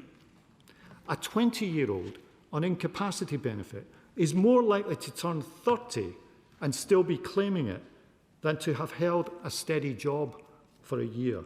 And perhaps worst of all, a young unemployed person is over 70% more likely to die prematurely than their peers. So changing these stories has to be at the heart of what we are doing. And here are some practical ways. We know that many disabled people, young or old, and people with health conditions want to work but have been held back by fear of losing their benefits if it doesn't work out. So just last month, we have changed the law to bring in the right to try, because keeping people locked on benefits because they lack the confidence to work is in no one's interest, not the individuals, not the states. And now this means that entering employment will not automatically trigger a benefit reassessment. This is practical welfare reform, and this is what getting Britain working looks like. We also know that disabled people and people with health conditions need localised support to get back into work. And there's no greater fan than me of the wonderful work that our elected local mayors are doing. So we are putting £1 billion in funding to local areas to help 300,000 people into employment over the next few years. That is what practical welfare reform looks like. And today, the Department has published new figures on fraud and error. They show continued progress and a fall since the post-pandemic period. But this is an ongoing effort. There's always more to do because there are unscrupulous individuals, Madam Deputy Speaker, who will try to game the system. But whether it's £5,000 or £5 million from an undisclosed source, possibly someone located abroad. People are expected to declare it. It cannot be one rule for some and another rule for everyone else. Now, in the coming weeks, my right honourable friend, the Minister for Social Security and Disability, will also set out our plans to deliver our manifesto commitment to tackle the access to work backlog. This is an important scheme. It provides grants to thousands of disabled people to help them get into and stay in work. Things like specialist equipment, assistive technology, adaptations. But I know that members across the House have raised with me the issue of backlogs and waiting times that grew under the party opposite. Well, under this government, we are changing that to reduce the backlog and to help more disabled people into work. This is practical welfare reform, and this is what getting Britain working looks like. And we're restoring fairness in the system too. Better value for money in the Motability Scheme. Their target for half the cars to be made in Britain by 2035, so that this important scheme supports the British car industry too. And stopping those who haven't contributed from getting a British pension on the cheap. And the work of reform will continue this year, when in the coming weeks we receive interim reports from both the Milburn and Timms reviews before they conclude later in the year. And we will bring forward further proposals for reform with work and opportunity at our heart when they have reported. But of course, getting Britain working is about more than this. I'm happy to give way. There are reports suggesting that those people that are signing on, unemployed, are getting trained in jobs that don't exist. Yet there are opportunities for people to work, but those people are not being trained for those jobs. Will you therefore reform the system so that people who are unemployed, seeking a job, are actually trained to do jobs that are available? Precisely what we are doing, including short courses, apprenticeship courses of less than the current usually 8 months minimum, because employers have told us that these short courses are precisely what they need. And I'm all in favour of more flexibility in the apprenticeship system to suit what employers need. But as I was saying, getting Britain working is also about the levels of investment in the economy too, about the roads and railways we build, the capital programmes in education, in health, the year-on-year modernisation of the country. And here too there is a contrast with what we inherited. Compared to the plans that we inherited, public investment will be £120 billion more over the course of this Parliament. That is what getting Britain working looks like, building and modernising the country. And what underpins all of this are measures in the King's Speech to raise living standards in every part of the country, to attract investment, to work in partnership with business, to take advantage of new trading opportunities, to reduce the burden of unnecessary regulation, to unlock airport expansion, to build the roads that need to be built, and finally to deliver a fair deal for the north of England. At the heart of our reforms, as I have said, should be the young, for the simple and obvious reason that if we don't get the young into work, the effects can be lifelong. And we have almost 1 million young people not in education, training or employment. As I said in response to the Honourable Lady's question, in the last 3 years of the party opposite's time in power, that figure went up by 250,000. Although the numbers have barely moved since the election, they are still far too high. I'm going to proceed, if the Honourable Lady doesn't mind. Unlike the party opposite, who did nothing about it, we are doing something about it, because we will not leave a young generation behind. We won't give up on them, and that's why our youth guarantee is so important. £2.5 billion into support for young people and employers over the next few years.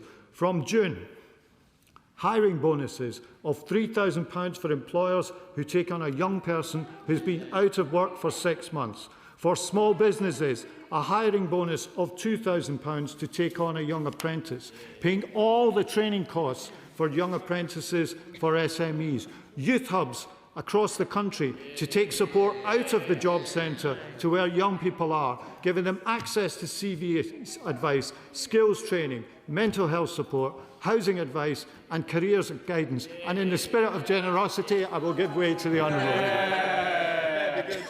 I thank the right honourable gentleman for giving way and for his astounding shopping list of action that he's taking. But on this side of the House, I think we can make life easy for him. If he had not put 2% on national insurance, if he had not increased the national minimum wage, if he had not removed the option through the Employment Rights Bill for 0 hours contracts, businesses in my constituency and right across the country would not have been forced to remove jobs that focus specifically on young people. This government is responsible for the decline in youth unemployment. Sorry, the increase in youth unemployment.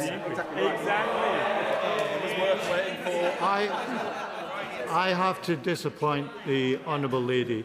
If this government was responsible, then it wouldn't be the case that youth employment never, in a single year, reached the pre-financial crash levels when her party were in power. If this government were responsible, you would not have seen a rise in £250,000 in the number, £250,000 people in the number of young people not in education, employment or training. So let me continue with what we are doing. Beyond the hiring bonuses, beyond the youth hubs, we are also offering more work experience or workplace training with a guaranteed interview designed in partnership with employers. And for those who have been out of work for 18 months, a 6-month paid job placement, 25 hours a week at national minimum wage rates. And the reason we are doing all this, Madam Deputy Speaker, is because we will not stand back and allow young people to graduate from school onto a life on benefits. There's been too much of that in recent years, because to do so would be to accept the scarring effects for the rest of their lives. It would be to accept the huge cost to the country and to businesses in lost talent. Changing this should be a cause for us all, and it should certainly be a Labour cause, to give hope to the country's young people, to show that we believe in them, that we back them and we want them to have a better future. This is a generational challenge. Of course it's an issue for young people, but it's also an issue for their parents and their grandparents too, because they all want a better future for young people, and so do we. And there's an urgency about this, because as the population ages and net migration falls, we need the young people of this country more than ever. They are our greatest resource, our greatest asset, and an investment in them is an investment in the future for all of us. So in the volatile times that His Majesty spoke of, people look for security, and rightly so. But the future is not just about security. The future is about building opportunity too. It's about not accepting so many young people written off, about giving them a chance to change the story of their lives. So that's the message at the heart of the King's speech. That's what's at the heart of our youth guarantee. It's at the heart of all the changes that I have listed in welfare reform in this speech, and it will be at the heart of the changes to come, and I recommend them to the House. Shadow Secretary of State. Thank you, Madam Deputy Speaker. I respect the Secretary of State. He's talked at some length about what's wrong with the welfare system, but the fact is there is no welfare bill in the King's speech. Exactly. I reckon he is stuck between a rock and a hard place. He knows the benefits bill is out of control. Yeah. He knows the public are sick of seeing their taxes go on ever higher welfare handouts. He even knows how the savings could be made, because I've told him. But he also knows, they're laughing, but they're the problem. Because he also knows the MPs behind him will have none of it. Yeah. And with the Prime Minister clinging on by a thread, no wonder there was no welfare bill in the King's speech. Exactly. Yeah. But here's the problem. Failure to grip welfare puts them dangerously out of touch with people out there. Yeah. The people he and I and all of us are here to serve. Yeah. Madam Deputy Speaker, let me read from an email I received recently from a constituent. I'll call her Sandra. She says, "I am writing to you with utter frustration. We work so hard, and for what? What is the point of working? Please tell me. To watch everyone else do nothing and get paid more than you? I've done the benefit calculation online, and I'd be better off quitting my job. I'll be better off getting universal credit. How is that normal or fair?" That's right. And she is far from alone. I've heard that feeling expressed time and again since I've been Shadow Secretary of State, on the doorsteps, in the pub, in the supermarket, on the train, and all over social media. Beyond Westminster, people are despairing. Family breadwinners are losing their jobs, homes are being sold to pay the bills, and young people are losing hope. Millions have drifted out of work. For many, claiming benefits simply makes more sense. And for those who are working, each month they're seeing their earnings disappearing in higher taxes and higher bills with nothing left over. No wonder they're fed up. People doing the right thing, paying for people who've opted out, and what is Labour doing about it? Absolutely nothing. They're making a big mistake, because the bald fact is Alarm Clock Britain is sick of paying out for Benefit Street. The honourable gentleman wanted me to give way. She has made a very powerful case, but of course her party was the future once. And I would simply ask why all of the challenges she's identified in the welfare system weren't fixed when they were in government and they set up this welfare system. They built this system. I hate to tell the honourable gentleman, but they're in charge now and they've had nearly 2 years and nothing is changing. Madam Deputy Speaker, don't just take my word for it. Here are the numbers. Over 8 million people are now claiming universal credit. Almost 4 million people are claiming sickness benefits. Over 600,000 households are getting over £32,000 a year in benefits, more than the take-home pay of the average British worker. 91,000 households are getting over £50,000, enough to put you in the top 10% of our nation's earners. And 16,000 are getting over £60,000 in benefits every single year. If you worked, you would have to earn over £70,000 to have that. And all this is costing the country £140 billion a year. People know when they're being taken for a ride. But yesterday, the Prime Minister had a chance, one last chance, to hit reset, to reverse those trends, to get people off benefits and to bring down the welfare bill. But with his back against the wall, no surprise, the Prime Minister's King's Speech contained none of this. Because while hundreds of thousands of people struggle to find work, the Prime Minister is only interested in protecting one job, his own. And he hasn't done that very well. And yes, the Secretary of State can try to claim he's doing something, his work experience programmes, his youth schemes, the savings-free Tim's review and all of that. But we all know that is just tinkering at the edges. They tried welfare reform last summer and failed. And now the government has given up altogether. They had no plan when they got into office, and they still have no plan now. And that matters. Because for every day of inaction, hard-working taxpayers pay the price. Doing nothing costs money. The welfare bill will reach £170 billion by the end of the decade. Money that could be so much better spent, like on defence, making our streets safer, or think of this, left in people's pockets for them to spend themselves. Well, the honourable gentleman wants me to give way. Has he got a welfare savings plan? If so, let's hear it. Back on. Government, and it's getting people off of NHS waiting lists and back into work. But my intervention, because it's not for me to answer the questions right now, my intervention was simply to give her another opportunity to actually ask the question that was put to her by my honourable friend a moment ago, which she didn't really answer, which is that this broken system that she described as Benefit Street is a system that they created. 14 years. Why in 14 years did they do nothing about it? And isn't it really the case that it's easy to create political anger over this rather than for them to have dealt with it? And that's why it's now this government that's dealing with their mess. Oh dear, what a shame. No ideas for savings there at all. And if the honourable gentleman thought that would get him a job under the next Labour leader, I'm afraid he'll have to keep trying. Is it Ange? Is it Wes? Madam Deputy Speaker, Labour claim to be the party of working people, but the facts don't back that up. They always leave office with unemployment higher than when they arrive, and they're on track to do it again. There are now over 300,000 more people unemployed than when they came to power. Their policies have actively killed jobs. The jobs tax, the employment rights bill, and now, in yesterday's King's speech, we have the regulating for growth bill. You couldn't make it up. Employers are being asked to swim against the tide with bricks in their pockets. And now the government is planning to make it worse.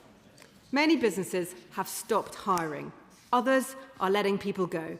Businesses tell me they're getting hundreds of applications for jobs they might have struggled to fill a couple of years ago. No wonder there are 700,000 graduates on out-of-work benefits. Youth unemployment is at over 14%. This is a disaster. Young people want to get their lives going, earn money, pay their own way, save for a car, but instead, hundreds of thousands are stuck. The Secretary of State knows this. That's why he's frantically announced a flurry of schemes at the cost of £2.5 billion. And obviously, a work placement is better than nothing. But the young people I speak to want jobs, not government-funded work experience. Madam Deputy Speaker, less than 2 years ago, the country voted us out and them in. They have laughed and jeered at us. But actually, they're not laughing now, because they have found out that governing is hard. They promise voters change, but the only change most people have seen is that they are poorer. Who knows what they got up to in opposition? But it clearly wasn't working out what they would do if they won the election. The honourable gentleman is chuntering. Now, I know that yesterday he called the Leader of the Opposition rude when actually she was just telling the truth. He doesn't like to hear the truth. Maybe he should do a little less talking from over on the front bench and a little more listening. Madam Deputy Speaker, being in power is not an end in itself. What matters is what you do with the power voters trust you with. I am sure many of them care about our country, but caring is not enough. The question is, what are you going to do to fix it? And if the King's speech we're debating today tells us anything, it's that they don't know. The only things they can think of will actually make the situation worse. And on welfare, they have basically given up. So, Madam Deputy Speaker, I believe in learning lessons whenever you can. And one of the lessons from the situation they're in is make good use of your time in opposition. Work hard, think hard, and make a plan. That is what we have been doing. That's why we've been able to set out an alternative King's speech, which actually has more in it than the actual King's speech. Take our plans for welfare. And to be clear, this is just our plans so far. We have a plan to reform welfare and make £23 billion in savings. We will bring back the two-child benefit cap, stop handouts to foreign nationals, stop sickness benefits for anxiety and ADHD, bring back face-to-face assessments, ban sickfluencers, reform fit notes, and we will restore the household benefits cap to its original purpose of making sure work always pays better than benefits. No more gaming the system, no more free cars for tennis elbow or acne. Britain will no longer be a cash machine for the world. People have had enough. They can see our welfare system isn't working. It's not even working for people who are seriously ill or disabled. And I say to the right honourable gentleman, we're not keeping our plan secret. It's all out there. Other parties are adopting our policies. Reform, for instance. They have not been shy, although they have been confused and they're not here today. The right honourable gentleman should feel free to do so too. And though the MPs behind him will hate it, we are here to help. Madam Deputy Speaker, this is the most surreal King's Speech debate I've ever taken part in. People out there are angry, frustrated, fed up. They can see the country isn't working. They want the government to fix it. but Labour are too busy working out who should be in charge. And the saddest thing is, it won't make a difference. They can change their team captain, but they're still the same team. I've heard them cheer on taxes for farmers, family businesses and schools. I've heard them cheer for lifting the two-child cap. I've heard them argue against welfare savings. They think you fix poverty by giving out free breakfasts paid for by people who are struggling to pay the bills themselves. Labour's answer is always the same. Tax more and spend more of other people's money, and it is the wrong answer. Sometimes in life, you have to pick a side. We have picked one. We're on the side of people who get up each day and go to work. They're doing the right thing, and we back them. Sometimes things go wrong, and people need help, and that's why welfare should be a safety net, not a lifestyle choice. Madam Deputy Speaker, Labour have made their choice. It's to carry on as if nothing is wrong. Yesterday's King's speech was a chance to fix things, and they blew it.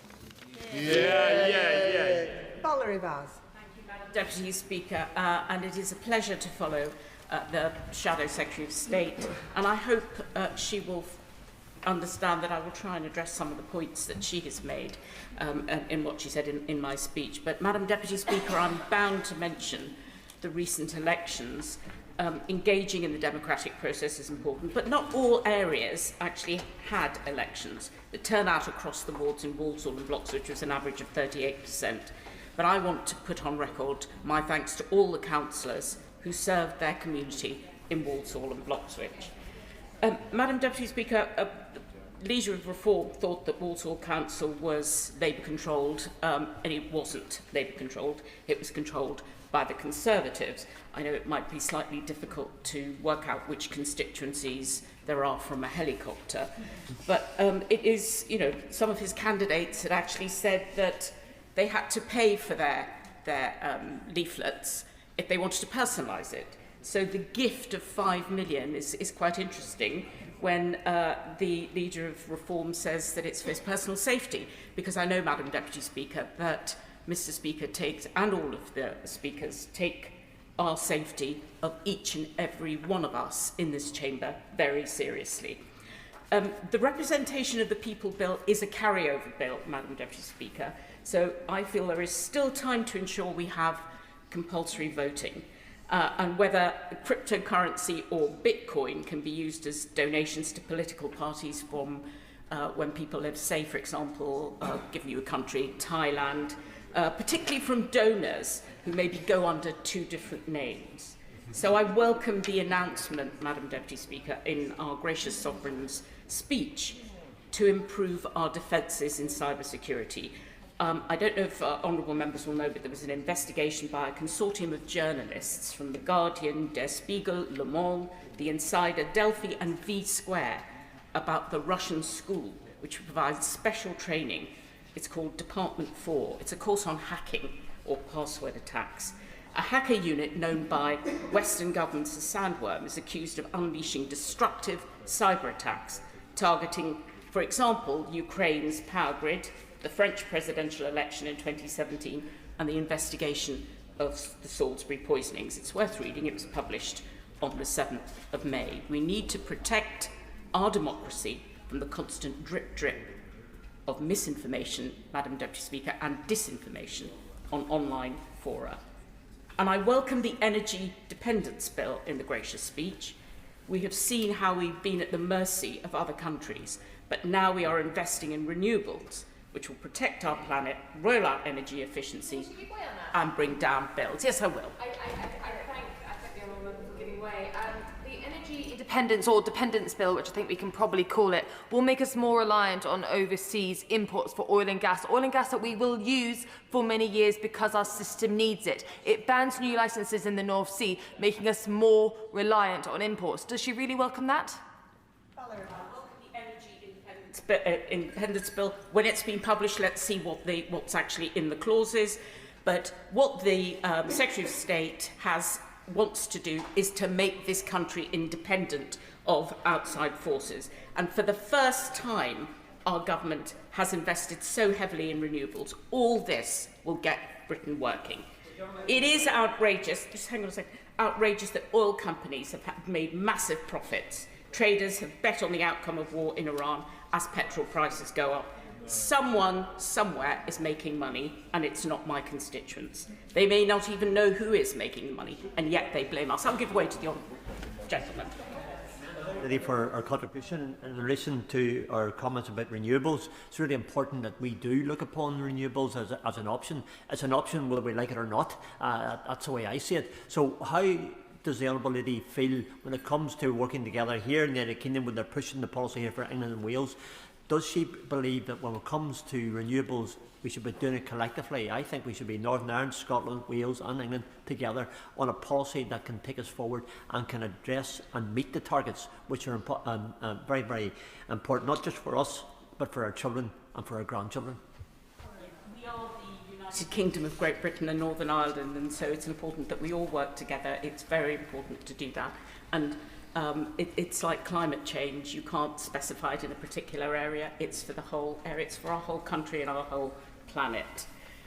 Madam Deputy Speaker, those of us who were around at the time of Brexit, and I'm pleased to see that there is an EU bill, know that we were only allowed to see the impact assessments if we left our phones behind, went across the road and just used a pencil and a piece of paper. And there we saw the impact assessments of every single sector, and we knew how important it was and how leaving the EU affected every single sector.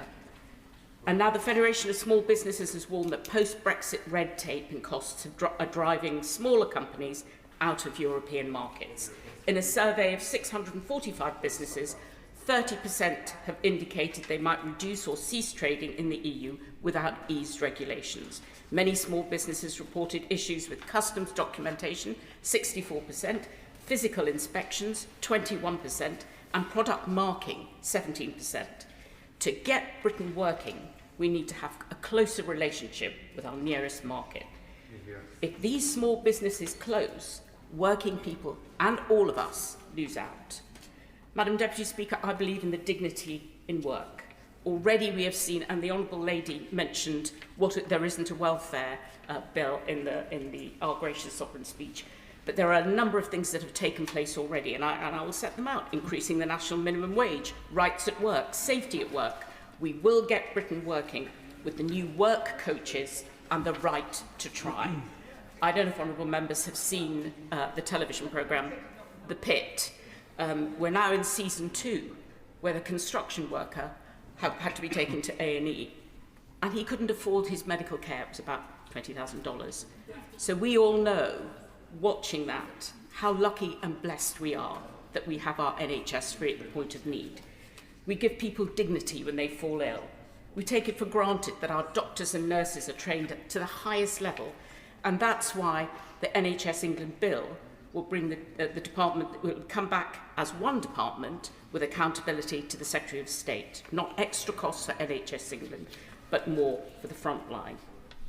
Madam Deputy Speaker, I want to say I've found some money at the back of the sofa, and I hope that the Chancellor is listening, because 50 million has been allocated for a free school in my constituency, which on the evidence is not needed, as the National Audit Office has said. There are falling roles in primary schools, and that will feed up to secondary schools. I was told this was decided in 2017. There was a Walsall Priority Education Investment Area, and the school, the Windsor Academy Trust, just so happened to have a member on its board. Surprise, surprise, they got the contract for the free school. It's like insider trading with public money. A review is undertaken, but the Minister is pressing ahead, and I'm not sure why, when there are schools like Joseph Lecky, Blue Coat Academy, All Saints Academy, and many other schools require the support for their building.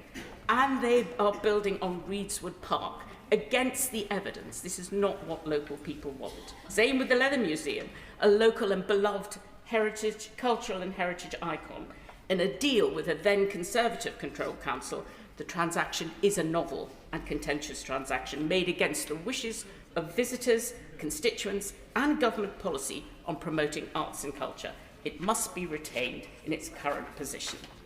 Madam Deputy Speaker, I believe in the dignity of education, and that's why I welcome the bill to raise education standards for all. And this is what we've already got in train. Best Start hubs. We know what a difference Sure Start has made. Breakfast clubs. Anyone who's visited them, there's a glorious cacophony of excited children who have had a good meal, and also quiet places, and I'm pleased to see that some of them actually are taking part in the year of reading. Children are set up for the day. You cannot measure a good education tomorrow. You have to see the benefits over a lifetime, Madam Deputy Speaker, because I believe in the dignity of opportunity, which is what this government is giving to people. We give people the tools to find and exploit their talents. Many don't know what their talents are when they start off in life, and they want to discover them over their years. That's how you get Britain working. Madam Deputy Speaker, we live in a society where if you see something, you can buy it the next day, and there it is with you. But governments don't operate like that. And I want to kind of end with an example of a story of 3 workers constructing a road. When asked what they were doing, the first one said he was breaking stones. The second one said he was constructing a road. The third said he was constructing a road that would take children to their school or the sick to hospital. We have to show people, like the third worker, the significance of our actions that this government is undertaking. Madam Deputy Speaker, equality, opportunity, skills, justice and tolerance take time, patience and perseverance. We need to explain that to people, that our government stands up against vested interests and for all our citizens. And that's why I support the measures in our gracious sovereign speech. Liberal Democrat spokesperson Steve Darling. Thank you, Madam Deputy Speaker. And it is a pleasure to follow the member for Walsall and Bloxwich. And normally, one would imagine that the King's speech is an opportunity to press the reset button, but I fear that members on the Labour benches are searching for another reset button at this point in time. And so, as Liberal Democrats, we fear that the King's speech is somewhat timid in its ambition and doesn't drive the change that many of our communities have a thirst to see. I would like to particularly focus on youth unemployment and our needs. That is a massive challenge for our society. You are 3 times more likely to be unemployed if you're under the age of 25. To be fair to the government, it wasn't created on their watch, but they have built on it on their watch from the Conservatives, who the direction of travel was already there with the pressures on the systems. And when I meet young people, I know that they have faced a lethal cocktail of being work ready, having the COVID crisis through much of their education lives, having the pressure cooker of social media that eats into your confidence as well. And then finally, the cost of living crisis that we know that young people are not immune from and may have less opportunities, but also know that mum or dad have real pressures on their lives. So there are some real challenges. And I'd like to, Madam Deputy Speaker, pay tribute to organisations in the Torquay and Paignton area of Torbay that support young people, whether it's Eat That Frog, whether it is Sound Communities, Doorstep Arts or South Devon College. They have all benefited from the Shared Prosperity Fund that ended without a replacement. And the world is a poorer place, particularly for youngsters who may have had adverse childhood experiences and are on the margins of employment. But what we've really looked at, what has hit hard on the opportunities, is the tax on work, the national insurance hike, where we have seen more than 100,000 jobs shrivel in the hospitality industry, and that is really a cold hand on the heart of the West Country and our hospitality industry. When I speak to organisations like Splashdown, a water park in Paignton, they say they have money to invest. in their water park, but they fear about a further economic shock. Paynton Zoo, sadly, Wild Planet Trust, who managed them for many years, had to pass them over to a Dutch company because they were not able to make the figures. And again, the national insurance hike had a massive impact on their ability. Other businesses across Torbay tell me that they face real challenges, whether it's the Livermead House Hotel or the outstanding Rock Garden pub and restaurant. They have to shrink their numbers of youngsters they're able to take on just to make the budgets, partly due to inflation, but also the national insurance hikes. So there are some real challenges that we face there. And I would say to the government, we need to think how we begin driving those positive changes, because at the moment it appears that you're papering over the cracks rather than getting to the root causes within our economy that need to help grow opportunities for young people across the United Kingdom. And I was pleased that the Minister talked about access to work, because we know that the Disability Minister often refers access to work as the best kept secret. But the reality is it has been a broken system.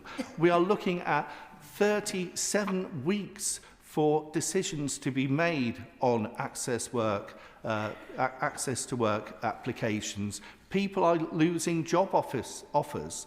The No Limits Cafe in Newton Abbot, which served constituents from my Torbay constituency, actually closed because they weren't able to have the liquidity within their finances because of delays in payment. So we need to make sure that there is not behind-the-scene cuts to access to work that we've seen by the government choosing to fail to increase do any inflationary increase of what you were able to claim that was highlighted by Disability News only in the last week. As Liberal Democrats, we fought the last general election around cleaning up our waters, whether it's seas or rivers, about the cost of living crisis, but also around the NHS. And I know that in Torbay and across the whole of Devon, we are looking at hundreds of redundancies within that service. And so the argument we regularly hear from the government is we put NIC rates up to invest, but we have hundreds of millions of pounds of cuts to our services in Devon. That means that there's less job opportunities for our people in Devon, and that is hitting some of our most deprived communities. So, in conclusion, we need to be backing our communities. We need to, as Liberal Democrats, we believe in that nobody should be enslaved by poverty, ignorance and conformity, and we need to set the foundations for supporting those. But the communities that we really need to work with much closer is our friends on the other side of the Channel, and building stronger working relationships with our European partners to grow our economy. Andrew Pakes. Thank you, Madam Deputy Speaker. It's a pleasure to follow my friend from Torbay and to speak in support of my right honourable friend from Wolverhampton South West. In a debate on work, there are a few Secretaries of State who have a work ethic as strong as the Secretary of State for work, and I thank him for that. I welcome the opportunity to speak in this debate on the Loyal Address. Get Britain Working goes to the heart of the challenges facing both this government and the country. And I start by welcoming today's growth figures. Debates like this and programmes of any government will make no difference without stability as a foundation. And I say kindly to colleagues on all sides of this House, economic stability matters. After the revolving door of ministers and policies in the last decade, stability isn't just a nice to have, it is a must have. Because from economic stability, we create the opportunities, fix our public services and can share prosperity across our country. Nothing goes to the heart of Labour's mission to grow our economy more than the dignity of work. Nothing will propel that growth quicker, more justly and more sustainably than creating the jobs and opportunities to sit squarely behind the programme of this government and the policies put forward in the Loyal Address. But equally, Nothing says more about the challenge this government faces and the opportunities this government needs to pick up than the 70% drop in apprenticeships we inherited after the last decade of Conservative rule. These are challenges writ large in my own constituency of Peterborough. In 2023-2024, the apprenticeship figures hit the lowest level in 6 years that data is available, with a fall in achievements across all apprenticeship levels. This is not just an economic failure, it is a moral failure we inherited from the previous government. Therefore, I welcome the focus in the King's speech on creating jobs, support and opportunities for young people to succeed. This is an agenda that builds on the existing achievements around apprenticeships and youth employment. Over these last couple of years I've spent as a member of this House, I've met with businesses, education providers and young people who have been shut out of opportunities for too long because of the bureaucratic nature of our skills system and the apprenticeship levy. And it is this government that has an opportunity to change that. DWP itself has described Peterborough as a national youth unemployment hotspot. So the moves of this government and in the Loyal Address are welcome. I'm pleased to put on record that Peterborough and Cambridgeshire were chosen as one of the first pilots for the Youth Guarantee, up to £10 million over 2 years to support young people into education, employment and training. We get the welfare bill down by increasing opportunities and backing the next generation of taxpayers, something this government is focused on. And within the city I represent, we have the appetite to meet the government's ambition to address these issues. The work of Peterborough College Job Smart provision is a great example of stakeholders, DWP, Peterborough Council for Voluntary Services, the combined authority to get more people into work. The Youth Employment Hub opened recently at Peterborough United, funded by the government's Youth Guarantee and opened by our Secretary of State and Mayor, is a physical example of the bricks and mortar that investment puts in investing in our young people. As is the Green Technology Centre at Peterborough College, opened last year. This takes traditional apprenticeships and training opportunities and updates them for new green skills such as EV mechanics, heat pump installation and sustainable construction skills. So I welcome the expansion of the Youth Guarantee and the focus on expanding work experience and guaranteed employment for young people. The Jobs Guarantee, our promise of a work placement for all employment with costs paid by the government.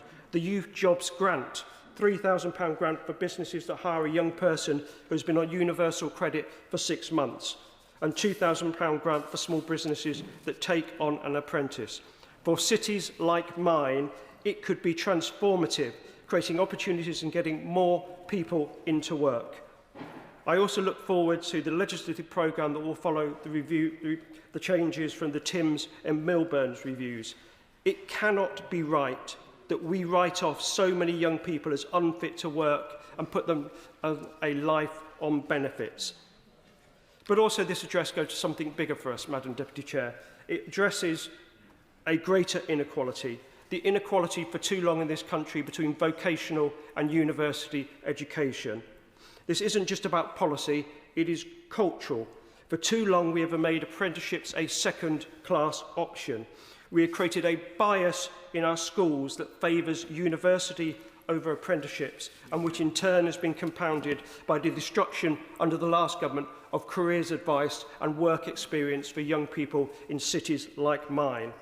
For a working city like Peterborough, that legacy has been a disaster of humans, but also of economic growth. So I welcome our new university, ARU Peterborough, in the city, which does things differently. It has a focus on local students, business relationships and degree apprentices, growing our talent in the city so the talent of our city can grow the economy for this country as a whole. I also want to talk about jobs for the future and how we build the jobs for the next generation of young people coming through. 1/3 of people working in Cambridgeshire and Peterborough are employed in occupations that will be directly affected by the transition to the green economy. Major companies like National Gas and Caterpillar are already driving innovation in sustainable industries. Peterborough sits at the heart of the national gas transition and hydrogen networks, and we could truly be the King's Cross of the green industrial revolution for hydrogen. This transition from blue-collar to green-collar jobs and skills is one of the hallmarks of this government's achievements so far. And I welcome the £800 million private sector investment that National Gas has recently put into Peterborough and my region, and their choice of Peterborough as their new regional headquarters, because we have the talents in our city which allow those jobs for the future to be grown with government support. And I'd say just one more thing as a friendly piece of support from this side of the House, but I would like to stretch my elbows a bit, which is what I know perfectly in my city is the potential of the young people who sit in it. I also know the struggles that Peterborough College and further education have had to put up with some. So I welcome the investment this government has put into further education. But I also know that colleges like mine could support many more small businesses and many more young people if they had the physical resources to do so. We are on the journey and we are making the investment to change that. But if we could do it faster, then we in our city could deliver more for young people, but also for the government's ambitions. Because, Madam Speaker, the appetite is there from learners, providers and businesses. The drive exists to meet Labour's ambitions for new homes, clean energy and infrastructure. But we need the means to deliver it. Madam Deputy Speaker, it is a privilege to speak in support of this loyal address. We can get the job done with the government's support and with the Prime Minister's support. Thank you. I call Alison Griffiths. Thank you, Madam Deputy Speaker. Businesses in my constituency are not asking for special treatment. They're asking for a government that stops making it harder to employ people, harder to grow, harder to invest. And right now, too many people feel that Labour is taking the country in the wrong direction. Through my business club and regular conversations with employers across Bognor Regis and Littlehampton, I keep hearing the same thing. Costs are rising, confidence is falling, and businesses are becoming more cautious about taking people on. And in a coastal constituency like mine, that really matters. Our local economy depends on innovation powered by fantastic small and medium enterprises and the entrepreneurs who pour everything into growing them. These aren't massive corporations with endless room to absorb new costs. They are businesses working hard to keep people employed, keep high streets growing, and keep our communities alive outside the summer season. James and Marcus Fenton, who run Meridian Medical in Littlehampton, employ around 130 people locally in skilled manufacturing jobs. They're a family-run business and a living wage employer. They should be exactly the kind of business this government is backing. Meridian is a British success story, exporting highly specialised medical devices around the world. But they are now becoming one of the businesses who tell me that the UK is becoming a harder place to invest and grow. I also recently heard from Mark and Liz Warham, the founders of Temple Spa, a science-led, Mediterranean-inspired premium skincare brand run by my constituents and whose product I highly recommend. Their clear view is that firms are becoming, and I quote, more cautious on hiring and investment due to rising costs. They're worried about rising employment costs, higher borrowing costs, growing compliance burdens, and energy costs that remain far too high. That is the real-world impact of the government's decisions. And when businesses stop hiring, young people pay the price first. The first job in a cafe, the apprenticeship, the hospitality role in a pub or hotel, the chance to get on a ladder and to earn their own money. The government talks constantly about growth, but businesses in constituencies like mine are asking a very simple question. When will this government stop making growth harder? Because if we really want to get Britain working again, we need to start backing the businesses that actually create the jobs. I call Adam Thompson. Thank you, Madam Deputy Speaker. On behalf of the people of Erewash first, I'd like to give thanks to His Majesty the King for his gracious speech to all of the nation yesterday. This King's speech recognises the simple fact that Britain cannot afford to leave its future at the mercy of global markets, hostile states or instability abroad.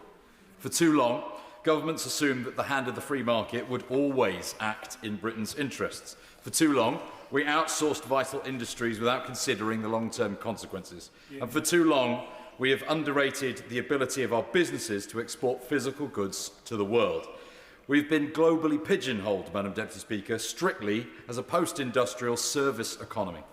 When dictators spark conflict abroad, British families feel the impact through rising bills and a falling standard of living. Working people in Erewash know this all too well. Britain has been left exposed because we failed to build our own energy resilience. Ilkeston in Erewash is proud of its iron manufacturing heritage. Yet we've watched industries like iron and steel decline as production has moved overseas in search of cheaper labour and lower standards. Steel isn't just another commodity, Madam Deputy Speaker. Its manufacture is strategic infrastructure in and of itself. Infrastructure that underpins our national defence capabilities. That's why it's unacceptable that British Steel has been let down by overseas owners who don't act in Britain's best interests. We can't outsource our national security any longer. I will give way. General Member for giving way. And I completely agree that we must protect British industries. Steel, oil and gas, refining, all of these are vital. The carbon tax is a real reason why these are declining and moving overseas. From what he says, it feels like he agrees with me that we should be getting rid of the carbon tax. Is that correct? I thank her for her intervention there, Madam Deputy Speaker. I'm not sure we're necessarily on the same page with what we're saying. I was focusing purely on the renationalisation of the steel industry, which I think is a very important part of this King's speech. Indeed, in this King's speech, the government has recognised that markets alone can't protect the national interest. Sometimes the state has to step in to safeguard jobs and keep Britain safe. Nationalising British Steel, Madam Deputy Speaker, means protecting almost 100,000 jobs from unfair foreign competition. I'm proud that this government is going to bring British Steel fully back into public ownership. I've spoken to many businesses in Erewash and business owners, and they report that since we've left the European single market, they have struggled. They've faced mountains of paperwork and massive delays at our borders. These hurdles don't just frustrate exporters, they directly impact their ability to turn a profit. I'm very glad, Madam Deputy Speaker, that in the European Partnership Bill we seek to solve that problem by streamlining trade and making it quicker, cheaper and simpler to do business with Europe. Very gladly.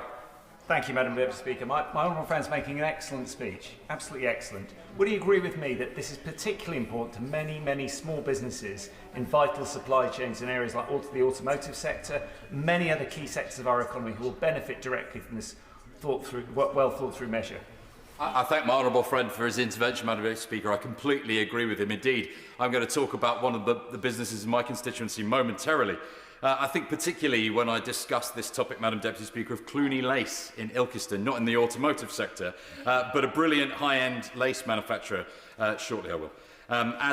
It was workers from Ilkeston who produced Princess Kate's wedding dress and Queen Anne's tablecloth. Clooney Lace, Madam Deputy Speaker, they're an internationally renowned producer and exporter of high-quality British goods, supplying the European high-end garment manufacturing industry in particular. And I will give way before I continue. I thank him for giving way, and he's mentioning small businesses and delays at the border. Is it not true that particularly the problem of double tariffs for small businesses for importing from third countries and then importing into the European Union will only be solved if we are joining the customs union again? Yeah. I thank her for an intervention. Indeed, that's a point I'm momentarily about to touch upon. When I met with Charles Mason, the managing director from Clooney Lace that I was just referring to, he told me at length about how post-Brexit export and import difficulties have caused him immeasurable pain. because the lace that we make in Ilkeston can only be dyed in France, where they have the professionals required with the appropriate expertise. Moving the lace to France for this part of the process, then back to England for further processing before sale, then often back to Europe, has become all but impossible for his company. What was once a frictionless part of Clooney's manufacturing process and sales chain is now a crippling quagmire of tariffs and business model breaking roadblocks. Madam Deputy Speaker, for businesses across Erewash, whether they are producers, suppliers or distributors, a closer trading relationship with Europe means less time navigating bureaucracy and more time growing their businesses. I know businesses in Erewash have also suffered from increased energy costs. If we want to lower bills for working people, we must break our dependence on volatile global gas prices. British families won't see meaningful long-term reductions in energy costs until we produce more clean, affordable energy right here at home. In Erewash, this transition is not theoretical. It's visible very obviously on our local skyline. Sorley, in my constituency on the banks of the River Trent, lies adjacent to the former Ratcliffe-on-Soar power station in Rushcliffe, my honourable friend's constituency. Ratcliffe is the UK's last coal-fired, or was the last UK's last coal-fired power station, and it closed its doors for the final time in September 2024. As we move forward then, Madam Deputy Speaker, my task as the Erewash MP is not simply to help the country move on from coal, but to ensure that Erewash is at the heart of what comes next, and to ensure that my constituents benefit from the new investment, new jobs and the cleaner, more secure energy future that this government is delivering within this King's Speech. That's why I'm very excited about the government's Energy Independence Bill. It will shield our economy from the fossil fuel price shocks that have caused half of the UK's recessions since the 1970s. Madam Deputy Speaker, this government is bringing industry back to Britain. Well-paid engineers working in clean energy, powering steel production in the East Midlands and across the country. And on the ground, that means families in my constituency and the constituencies of honourable members right across the House will no longer be wondering how events thousands of miles away will be affecting their bills and their ability to book a holiday. Families in Erewash voted for change in 2024. These families are tired of limited opportunities and are feeling vulnerable every time the world becomes more unstable. They want more control over their lives. With this King's Speech, Madam Deputy Speaker, we are bringing industry home, investing in British jobs and putting control of our future back into the hands of working people. Thank you, Madam Deputy Speaker. It is an honour and pleasure to take part in this King's Speech debate. I'm a member of the Energy Security and Net Zero Select Committee, and I look for the growing of our economy and to get Britain working under the special focus of the green economy and its many opportunities and challenges. The Regulations for Growth Bill promises a framework that supports innovation, yet current proposals from DESNES risk doing the opposite. Under the plans for the new home energy model, any technology other than a heat pump or heat battery could automatically receive an EPC rating of D.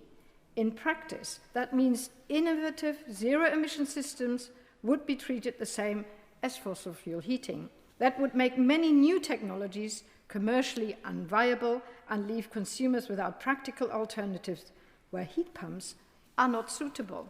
This is already affecting innovative businesses in Bath, including Loughmore, which has developed a pioneering zero-emission alternative to the gas combi boiler.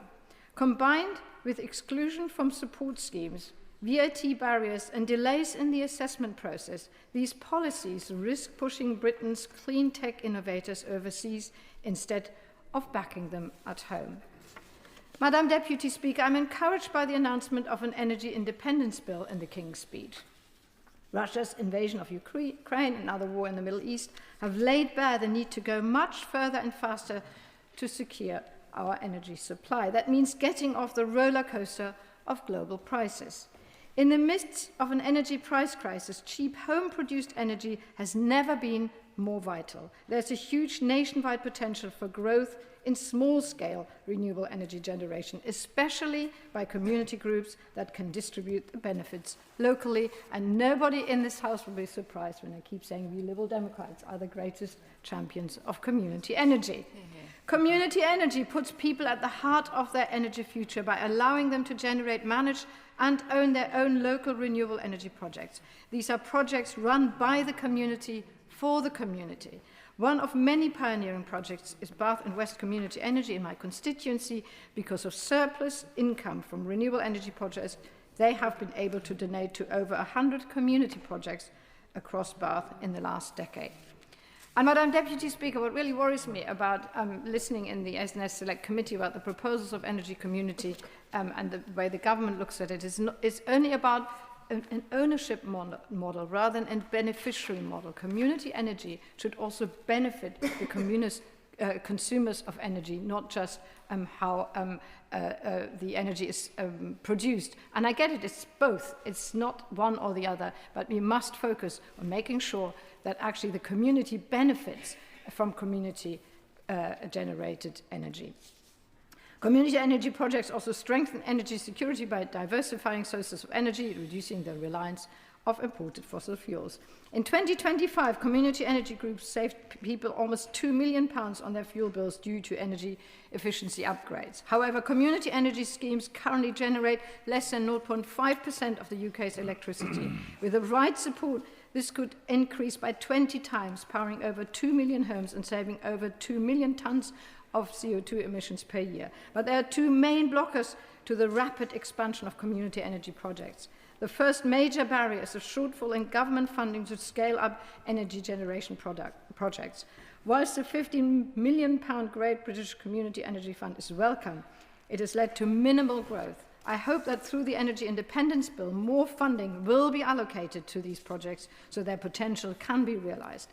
Another major barrier facing community energy projects is the prohibitive cost of accessing energy markets to sell the electricity they generate. This is what I mean. There are now more than 600 community energy groups operating across the UK, yet not a single one is able to sell power directly to local customers. While it is legally possible, the various regulatory burdens and obligations associated with energy licensing rules make the cost of selling power to local people impossibly high.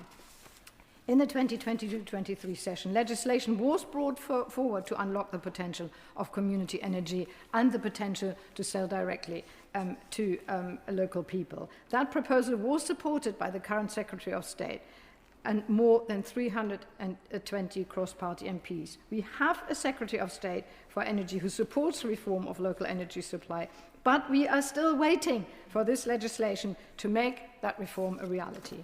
We Liberal Democrat welcome the regulatory changes promised in the local power plan, particularly the commitments from DESNES to establish a route to market for unlocking a smart local energy system. However, if community energy initiatives want to plan ahead with confidence, the government must provide clear detail on how and when these reforms will be implemented. One option is to completely untangle the licensed supplier model that we currently have and ask Ofgem to establish a local supply license. The proportion cost could create the ability for community schemes to sell to local customers if they wish and make a viable business model. The other option, Madam Deputy Speaker, is to have current licensed suppliers offering contracts for the export of community energy to local residents. Whichever route the government chooses, we need to see action. We must see the necessary regulatory changes in the Energy Independence Bill to establish a workable model for local energy supply so that community energy products can scale up, become commercially viable, and play their full part in delivering a cleaner and more resilient energy system. Thank you. David Smith. Thank you, Madam Deputy Speaker. It's a pleasure to follow the Honourable Member for Bath, as she'll see as I come on to her comments on community energy in a moment. And it's a real honour to speak in this King's speech on behalf of my constituents of North Northumberland, Madam Deputy Speaker, where the electricity grid is owned by Warren Buffett, the water system is overseen from Hong Kong, and the buses, most of them at least, are run out of Miami. And across many decades and multiple governments, we've made ourselves a society where everything can be bought and sold for the right price, but where the things that matter are often slipping away. In the King's speech, we heard renewed commitments from the government to improve our economic security, whether by ensuring a fair deal for working people, responding to the Thames and Milburn reviews on welfare, or by delivering an energy independence bill. And I welcome those commitments. Yet, more in common, the pollsters say that 7 in 10 Britons feel our country is on the wrong track, and that many are starting to conclude that the problems lie with the system itself, and this is a long-term trend. The job of the government must therefore be to cast a vision of the future that transforms the status quo and then implements it. But what does that future look like, and how does it relate to the economic issues of work, welfare and energy? The late Lord Rabbi Jonathan Sacks said, "We are each a letter in God's book. Like a letter, we have no meaning on our own, but joined together in families, communities and nations, we form sentences and paragraphs and become part of God's story." Even if we don't share his religious views, Sacks' message is clear. Life must be lived together. Sacks called this covenant. Now, we're used to talking in terms of social contract. It's a phrase that we hear a lot. But the social contract asks, what am I getting out of this? The social covenant asks, what do we owe each other? We need to be legislating, therefore, for a society that helps us think about what we owe each other. Now, work remains central to the task of transforming the country. This is one of the government's top priorities. We are, after all, the Labour Party. Work is also the main way that we contribute to our shared national life, but our national relationship with work is threatened. 1 million young people are not in education, employment or training, and AI is threatening a period of disruption that we've not seen since the days of the spinning jenny. We've done many worthwhile things to improve work already. The Employment Rights Act was a landmark piece of legislation. But we do need to go further to restore the way that we see and we do work. The UK is below average amongst major nations for in-work training, for example. So we should require employers to invest in their employees' skills with training opportunities. We should also incentivise a stakeholder economy in which more staff share in the value that they help create. And we should replicate the European model of giving ordinary workers seats on company boards. In short, the success of the company should be linked to the thriving of its employees. Now, the Steel Industry Nationalisation Bill creates the perfect opportunity for us to model this for the rest of the economy. And in working together in covenantal Britain, we can see the change. Covenant also speaks to our social security system. The last data available says that, including pensions, 24 million people in the UK are receiving some form of benefits. The total cost of our welfare system is greater than our income tax take, and this strain is weakening our togetherness and the idea of fairness on which the system relies. So I would say, Madam Deputy Speaker, that we need a new beverage report for the 21st century. The original report, the Beveridge report, identified in sort of anachronistic language the 5 giants as want, disease, ignorance, squalor and idleness. I would now suggest that the giants of 2026 are poverty, worklessness, isolation and hopelessness. So I welcome the government's upcoming response to the Milburn and the Thames reviews, because we're a party that will always support the most vulnerable in our society. And it's right and it's just to support those who can't work or who need help to work. We do need a welfare system based both on contribution and in which people are also delighted to say, yes, I am my brother's keeper. And finally, on energy.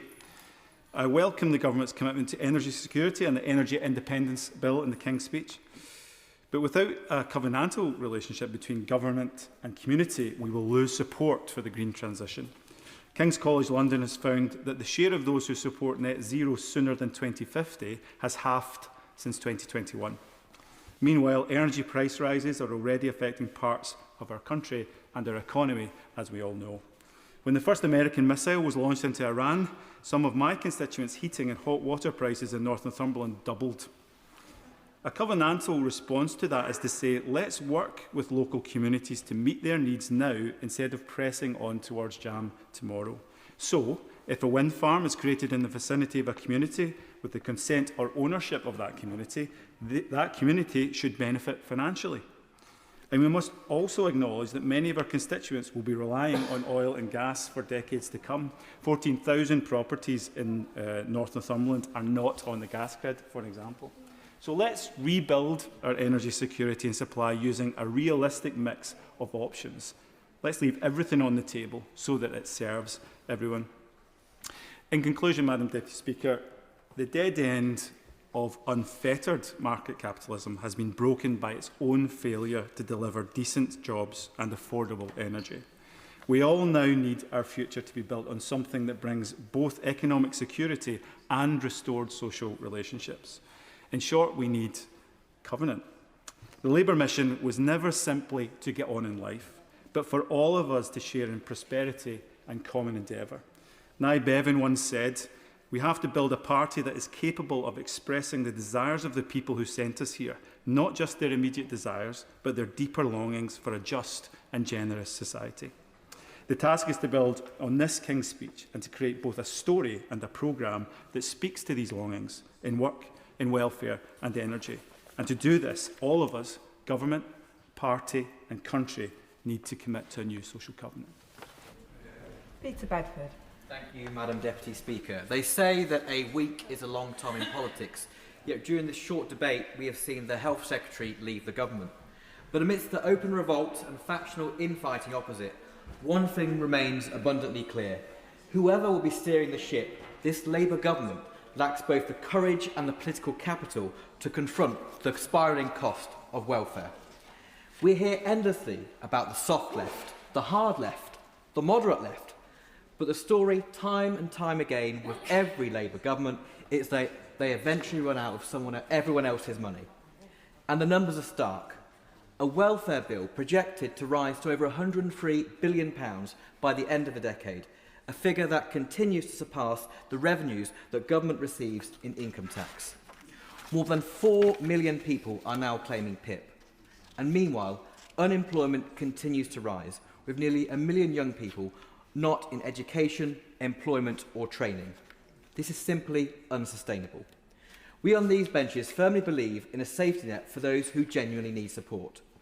But what we have today is no longer a safety net. It is a fishing net that traps people rather than encouraging them to stand on their own 2 feet. Madam Deputy Speaker, I have seen the value of this support firsthand. I grew up in a single-parent household with my 2 younger brothers. My mother couldn't read or write, and I can remember us turning the sofa upside down at the end of the week to get loose change to put in the electricity meter.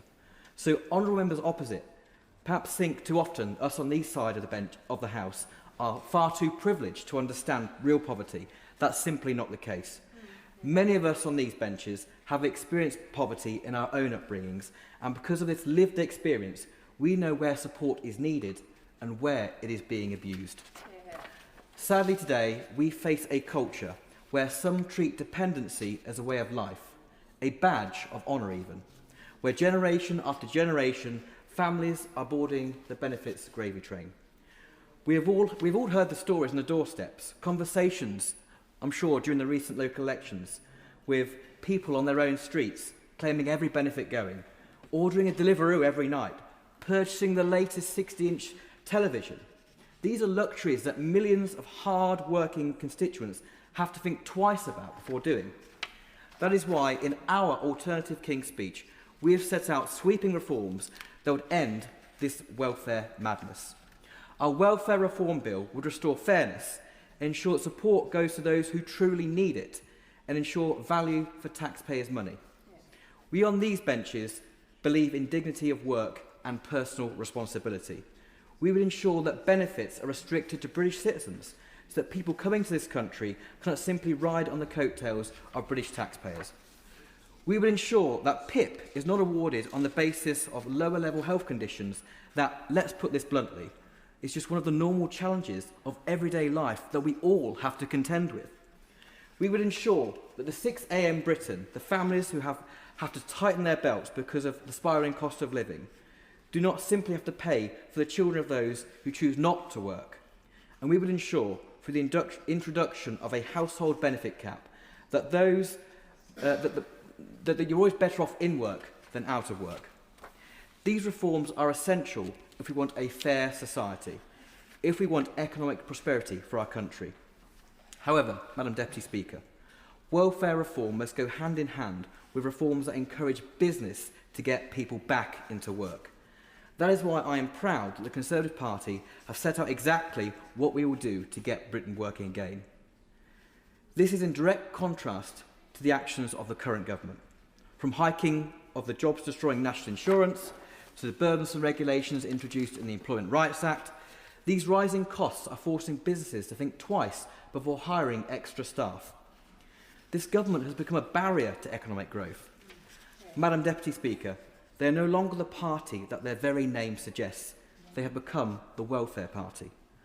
As our alternative King's Speech makes clear, we would repeal damaging aspects of the Employment Rights Act, from the hospitality banter ban to the absurd qualifying periods, to give businesses the confidence to hire once again. We would back our private sector, the actual wealth creators, and simply not bow down to trade union demands. And most importantly, Madam Deputy Speaker, our plan would tackle youth unemployment. It is shameful that 1/3 of graduates are not in graduate level jobs, that youth unemployment stands at a staggering 18%, and this government seems utterly disinterested in doing anything about it. A future Conservative government, on the other hand, would back our young people by expanding the number of high-quality apprenticeships under our apprenticeship guarantee, and by showing young people that there are multiple routes, training routes, not just for a degree, to build a successful career, a successful life. Madam Deputy Speaker, this government has no plan for welfare reform, no plan for jobs, and no plan for growth. But we on this side of the House do. Our alternative King's Speech shows that we are serious about governing, we are serious about restoring fairness, rewarding hard work, and serious about getting Britain working again. Andy McNair. Thank you, Madam Deputy Speaker. His Majesty's gracious speech announced a wide range of economic measures and fully recognised the vital importance of economic security. But I think we all understand for that security to be meaningful, it must reach into every part of our country and into every community. And with this in mind, I'll make my comments from the perspective of Rossendale and Darwin, recognising we have much in common with many other post-industrial towns and rural areas. Places characterised by small towns and villages with close-knit communities, which too often have felt ignored and left behind. This government's consistently put growth at the heart of its agenda and rightly identified many of the actions that we need to see. We've seen announcements on Green Book reform, £113 billion of infrastructure investment pipelines, youth job guarantees, pathways to work, industrial strategy, pothole funds, Pride in Place and many more. And yet when I knock on the doors of Rossendale and Darwin, people are still asking where is the change that we were promised. And when writing this speech, I did look back at others that I'd made over the last 2 years on this subject. Speeches where I called for more to be done to address specific issues of small towns like ours, for a move away from orthodoxy that favours cities and mayoral authorities where growth is easiest to find, for procurement strategy that insists on buying British, for industrial strategy that understands small and medium-sized businesses, for policies that reward grafters, entrepreneurs and risk-takers. And frankly, I could have used the same text today. The issues remain. We have not moved nearly far enough or fast enough to meet the needs of communities like mine. Last week's local elections results show us this so starkly.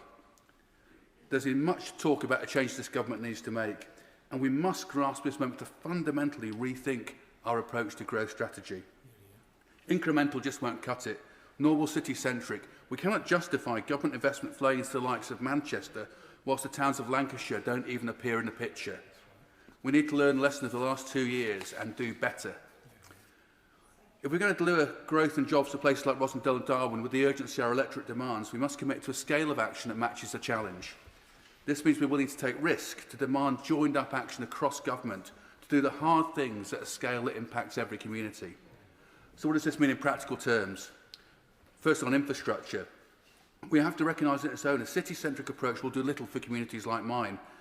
Consider Northern Powerhouse Rail. This is a great project which will transform connectivity between cities and major towns across the region. It's been presented in some quarters as a transformational project for the whole of the North West. But when I ask the question, what will this do for Rossendale and Darwin, or any small towns along the route, the answer is not much. Rossendale remain the only local authority area in the north with no commuter rail link, despite being only 15 miles from Manchester. Darwin will remain with a patchy and unreliable occasional service. This is why we need to change the way in which we think about projects like this and be far, far more ambitious in our goals. Thinking in terms of, for instance, growth corridors, with the requirements that these big projects bring a positive impact to every community.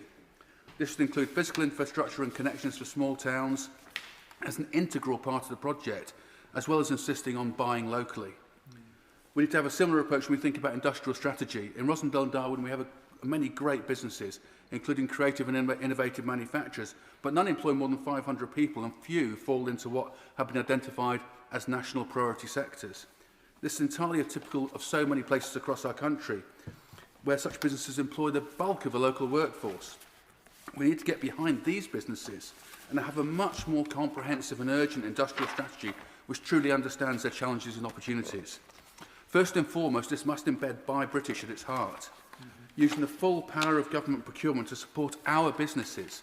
And frankly, the lack of a procurement bill in the King's speech is a concern that I very much hope we'll be able to address.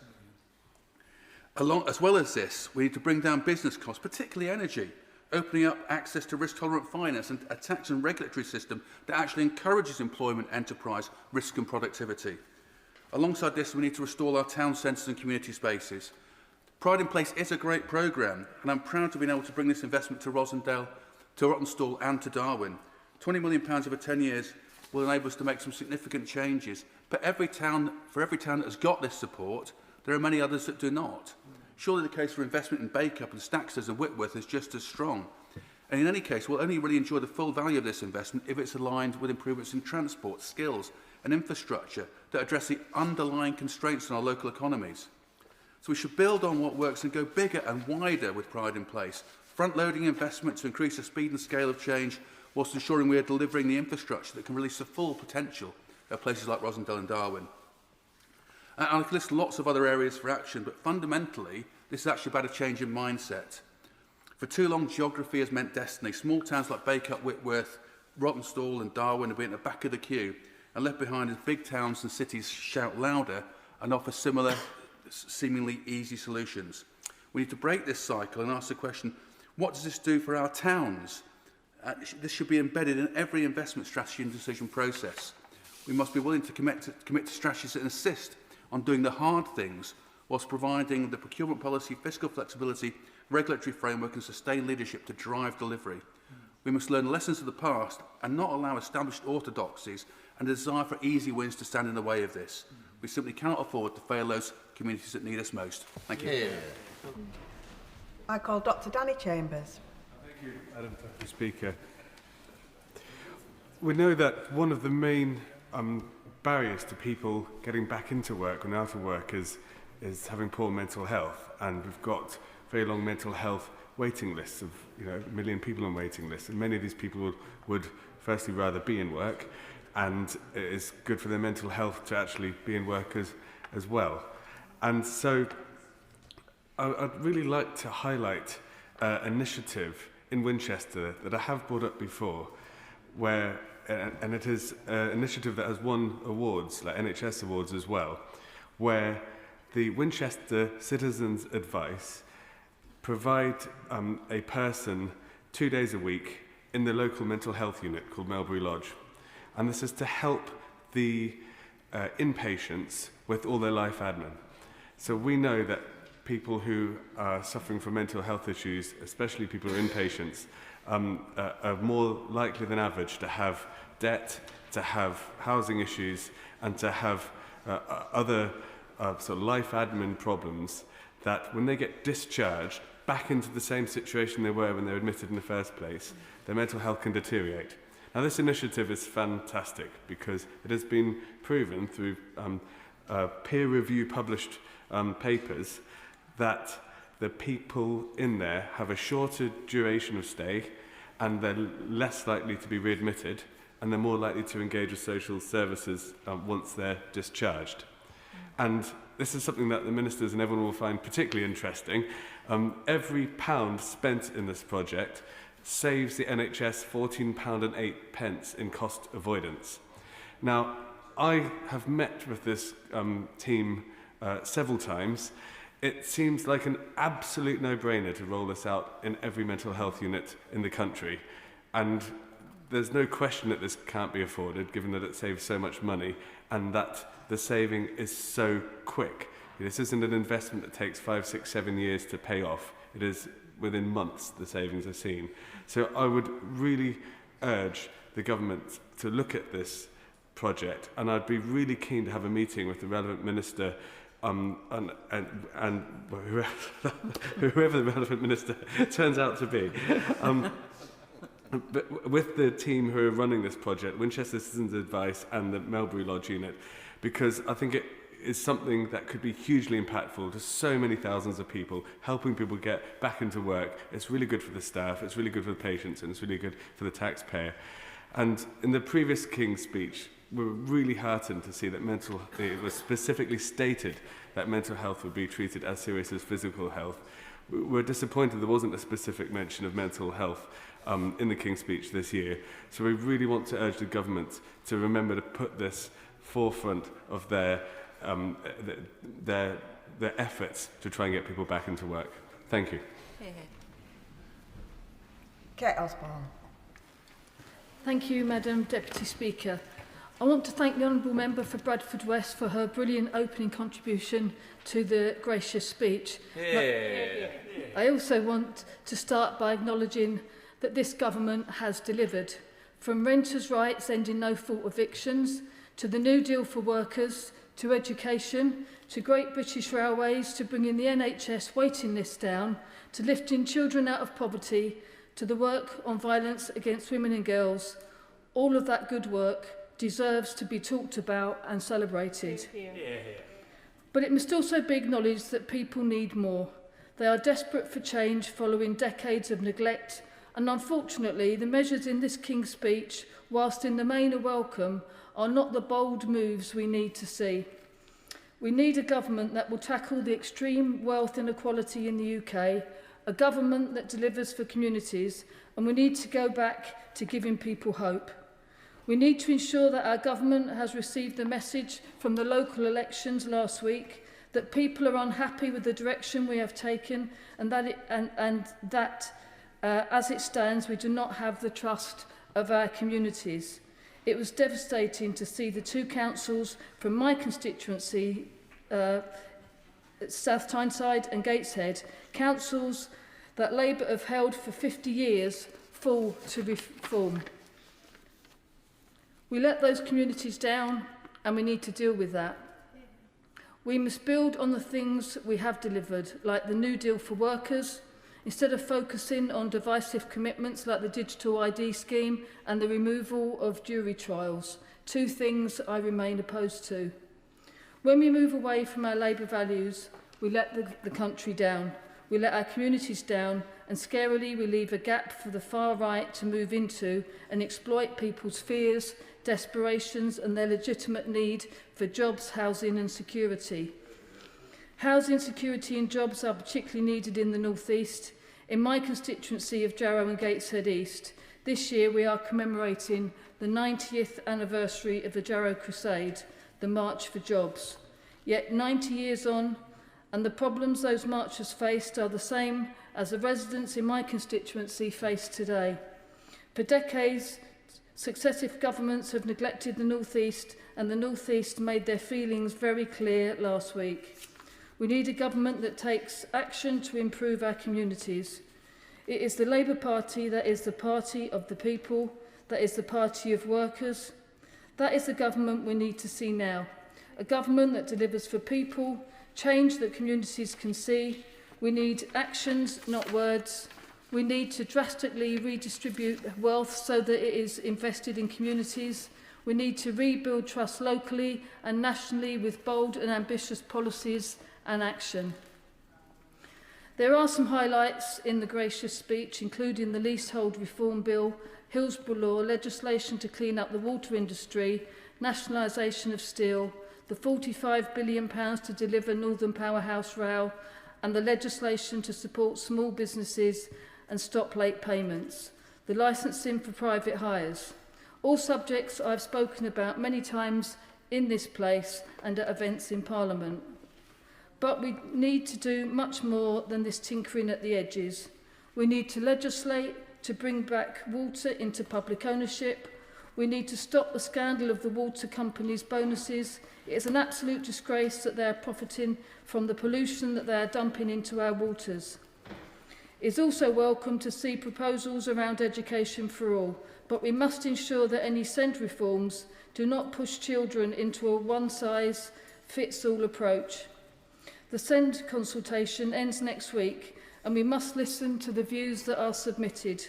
The consultation responses need to be thoroughly read, not filtered by AI. We must have a genuine consultation, and we must ensure that the reforms do not harm SEND children with the most complex needs. Around 1.7 million children are now identified as having special educational needs. I know that MPs are all being inundated with correspondence from constituents, and many of us have held our own consultation meetings. In my constituency, I have 5% more children with SEND than the national average, and every one of my local consultations have raised the same issues. They are worried about their loss of legal rights, and they are worried about their child being forced into mainstream schooling. Sense, the National Disability Charity, have said that whilst inclusive mainstream education should be strengthened, this must not come at the expense of specialist provision. Disabled children with complex needs must continue to have access to specialist settings where these are the most appropriate environments for them to thrive. I completely agree with Sense, and it is evident that already many families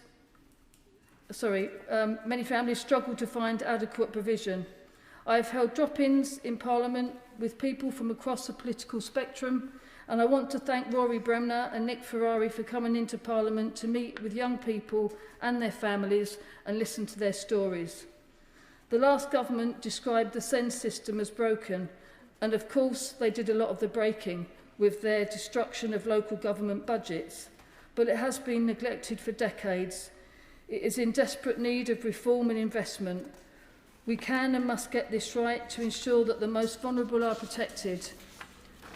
To that end, whilst I welcome the gracious speech, I will be setting forward a simple amendment highlighting the difference the right placement makes to a child with complex needs and the cost to families, life outcomes and the state when we get that placement wrong. We must ensure that those children with the most complex needs who cannot be placed into mainstream school do not lose out with these reforms, and I've written to the Secretary of State on this issue, and I'd be happy to meet at any time to discuss it. I have an autism diagnosis, as do some of my family. It is something those close to me are aware of, but something I haven't spoken about publicly before. I know the impact it has when you are failed in school. This matters personally and politically to me, and is something I care deeply about. Moving on to something in the gracious speak that I'm hugely pleased with, and that is the commitment to bring forward a draft bill banning abusive conversion practices. Whilst it has appeared in many a gracious speech, I firmly believe that the Minister will bring forward a fully trans-inclusive ban on conversion practices as soon as possible. Yes, I will. Along with her and other colleagues, I have been campaigning for bringing in a trans-inclusive conversion therapy bill to ban that awful practice. Can she give me her support in asking for a proper timeline when this legislation will be introduced? I thank the honourable member for her intervention, and yes, I think a timeline set out would be most helpful. I want to recognise the work of the Minister for Equalities, the member for Reading West and Mid Berkshire, for the time that she's taken to speak to me over not just the last few months, but indeed even this morning. And one of the questions that has been asked and that she has given her commitment to do as soon as it is possible is to set out a clear timeline. In every meeting that I've had with the Minister on this issue, I've been impressed by her determination to finally deliver this legislation and by her understanding of the harm caused by continued delay. On that delay, my one concern, which I have already raised, is that is that this is the only legislation in the King's speech that the promise is for a draft bill rather than a bill. We absolutely need to get this right, but we must not give people an excuse to delay and frustrate this vitally needed legislation. Earlier this year, I was proud to deliver a report at the Council of Europe calling on Member States to ban conversion practices. I will continue to work with the Minister to take both the spirit and the framework details of that report into consideration as this legislation is developed. And whilst I'm particularly happy with that commitment, we need to be bold. We need new ambitious policies that people will feel in their pockets and see the change in their communities. People need action, not another year of delays and U-turns. Labour needs to do what it was elected to do, govern in the interest of workers and our communities, and deal with the obscene levels of wealth inequality in the UK. Thank you.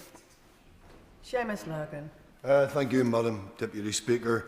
I rise to address the issue of getting Britain working again, but also to make some observations on this government's chaotic performance since July 2024. The focus of today's debate is on employment, and I will come to that. But so many members opposite seem utterly preoccupied with the employment of one person, the Prime Minister. No vacancy exists, apparently, but at least one, maybe two, possibly three candidates may apply for said position. Madam Deputy Speaker, I'm happy to provide a reference, but it won't be a good one. Madam Deputy Speaker, this shambolic and unstable government is in stark contrast to the political stability that we've enjoyed in Scotland since 2007.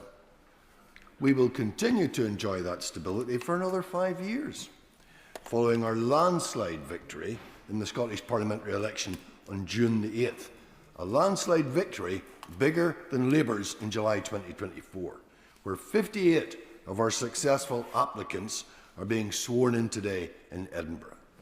Now, prior to the election, and over the last 6 months in particular, so many Labour MPs from Scotland used their valuable question time in this chamber to attack the SNP. So many of them, I'll make some progress first, so many of them told us that the people of Scotland would reject the SNP. But last Thursday, the people of Scotland rejected the Labour Party. They rejected the Reform Party. Indeed, Madam Deputy Speaker, they rejected the notion that this is a United Kingdom. I'll give way. Wait, I just wanted to clarify, because he just, I think he just said that the victory secured by the SNP at the elections earlier this month was bigger than the election secured by this government in 2024. Perhaps he could just clarify, did the SNP win more seats or less seats at that election than they previously held? Has their majority increased or decreased? Seamus Logan. Well, I thank the member for his intervention, but the plain fact of the matter is, if you look at the percentages, it was a bigger landslide, absolutely. And the other thing that I think members opposite would do well to take consideration of is that we have now 73 MSPs in favour of independence for Scotland. This is a union that has now been served with its redundancy notice, like so many workers in Scotland these last 2 years, like the workers in Grangemouth, who should have been treated in the same way as the steel workers in Scunthorpe, or the 1,500 jobs that could have been created at Ardeshir, or the derisory Coastal Growth Fund allocation to our precious fishing industry. Now this chaotic government has turned on its leader, scapegoating him for their collective failures. The wonder of all, Madam Deputy Speaker, is that the branch manager of the Labour Party in Scotland has not resigned, for he carries responsibility for this abject failure of the Labour Party in Scotland. We have not abandoned our pensioners. We have not abandoned the vulnerable, the disabled, our young people, our students, our apprentices, our children. Unemployment in Scotland is lower than the rest of these islands. Most of all, we have not demonised the many thousands of people who come from abroad to work in our essential services, or those who seek sanctuary from war, famine or persecution. They are not taking away our jobs, our houses, our GP appointments, as some populist politicians would have us believe. It was years of austerity that managed this. And sadly, Labour are continuing that vein with their planned assault on the welfare system. Now, the former Health Secretary, instead of ensuring that the King's speech included a relentless focus on the health service, the labour shortages in social care, instead of ensuring an end to the privatisation of our health service and the availability of life-saving drugs, instead of reassuring this House about the hidden costs of the US-UK pharma deal by publishing his department's impact assessment. No, he focuses on his own personal ambitions to enter number 10 Downing Street. He shouldn't have been allowed to resign. He should have been sacked. Finally, Madam Deputy Speaker, I want to highlight one issue which was discussed recently in Westminster Hall, the Palantir contract. Many members across this House spoke on that topic. Only yesterday I learned that NHS England has allowed staff from the US tech firm and other contractors to access patient data before it has been pseudo-anonymised, despite internal fears of a risk of loss of public confidence. An internal NHS briefing has said that it would allow, and I quote, unlimited access to non-NHS staff to part of the NHS's federated data platform, which holds identifiable patient information. Now, this is something which should concern everyone in this House, no matter what your political persuasion. In fact, it should concern everybody in the country. Many members across the House have called for the Palantir project to be reviewed next year, and I urge whoever replaces the erstwhile Minister for Innovation and Safety to act on this misuse of our NHS data. In conclusion, we in the Scottish National Party will continue to have a relentless focus on those matters reserved to this Parliament relating to health and social care in the course of this session and the matters which adversely affect our small businesses as well. But of course, the real solution to these issues is to give the people who live in Scotland the democratic right to bring this union to an end and allow Scotland to become an independent nation if it so chooses. Because, Madam Deputy Speaker, the concept of Britain just isn't working anymore. Thank you. Jane Kirkham. Thank you very much, Madam Deputy Speaker. A big part of why I became an MP was for young people in my constituency. I have a 20-year-old Cornish son, and I want young people to have the choice to stay and work in Cornwall and not be forced to go elsewhere and not come back.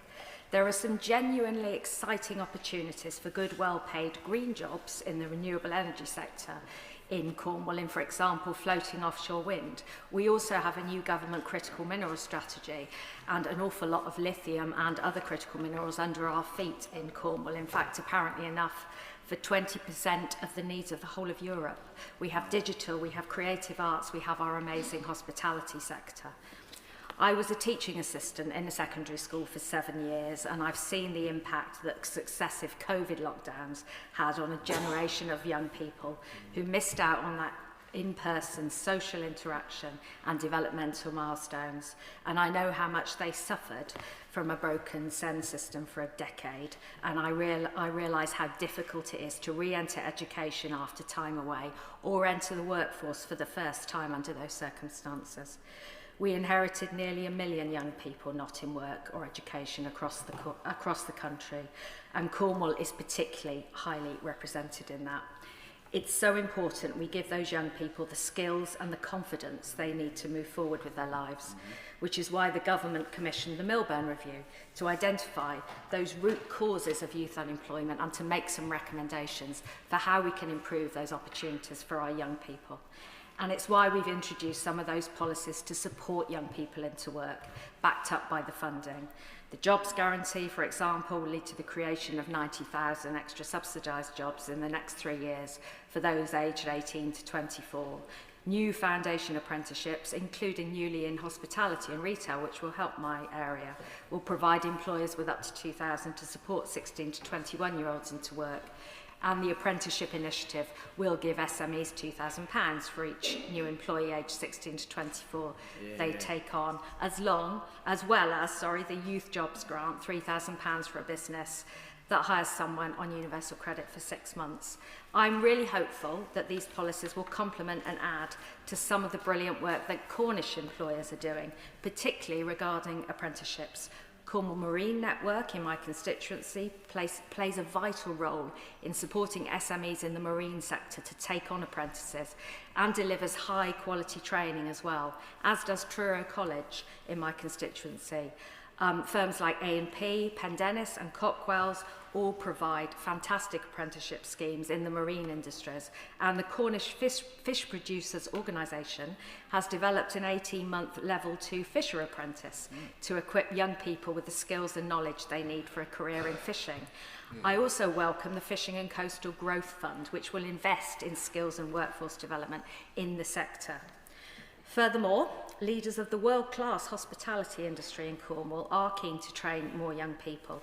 For many Cornish young people, a job in a pub, cafe or restaurant provides a valuable introduction into the world of work, but it can also lead to a good career in hospitality. Cornwall is perfect for a pilot of the new foundation apprenticeship. I'm also pleased the government's transforming the apprenticeship levy into a new growth and skills levy. Some of that levy money could maybe be used flexibly as training for employees in the hospitality sector and others who support apprentices, or on funding some of those skills courses at FE providers such as Truro College in my constituency, or even looking at the way some of those apprentices are funded. But this is not only about supporting young people in their teens and in their 20s. We need to, and we are also taking steps to improve the lives of children from their earliest years, ensuring that a child's background doesn't dictate their chances or leave them struggling to catch up. And I'm really proud that this government has introduced free breakfast clubs, state nurseries, 30 hours of funded childcare from the age of 9 months, free school meals and Best Start family hubs, which are a start to replacing Sure Start, which was such a transformative thing for our families. A number of times when I knocked on doors in my constituency and I met women about my age who were accountants and had a variety of jobs who said without Sure Start they could never have retrained, they could never have got that help. It was absolutely fundamental. I would. Thank you, Madam Deputy Speaker. Is my honourable friend aware that there's very good research to show there's £1 invested in early years education is worth £16 invested later in a child's life? And does she agree with me this is a very wise investment by our government, and it's taking forward both the economy but also supporting families in a very meaningful way? Jane Kirkham. That makes perfect sense, and to be honest I think that early years in education is pretty much the most important thing that any government can do and any government can focus on. I'm so proud that that's what we're doing. The King's speech includes legislation to enable the delivery of this government's much needed SEND reforms.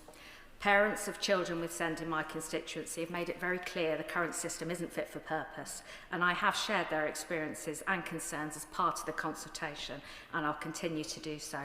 If young people can't access education because their needs aren't met, it can become harder and harder to get into work and get back into society later on. I recognise that right now, for some people, the barriers to employment, education and training can feel insurmountable. This government is trying to take meaningful steps to remove those barriers and invest in those jobs, skills, apprenticeships, reform and prioritise early years and address some of those failures in SEND provision. Taken together as a whole, moving forward, these measures represent a real commitment to our next generation, which I'm hopeful will benefit young people in Truro and Falmouth, in Cornwall and across the country. Marie Goldman. Thank you, Madam Deputy Speaker. As the Member of Parliament for Chelmsford, I'm proud to represent a city with a breadth of businesses, industries and educational institutions that do so much to support people from all backgrounds into employment. On today's theme of getting Britain working again, over recent months I've held several roundtables with local small businesses, from independent restaurants that serve as important community spaces to local shops that provide high-quality, high street-based alternatives to major multinationals. These businesses face many challenges, but I'm concerned that the government's proposed solutions outlined in the King's speech fall far short of where we need to be. At the end of last month, I hosted a roundtable with Chelmsford businesses in the construction industry, and here I must declare an interest, Madam Deputy Speaker, because for many years I've run small businesses in the construction industry working as a specialist subcontractor. We've been through good times and bad times. I know that the incredibly tight margins that the industry often works on are difficult to work with, and the huge temptation that there is for main contractors desperate to win work to overpromise and underdeliver, and with some of the most unscrupulous ones relying on putting their subcontractors out of business at the end of a contract through non-payment, delayed payment or ridiculously long retention clauses, hoping that avoiding paying a subby will keep the main contractor afloat. So I welcome the proposed introduction of legislation to tackle late payments, and hope in so doing that the government will listen to all of those across the industry at all levels to understand the imperatives and the complexities of this.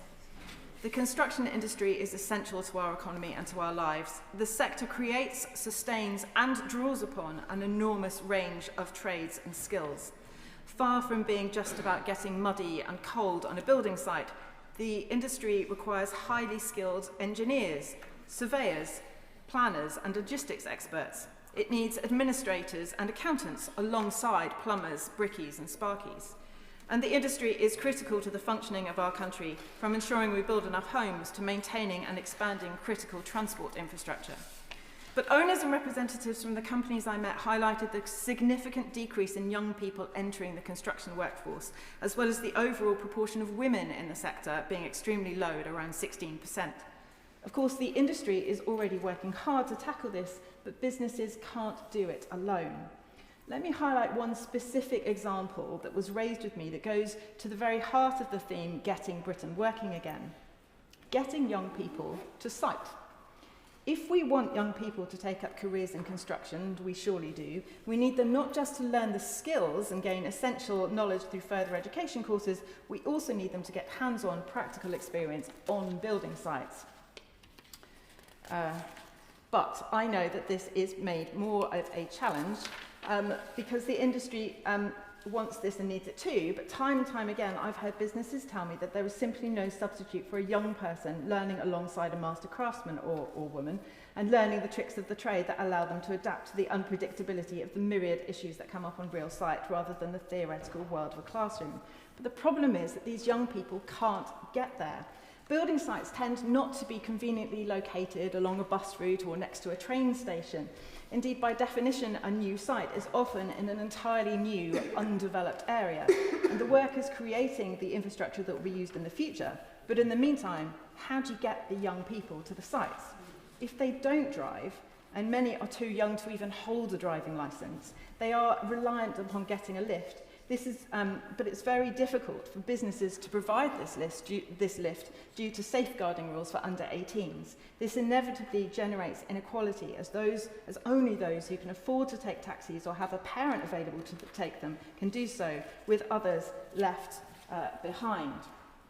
Now, I'm in no way saying that we should scrap safeguarding, but this is the kind of practical issue that businesses tell me directly that they need help with, perhaps in the form of grant funding for transport for young apprentices or those on work experience. But we also need to start earlier in inspiring young people to consider a career in the construction industry. And this is where education must play a key role, because how can children choose a career if they don't have a wide view of what's available to them? I'd like at this point to highlight the fabulous work done by Chelmsford City Council in my own constituency, who for many years now, under Liberal Democrat leadership, have been running a skills festival every summer for Year 8 pupils. It's called a festival because that's exactly what it looks and feels like. But instead of the marquees and tents being filled with music artists or stalls selling merchandise and pop culture paraphernalia, they are packed with interactive stands from local Chelmsford and Essex-based businesses and other organisations, usually with hands-on activities for these 12 and 13-year-olds, and hopefully encouraging them to consider choosing the GCSEs that they haven't yet chosen in Year 8 in the coming months that would fit well with what they now see in front of them. But this isn't just about broadening the horizons of children, but also about strengthening and deepening the knowledge of their teachers and their schools about what's out there so that they can support the children going forward. The feedback from Chelmsford Skills Fest, as it's known, is fabulous, with many parents commenting afterwards that they have never seen their child so brimming with enthusiasm for something. And this is a direct quote from a parent, so enthusiastic was their child. This was actually about town planning, that they'd never considered it before. I mean, you know, it's pretty inspirational to hear that, right? Madam Deputy Speaker, this kind of inspirational, collaborative and innovative, which I can't say, activity, this is the sort of thing that I would like to see and suggest that we need to see right across the country, learning from Chelmsford's example and experience. In short, if we want to get Britain working again, it can never start too early, and it must start with supporting children. Indeed, it's these practical solutions that would offer young people from diverse backgrounds the opportunities to experience and begin successful, challenging and meaningful careers in crucial sectors such as construction. I'd like to turn quickly to health. On health, it's clear that we can't get Britain working again if we can't get Britain healthy again.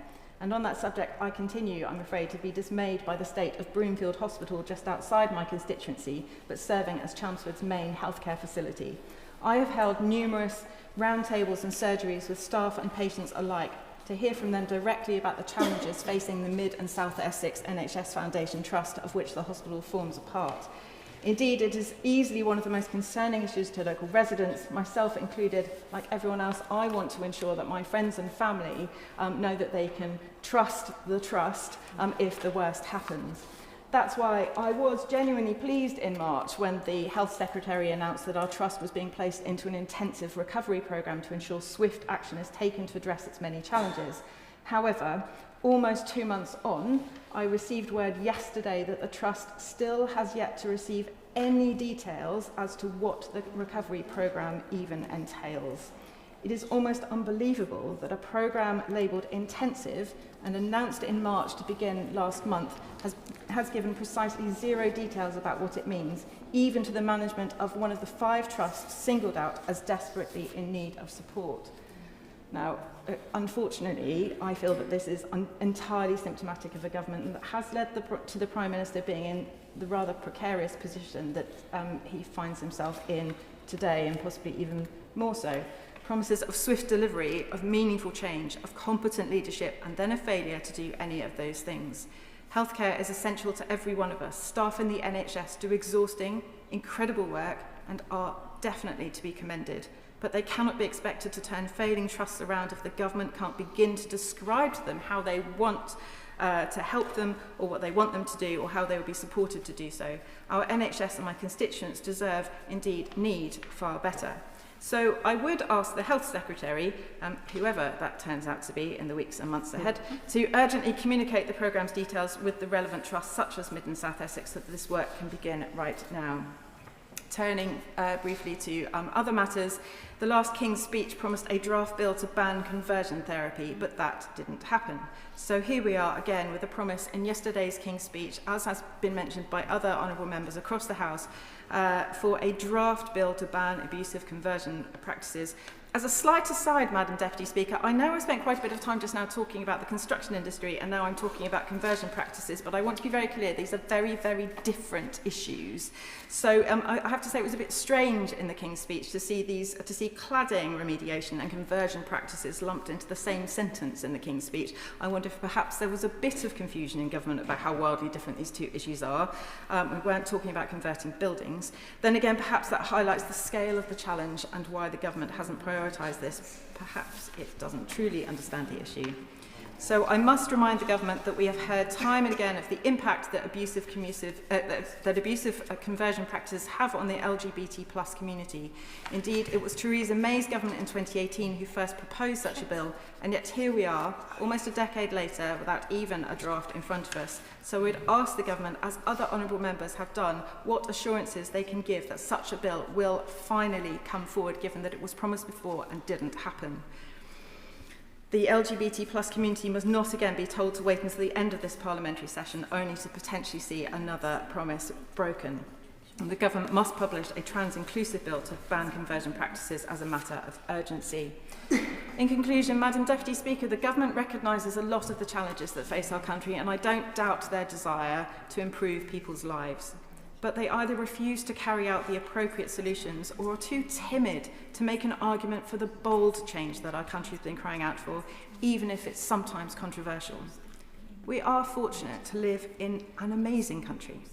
We have wonderful people, world-class skills and expertise, globally admired institutions and businesses, a deep history built on the principles of fairness, tolerance and inclusivity, and enormous potential to lead the world in so many ways, politically, economically, morally.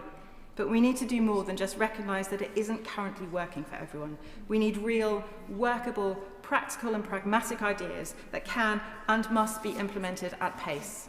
We on the Liberal Democrat benches want this government to make positive changes. It matters for us and our constituents that they do. So I would encourage them to listen to the calls of Liberal Democrat members who are willing to work together to achieve those positive changes that we need to reduce inequality, increase economic security, and ultimately see off the politics of hatred and grievance.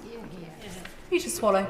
Thank you, Madam Deputy Speaker. And let me start by just declaring that I am the chair of the All-Party Parliamentary Group on Schools, the chair on the APPG on Social Mobility, and the chair of the All-Party Parliamentary Group on Classics. I welcome the ambitious agenda set out yesterday, a King's speech which places working people at its heart, an agenda which builds on our promises to deliver a safer, stronger and more prosperous country. It's an agenda which will get Britain working and break down the barriers to opportunity, both for our country on the global stage and for every young person within it. Opening up new opportunities for growth and for trade is a vital part of this government's commitment to working families, because it's vital that my constituents not only hear about the change we're delivering, but they also feel it in their pockets. And so the Prime Minister is right when he says that a stronger relationship with Europe is in all of our best interests. Our European neighbours are our closest friends and allies, and greater opportunities on the continent for our businesses and for our young people can only mean a more prosperous country, with more opportunities for all. It does not make sense to be so fixated on an ideology that you can act against the interests of your nation and reject the opportunities on your doorstep. And we're hearing some of that being chanted from the front bench opposite. For those lining up to cry Brexit betrayal, I would simply remind them that the Leave campaign never promised we would be completely isolated from our closest economic and defensive allies. In fact, they promised quite the opposite. Exactly. A closer relationship with Europe means a safer, stronger, more prosperous Britain at a time that has never been more important. And youth mobility offers brighter futures for our young people. I'm proud to support the government's clear leadership on this. Absolutely.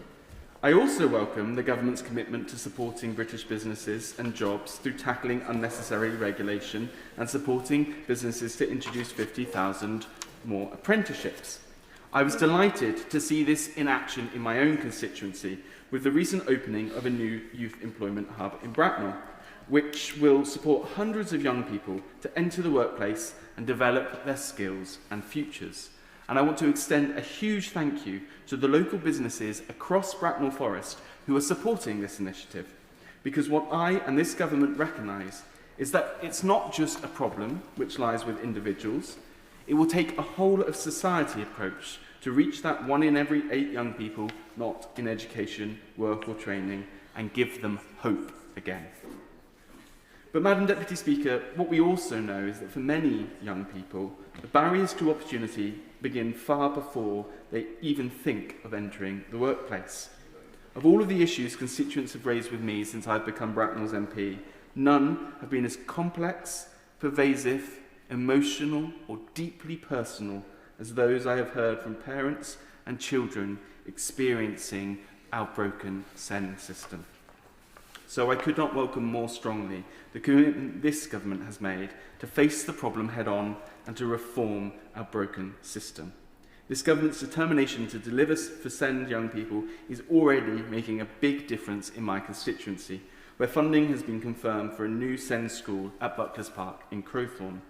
The school was promised but never funded under the previous Conservative government. But this government is ending the years of empty promises and is not only investing in the services families so badly need, but getting on with the work we were elected for and rebuilding them so they actually work. My only ask, and I know that the SEND Minister, who is in her place and always listens very attentively on this issue, she knows what I'm going to say. My only ask is that we build it as quickly as possible, because as she knows all too well, and having visited my constituency, she knows this in Bracknell but also across the country, there are very many young people who need us to act as quickly as we can to get them the places in mainstream education and in specialist provision that they so badly need.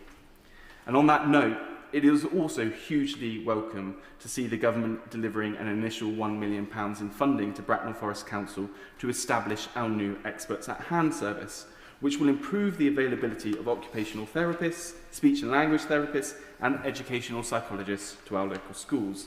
I was delighted to get an update on this new programme earlier this week. I know that many parent carers are concerned about the need to train more practitioners, a challenge I know that my honourable friend recognises too. So I hope we can set out an ambitious but deliverable workforce plan as soon as possible to make sure this new service can make the difference it is intended to do. Recently, I hosted a meeting with parents in my constituency to discuss the SEND proposals. There was no question amongst those who attended that the system is badly in need of change. But where parent carers did raise concerns was around ISPs having the right safeguards to ensure that every young person gets the support they need.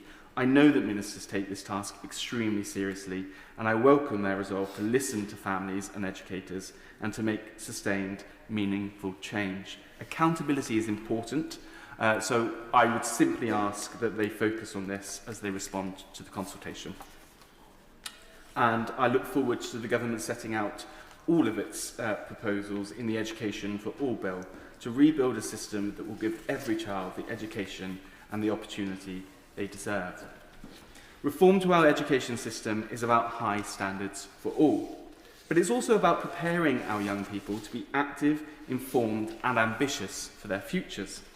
As a former teacher, I know that young people have much to contribute to our political and civic life, and I wholeheartedly welcome the plans set out by this government to extend the right to vote to 16 and 17-year-olds. As chair of the APP for Schools, I have been leading an inquiry into votes at 16 and how we can ensure schools are supporting young people to engage in our democracy, and I'd like to thank the Democracy Minister for attending one of our evidence sessions. We've heard from a wide range of young people, educators and civic organisations, and the message has been clear. This is the moment for a wider reflection on our education system and how it serves all of us in areas of civic life, not just in the classroom, but actually across society. The success of votes at 16 will not just be reflected in how many young people vote, but also how they feel about their experience of voting, and the tools that are available to support them to exercise their right to vote. I welcome the work already being undertaken in this area, including the Curriculum and Assessment Review and the Schools White Paper, and I urge ministers to grasp the opportunity to embrace a fully cross-departmental approach to delivering this policy, so that our young people develop the skills employers are crying out for, the skills which will empower them in every area of their life, and frankly, the sense of belonging that I think is so important for everyone to feel that they belong to, contribute to, and are part of this United Kingdom. Madam Deputy Speaker, this government is fixing the foundations of this country. A quality education and secure employment are the gateways to opportunity, but so too is having a safe and decent home to live in. Too many people are denied this, stuck in insecure, impermanent accommodation and on long waiting lists for social housing simply to find somewhere suitable to live. We've already done a huge amount to tackle these injustices with our Renters' Rights Act. I'm proud that Bracknell's history as a post-war new town shows what ambition a Labour government can have when staring in the face of a housing crisis. A point made eloquently by my honourable friend, the member for Harlow, yesterday in seconding the King's speech. And let me quickly just put on record that as proud as he is of Harlow, I am of Bracknell. A boast I know that everyone in this house will know is quite a big boast given how supportive he is of Harlow. So I welcome the announcement of a social housing renewal bill, including measures to protect our vital social housing stock and to introduce greater protections for tenants in instances of domestic abuse. I'm pleased to see the government is proposing reforms to tackle disposals, but I'd like us to go even further on this, so local authorities are not just informed, but must approve of any disposal of valuable housing stock. When we have so many families waiting on our waiting lists, I think that is really very important. The Social Housing Renewal Bill will ensure the investment and reform needed so that the great legacy which made Bracknell and other new towns what they are today can belong not just to Labour governments past, but equally to this government today. And very finally, Madam Deputy Speaker, I want to touch on something a bit more personal but no less important. There is no place in Britain, in the Britain I know and I love, for abusive conversion practices to continue. The promise we made to ban them is a promise we must keep, and I offer my full support to the government's plans to bring forward draft legislation to do so in this parliamentary session, and it is right that this ban will be fully trans-inclusive. The British people elected this Labour government to deliver change. In my maiden speech, I emphasised that that would not be easy or necessarily always happen as quickly as we would like. Transparently, this week has demonstrated the truth of those words far more than I would have liked. So let me simply finish with this promise to the constituents who put their faith in me and sent me to this place to represent them.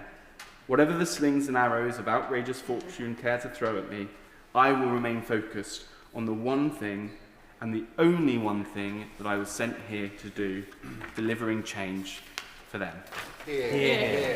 Caroline Bowden. Thank you, Madam Deputy Speaker. It is a real pleasure to speak in this King's Speech debate, which is my first in this chamber, as last time around I was sat on my own in a hotel room on the South Bank with COVID, warmly shared as a welcome gift by a lovely new colleague just after I entered this place. After the local elections results last week, it is very clear that the country has spoken. People right across this great nation are deeply, viscerally disappointed in the performance of this government since the general election 2 years ago. A government that came in with such promise and such a huge majority that they could have done anything they wanted. They could have swung into action on day one, giving people real hope, with real commitment to turbocharge the economy, clean up our dying and degraded natural environment, and to provide the truly affordable and social homes rather than more £1 million new builds as we see carpeting South Devon. Instead, 2 years on, people are struggling to pay their bills. Young people are failing to find their first job.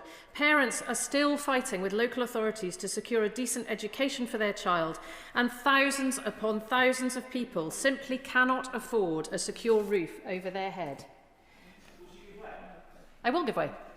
Grateful, and the honourable member knows how fond I am of her, but I just wanted to ask, how can she possibly in one voice condemn building new homes and in the second, in the same sentence, suggest that there is an issue where we don't have enough homes for young people to live in? Yeah. It simply can't have your cake and eat it. Yeah.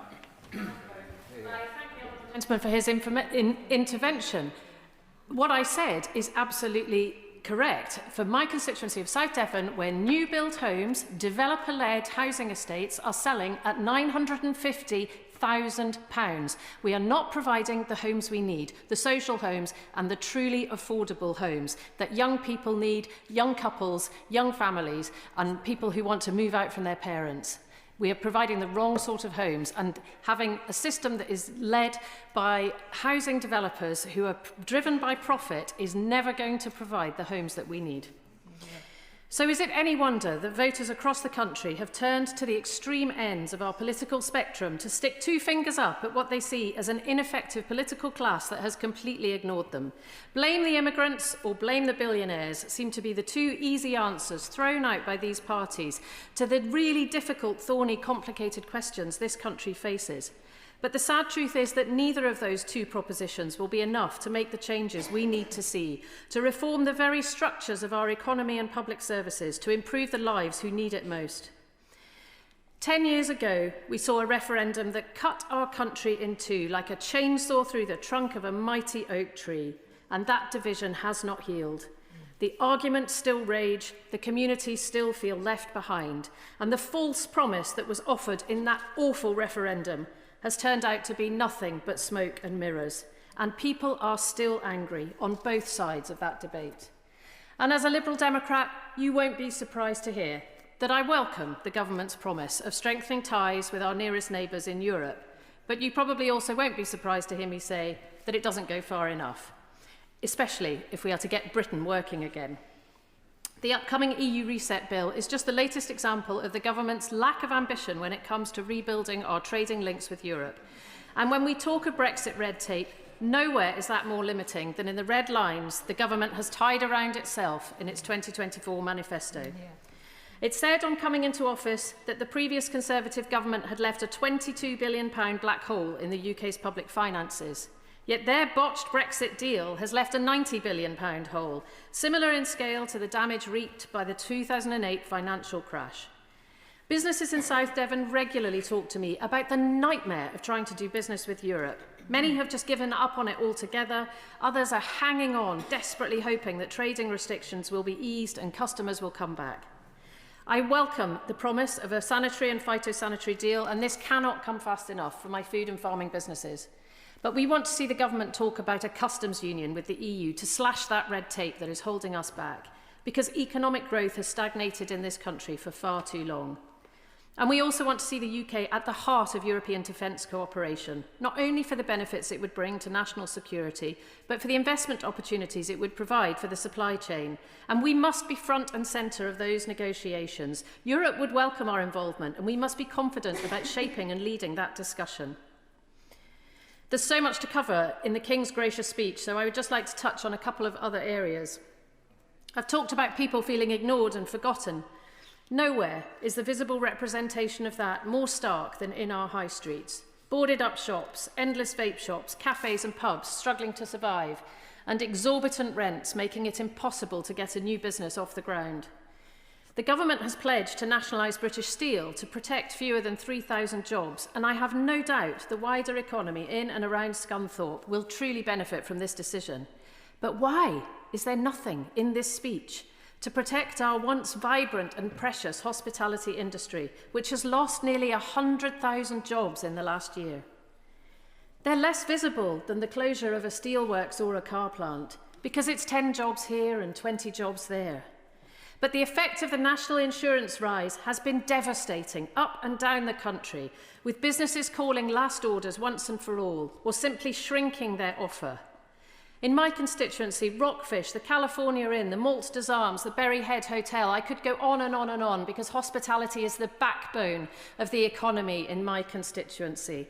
Cutting staff hours, choosing not to employ extra staff, closing 2 days a week so they can manage on one exhausted chef rather than employing a second, with the owner of the pub having to step into the kitchen when the chef has a few precious days off. This death by 1,000 cuts is having a devastating impact on youth employment and part-time jobs. The jobs that so many people rely on to combine with parenting or caring or studying. And let's not forget that every teenager who gets a job washing pots or waiting tables is learning valuable skills, skills that will take them forward in the job market for years to come. As the Secretary of State said earlier today, this is about the story of their lives, and I was pleased to hear his passion for supporting young people into work. But youth unemployment now stands at around 20%. That is utterly shameful. 1 in 5 of our young people unable to even get a start in the workforce. The new Small Business Protections Bill is laudable, but it falls far, far short of a proper plan to protect small businesses. We're disappointed that the government has not listened to our plan to scrap the national insurance rise, reform business rates and prioritise a high street revival. As a South West MP, there is a list of bills I would have loved to see in the King's speech, which is sadly missing. And yet again, the rural South West seems to have been sadly ignored. £45 billion for Northern Powerhouse Rail, but not a word about boosting vital bus services across the villages of the South West. If we're going to get people working again, we have to get them to work. And if there are no buses, they cannot get there. There was nothing on boosting digital connectivity for hard-to-reach areas. I will give way. Because I do hear what she's saying, and we have exactly the same challenges in my rural community where people can't get to job interviews and can't get to jobs. But we passed a Buses Act in the last session. She's missed the bus. I thank the Honourable member for his intervention. We don't have a mayor in Devon, so we miss out on a lot of the benefits of the legislation that was passed. I have loads of villages that don't even have a bus. So talking about bus fares is completely irrelevant when there is literally no service. How are young people supposed to get to college or work or get opportunities if they literally can't get out of their village? Absolutely. And there was no legislation to require banks to offer a minimum service guarantee to their customers. Lloyds Bank made nearly £7 billion in profit in 2025. Yet they close branches with impunity, and the government's promises to address the lack of banking services has led to nothing so far. But there are some things I would like to welcome in the King's speech. I'm pleased to see the government pledge to finally break the link between gas and electricity prices, something that is vital in a country that depends more heavily on gas than many of our neighbours. An investment in homegrown renewable power is also welcome, but we want to see the focus on solar on warehouses and car parks, not on prime farmland. And we want to see stronger community benefits from new renewable infrastructure, empowering communities with the right to buy and sell community energy locally. And talking of farmland, this leads me to a devastating omission from the King's gracious speech. Not once was the word nature mentioned in this speech. And as my honourable friend, the member for South Cotswold, so beautifully laid out last night in her response, probably something the King himself was disappointed to see. Where is the desire to protect our green spaces, to prompt a revival in nature, to restore our ancient forests and our peatlands, and to clean up our dirty rivers and waterways once and for all? We live in one of the most nature-depleted countries in the world, and yet it is not a priority for this government, despite all the benefits that nature brings to the health and well-being of people. And if we truly want to cut the NHS bill, then this would be a really good place to start. The new water bill is welcome. We have long called for Ofwat to be replaced by a regulator that actually has some teeth. But until the government addresses the elephant in the room and looks at the ownership of the water industry, nothing will really change. No one should be making a profit out of water, something which is so vital not only to us as humans, but to the health of all our planet's ecosystems. We have long led the campaign in Parliament against the sewage scandal, tabling 44 amendments to the Waters Bill, none of which the government or Conservatives accepted. They must do more. And lastly, I'd just like to mention the Education for All bill. We all know our support for children with special educational needs is broken. So I welcome this government's commitment to tackle it. We urgently need this reform. And as the school spokesperson for my party, I will scrutinise every line of this legislation when it comes before the House. So I will no doubt have time to say far more about it than I will today. But let me just say this. We must build a system that is designed around the potential every child has and that works to their strengths, noticing their gifts and their talents and what they can achieve given the right support. We must stop judging them by their limitations, ostracising them, separating them from their peers and causing lifelong damage to their mental health and confidence. The reforms to send must be done with children and parents at its heart, with open, honest consultation with families, and a serious commitment to invest the money needed in our educators and our schools so that they can rise to the challenge and truly build a more inclusive system that works for every child, from those facing the hardest of challenges to the lucky and blessed high achievers among them.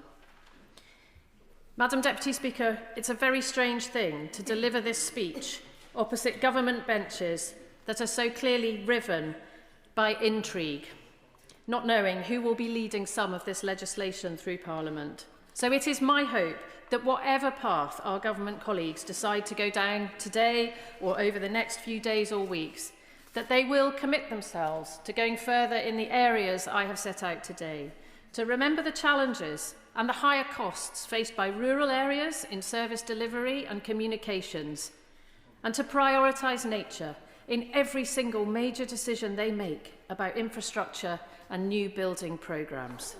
Think bigger, think bolder, think greener for the benefit of everyone. Thank you. Hear, hear. Before I call the next speaker, can I please gently remind members that we must not make reference to the monarch having particular views. So, Jan Joseph. Thank you, Madam Deputy Speaker. It is a pleasure to be called to speak in this debate. I had the privilege of making my maiden speech during the last King's Speech debate. Since then, I'm proud to have supported 50 pieces of legislation that are helping to build a better Britain, deliver positive change for working people, and crucially, give my constituents hope for the future. Madam Deputy Speaker, I will not list all 50 today, but I do want to reflect on some of the changes that I believe demonstrate the positive direction of travel this Labour government has set and help Britain working again.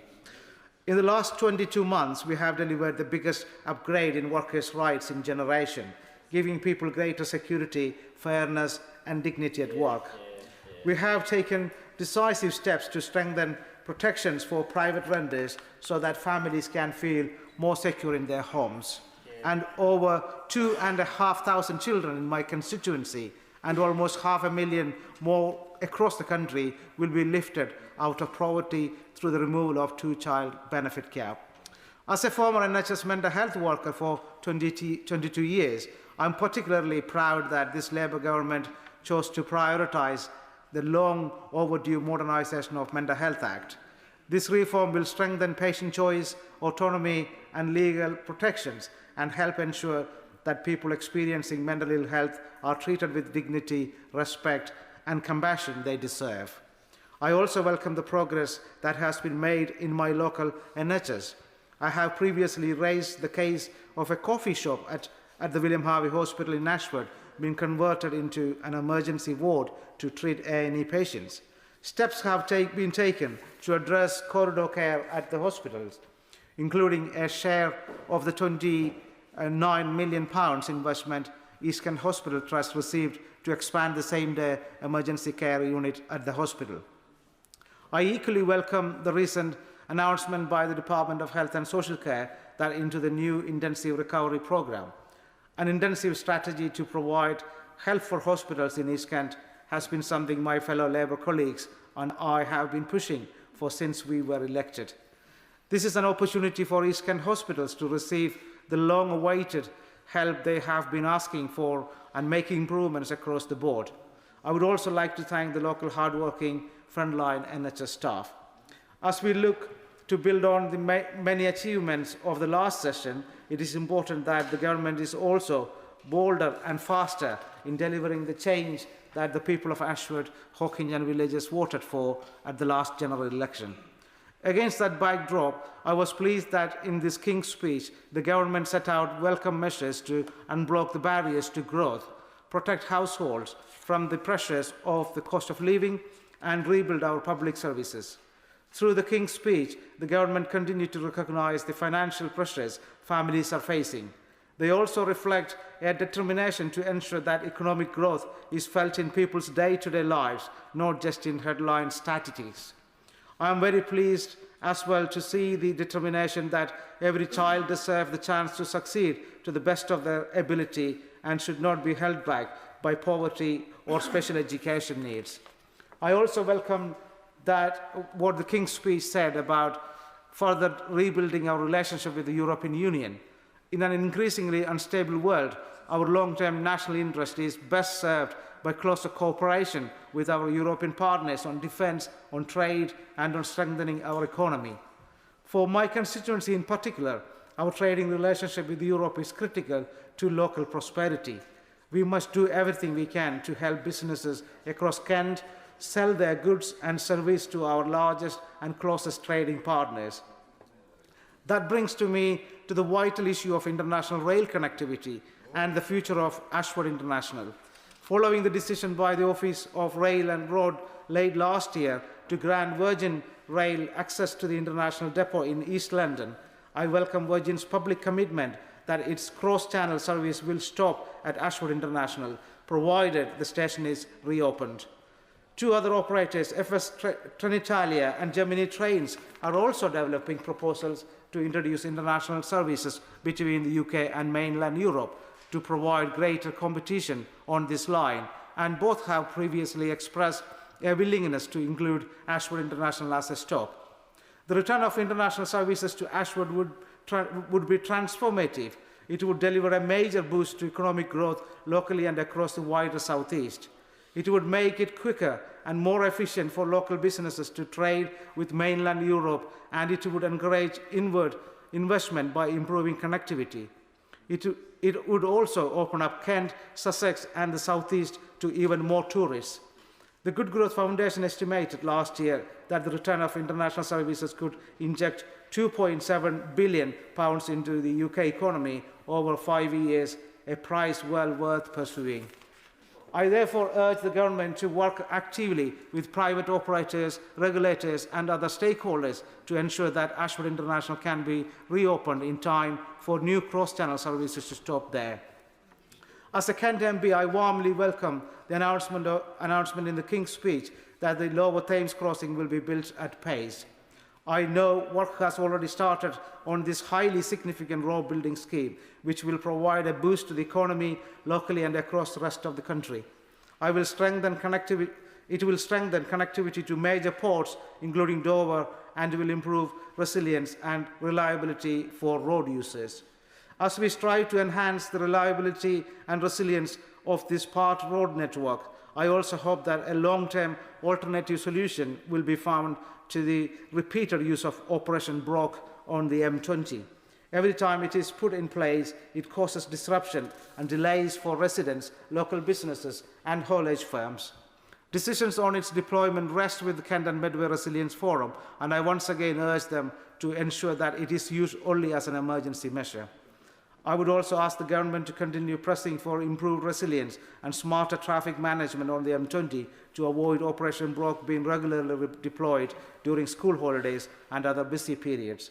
As I conclude, I want to mention one final piece of legislation that I am pleased to see return in the King's speech. Having recently served in its Bill Committee, I look forward to the representation of People's Bill completing its passage through Parliament.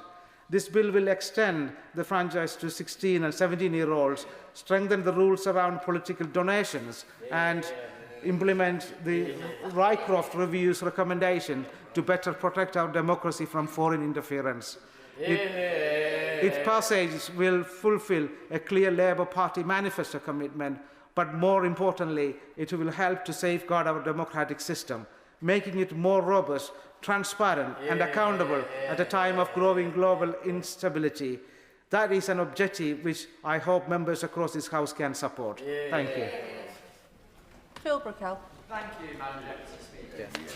Yesterday's King's speech showed, despite all the noise from the opposition benches, that this is a government determined to get its head down and get on with the job the British people sent us to Westminster to do.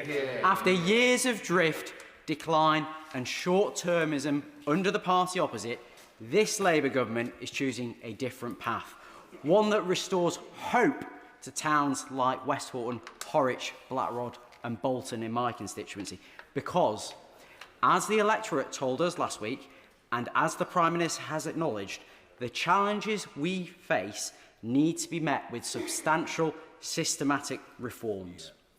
Families in my constituency are feeling the pressure of rising bills, stretched public services and insecure work, which is why I was proud in the first parliamentary session this government passed landmark legislation on workers' rights, protections for private sector renters, bringing rail back into public ownership, rolling out clean energy and achieving much-needed reforms to our policing system. This session's programme shows that the government is prepared to act with urgency and purpose to build on the good work that has already been done. And one of the most important priorities set out yesterday is ending the opportunity crisis facing so many young people and families across our country. And I'd like to focus most of the rest of my remarks on that topic. Now, for years, families navigating the special educational needs and disabilities system have felt exhausted and ignored.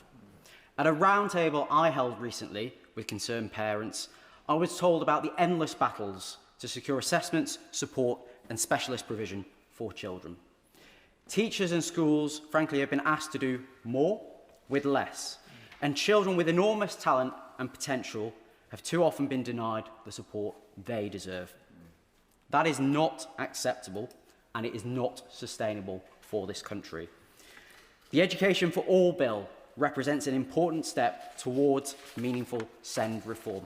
And that's vital because we on these benches believe that every child deserves the opportunity to go as far as their talent and effort can take them. Because we all know, deep in our hearts, that it shouldn't matter where children are from or how wealthy their families are.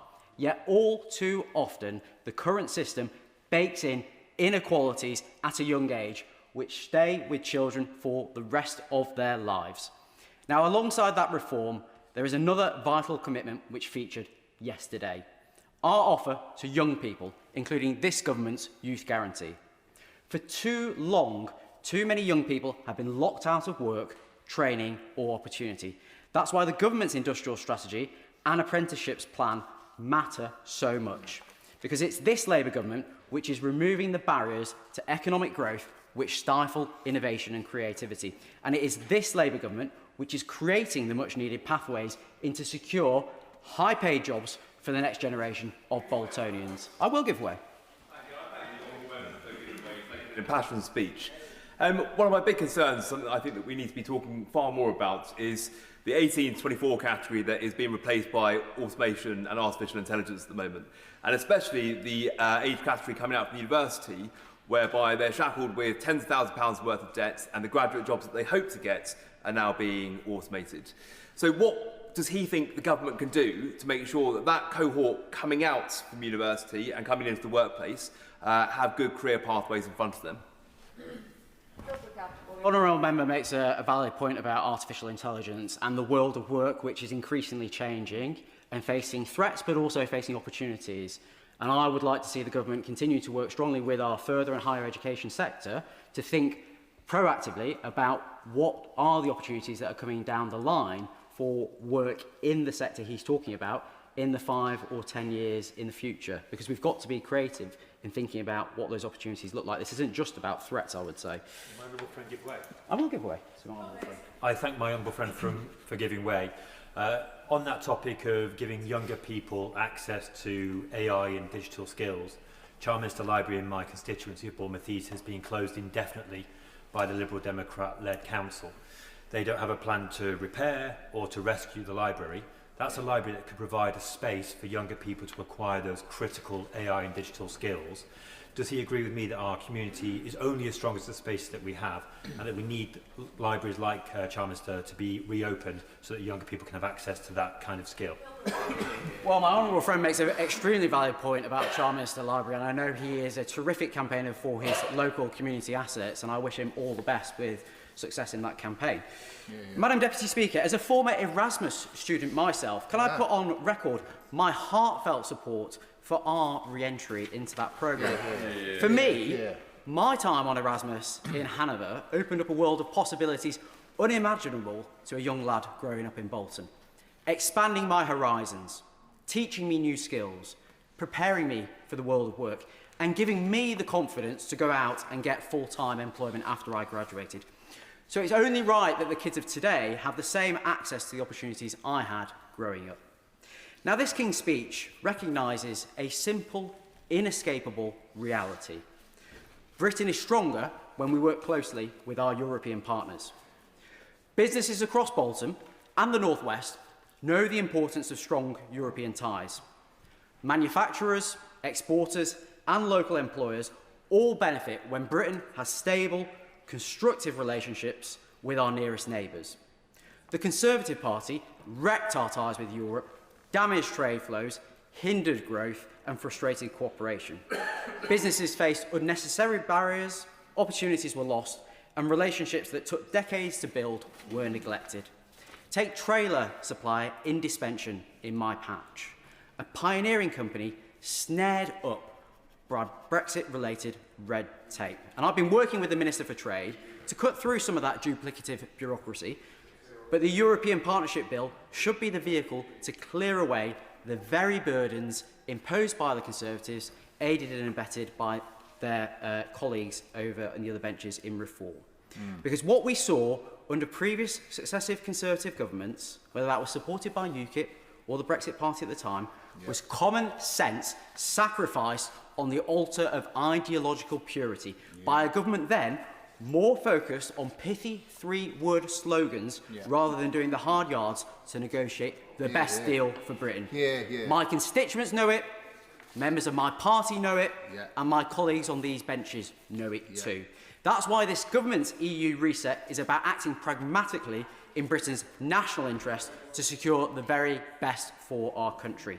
Taken together, this government's programme will build national resilience, spread opportunity and restore confidence that the future can be better for working people and their families. A Britain with stronger public services, a Britain where children in Bolton West with SEND receive the support they deserve, a Britain where young people in West Horton, in Horwich, in Bolton and in Blackrod all have the chance to succeed, a Britain with clean, homegrown energy and stronger economic security, and a Britain that rebuilds its place in the world with confidence and with purpose. There are no silver bullets after 14 years of decline. We must be honest about the trade-offs and investments required to rebuild our country. But I am proud to support a King's Speech that shows Labour is getting on with the job for my constituents across Bolton West. Thank you, Madam Deputy Speaker. I don't know if colleagues noticed, but a lot of rhetoric and rumours have been flying around Westminster recently. MPs huddled in the tea room, in the corridors, whispering feverishly. Tensions are high. And after all the anticipation, the angst, today was the day. Rumour became reality. You guessed it. Today it was announced that for the start of 2026, we had the fastest GDP per capita growth in 4 years. In Q1, the UK was the fastest of 6 G7 nations that we have data for. Reports of the economy being in demise under the stewardship of my right honourable friend, the Chancellor of the Exchequer, have been greatly exaggerated, Madam Deputy Speaker, as have reports of the political demise of my right honourable friend, the Prime Minister. The good economic news today matters for my constituents in Rugby. Economic growth matters for jobs, public services, tackling the cost of living and much more. The Labour Party is aptly named Labour, Work, a party founded to represent working people in this House of Commons. We want people to work.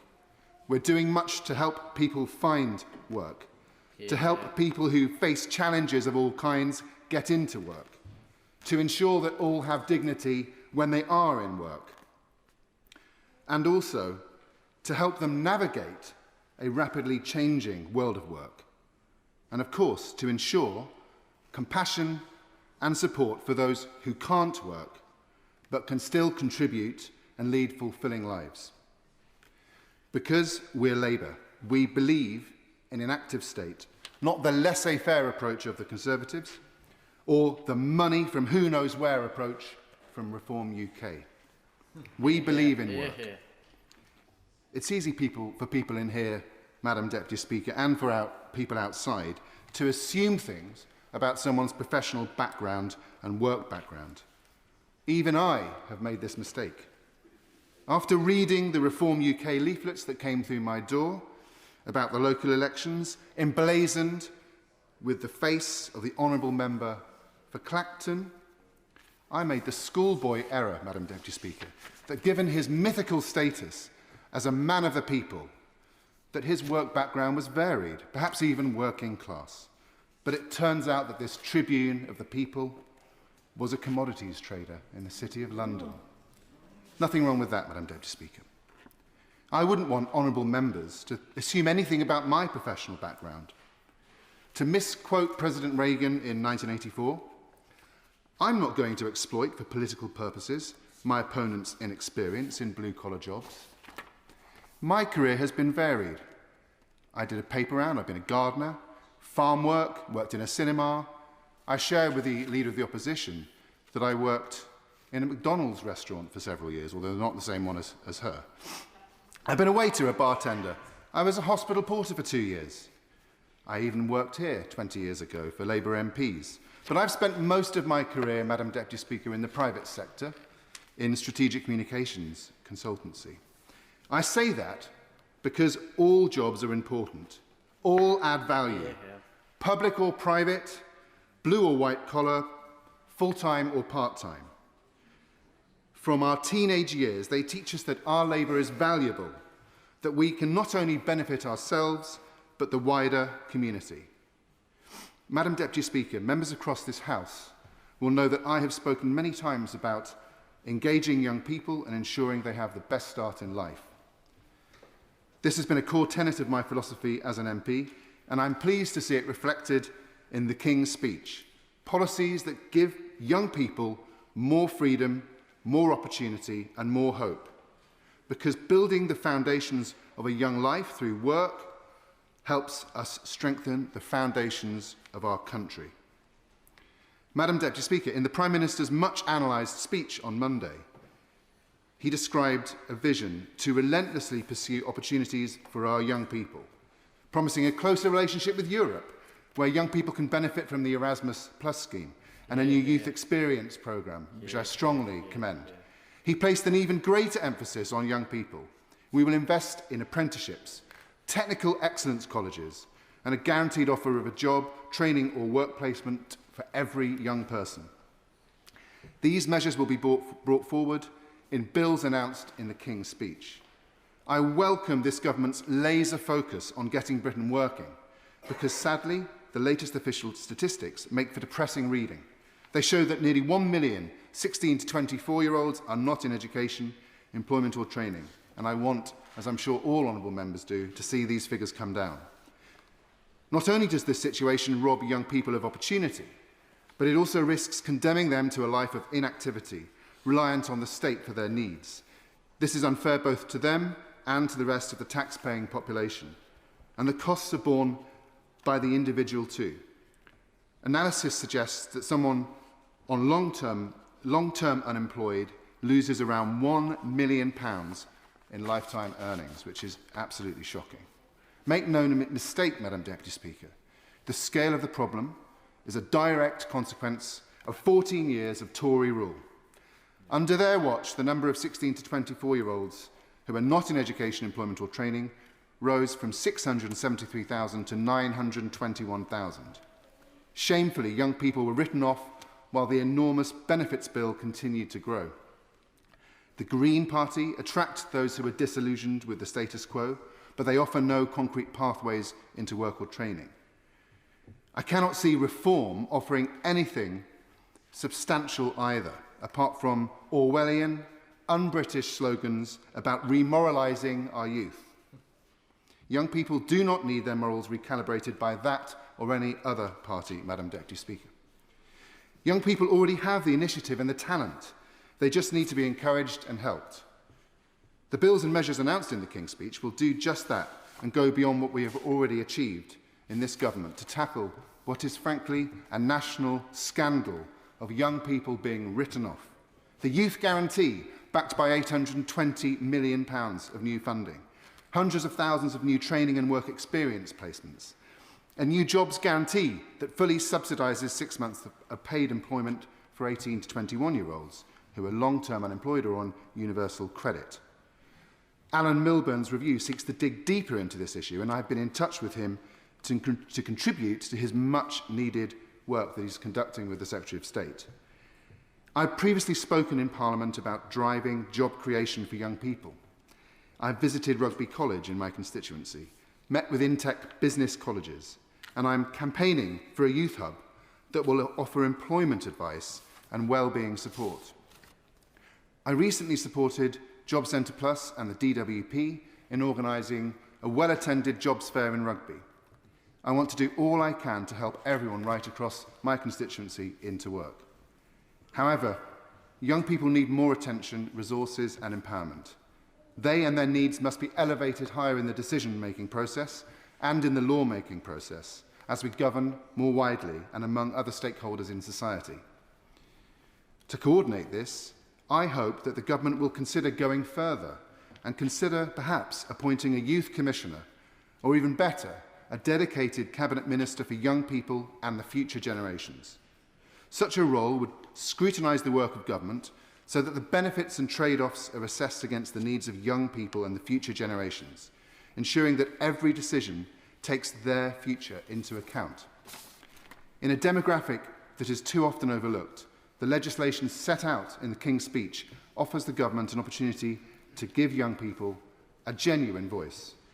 Since January last year, I've been making the case for what I call a youth triple lock, a commitment to protecting and expanding the opportunities for young people in the same way that we protect pensioners.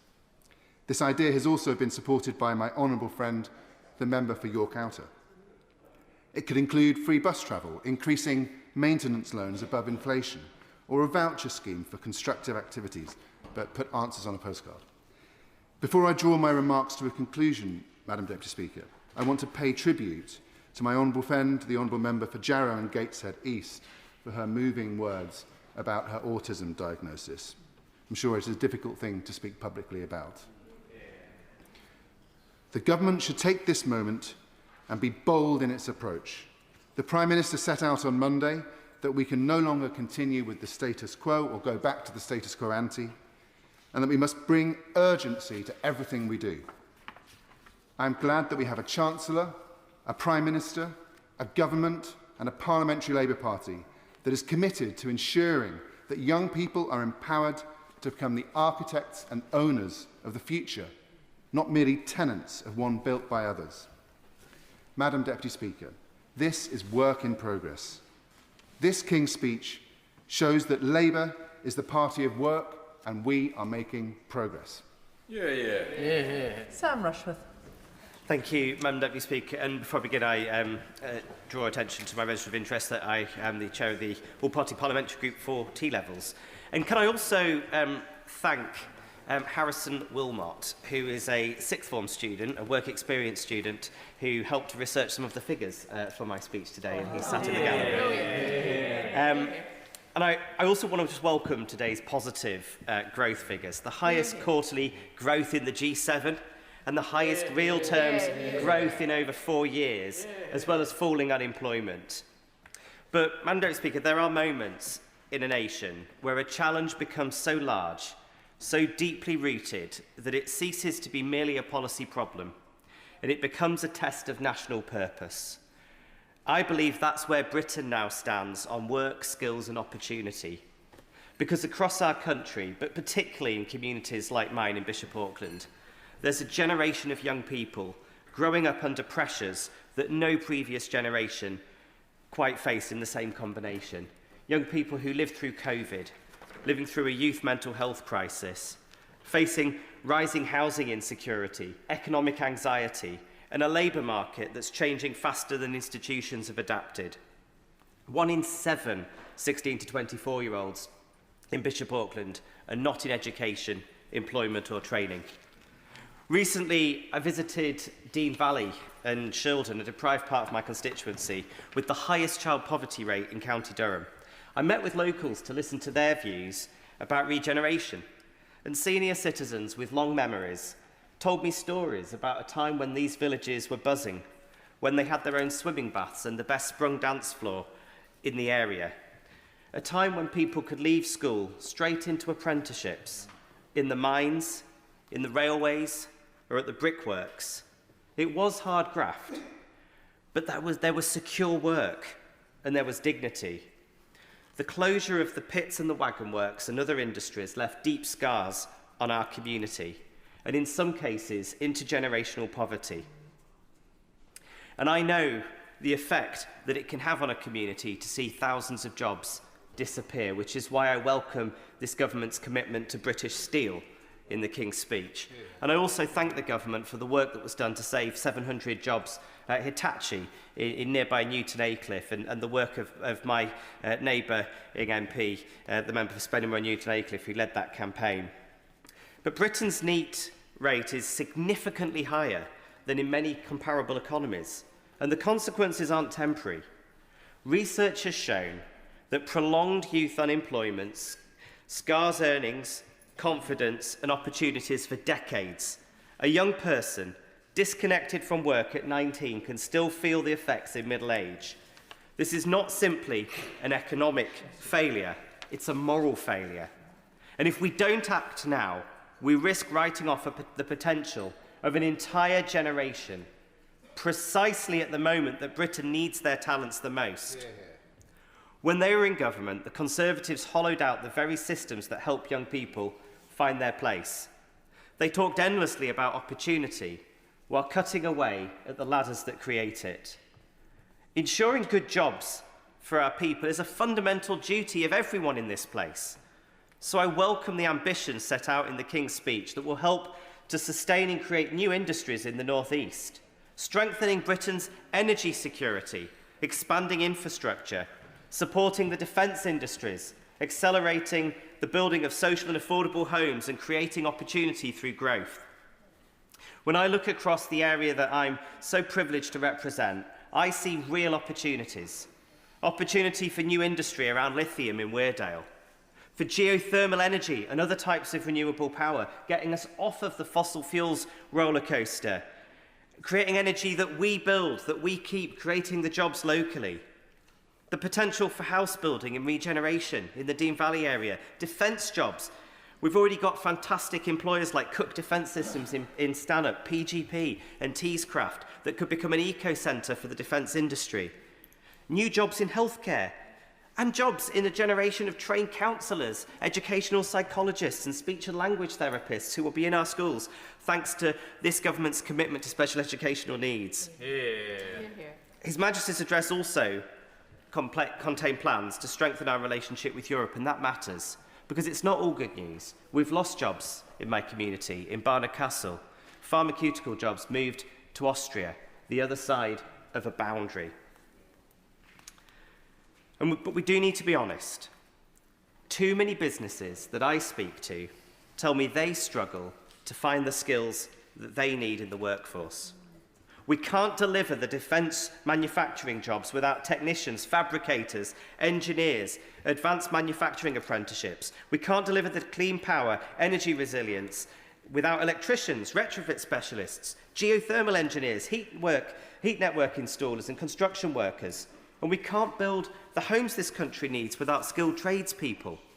We can't compete in a world transformed by AI and advanced technology if millions of young Britons are left without the skills or confidence to participate in the future economy. The great challenge of this decade is not whether good, honest work will exist. It's whether Britain will equip its people to do it. And that requires us to rebuild the skills pipeline in Britain that's been neglected for too long. And the answer is strengthening partnerships between FE colleges and local businesses. I will. Honourable gentleman for giving way. I agree with a lot of what he said in his speech. But on FE colleges, I happened to visit Richmond upon Thames College in my constituency earlier this week. And the chief executive of the group said to me this year they've only had 0.55% per student uplift in funding, despite the white paper published by this government last year promising a real terms increase year on year. That means they're not going to be able to create the places that young people need or pay the lecturers enough. Does he agree with me that's a sore disappointment from his own front bench?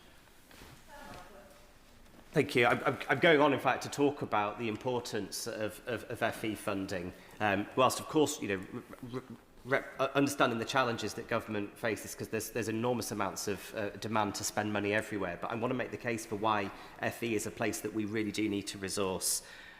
Further education colleges endured years of underinvestment. Funding per student fell 11% over the course of 14 years of Conservative government. Vocational education was too often treated as second class, and apprenticeship opportunities declined precisely at the moment that we needed them most. Between 2017 and 2014, apprenticeship starts for under-19s fell sharply, while too much of the apprenticeship levy drifted away from creating genuine opportunities for young people to enter the labour market. And at the very moment that Britain needed a skills revolution, we got drift. Now, I spent some time as an FE college teacher in that period. It was a job that I loved. I think I loved it even more than this job. In terms of the opportunity that I had to work with school leavers who had struggled and young adults who needed a second chance, teaching access to HE courses. But I left because I wasn't really earning the minimum wage. That is how it is in our colleges.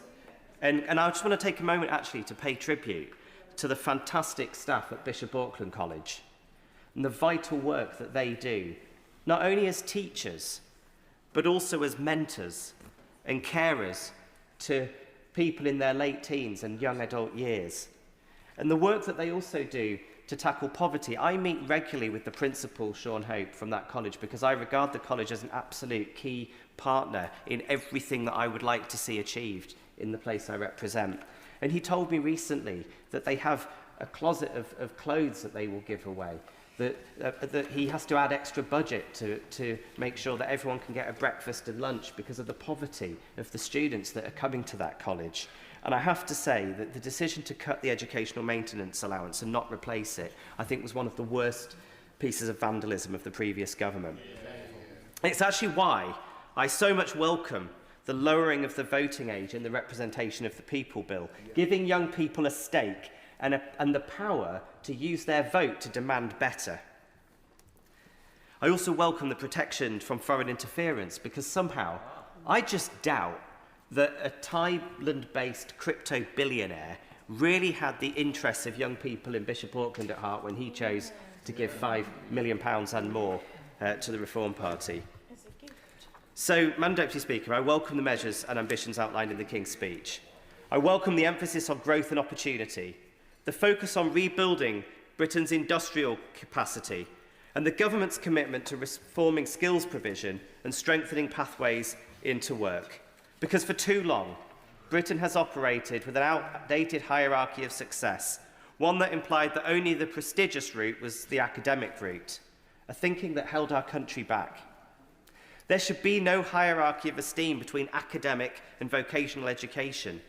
And a young person training to become an engineer or a care worker or a builder, a digital technician or a heat pump installer contributes every bit as much to Britain's future as someone sitting in a university lecture hall.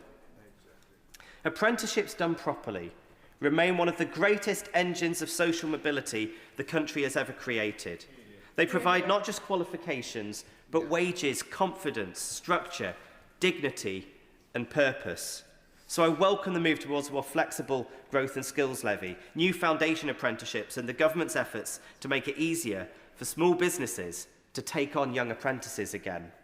However, the Association of Colleges has rightly warned that while additional in-year growth funding is welcome, colleges remain under intense financial pressure after years of rising student numbers, inflationary costs and workforce shortages.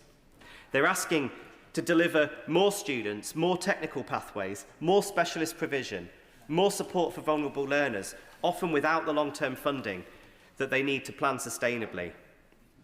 If we ask FE colleges to become the backbone of Britain's growth strategy, we must give them the resources to deliver. FE colleges are not merely peripheral institutions. They're core economic infrastructure. They train the people who will deliver the ambitions that we set out in the King's speech. And in places like Bishop Auckland, they're institutions of hope, aspiration, and opportunities. And finally, Madam Deputy Speaker, I am very grateful to him for giving way. Speaking as a former teacher and somebody who does love this job more than that one, I did love teaching. Does he agree with the Education Committee, the Select Committee, that FE colleges which are currently not exempt from claiming back VAT are at a disadvantage compared with sixth form colleges that are attached to schools that can claim back VAT, and that there is an argument to be had that FE colleges should get that advantage as well? Yeah, I fully agree with the point made, and I'm conscious of the time, so I'll conclude quickly, Madam Deputy Speaker, just by saying it would be remiss of me if I didn't also mention my absolute delight at the Education for All bill that was included in the King's Speech. And I intend to speak in the debate for that when the time comes. But also just to personally thank the Minister and the Secretary of State for what I thought was a model of how to engage both with charities, with parents, as well as with backbench MPs on that quite difficult but really, really important piece of legislation that I think everybody across the House will welcome as they see this battleground over EHCPs coming to an end and the proper resources that children need to thrive entering those schools. And let me just close where I started to say that it's not a question of whether we can afford to create opportunity for our young people. It's the fact that we cannot afford not to do so because the future of our country depends on it. Oliver Ryan. Thank you, Madam Deputy Speaker. It's a great pleasure to welcome this King's Speech. After a bumper legislative year just gone, acts like the Renters' Rights Act, the Workers' Rights Act, making a difference already to my constituents, and over 5,000 children in my area with better supported parents because of the lifting of the two-child benefit cap. When I talk to my constituents in Burnley, Padiham and Briarfield about their priorities, they talk to me about jobs and wages, they talk about bills and rents, about our towns, about why, for a long time, Britain hasn't felt like it works for them, about why young people feel written off, and about how we grow and feel the heat of growth in the chilly hills of East Lancashire. They ask whether their kids will have to move away to get a decent job, whether their NHS will get back to working properly. They ask why the old derelict industrial sites have been left sitting empty for years, blighting our communities.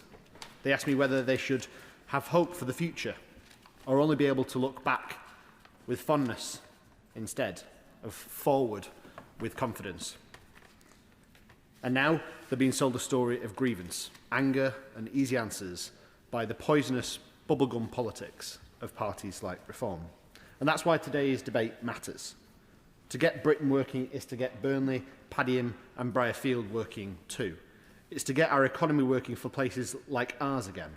After the 14 years of austerity and decline, it's to get our NHS working again, to give people the hope of decent jobs and pay and financial security again. And this work isn't done with slogans or easy answers. It's built considerately, constantly and carefully after being so quickly dismantled over the years. Well, my honourable friend, give way. I will. I thank my honourable friend for giving way. Beaufort Community Centre in my constituency has had its doors closed. Employees have been made redundant. For them, it was more than just a job. It was a team. It was a dedication to their community. Children have lost out in their early years and their childcare support, and families are having to look around to find alternative provision. Does he agree with me that our community is only as strong as our spaces, and as a consequence, the Liberal Democrats should take control of that site, reopen the doors, and provide what the community needs? I absolutely agree with my honourable friend. He is an ardent campaigner for community spaces like this, and I'm sure he is taking that fight on behalf of his residents and the users of that facility to his local council. Completely on side with them. I'm not sure how much work my endorsement does, but I wish him all the best in his campaign. Getting Britain working has to mean something real in places like Burnley, Padiham and Briarfield. Decent work, proper wages, real skills and investment in our towns to give a decent future and a hope to our kids and grandkids. And I'm proud to say that by all of those metrics, this Labour government is delivering. Not on an overnight big bang, but considered and substantial progress. In my constituency, wages are up, employment is up, public and private investment is up, funding for our schools, colleges and local council is up, while our local NHS waiting lists are down and access to care is going up. As a point of fact, Madam Deputy Speaker, 1 in 7 people were on NHS waiting lists when we took office in 2024, including my constituents. That is not a Britain working, and I'm glad to say the lists are coming down at a historically fast pace. For too long, in the 14 years of the Tories, through austerity and cuts, too many constituents felt written off, and indeed the numbers support that analysis. A big part of that came from a welfare system they built, which I believe was broken by design. People signed off and written off. Young people and graduates left on the scrap heap. Under them, the benefit bill ballooned by billions. They have no credibility on welfare reform. They talk tough when this government is in fact fixing the mess. The previous government built a system that classified 2.8 million people as unfit for work and left them there.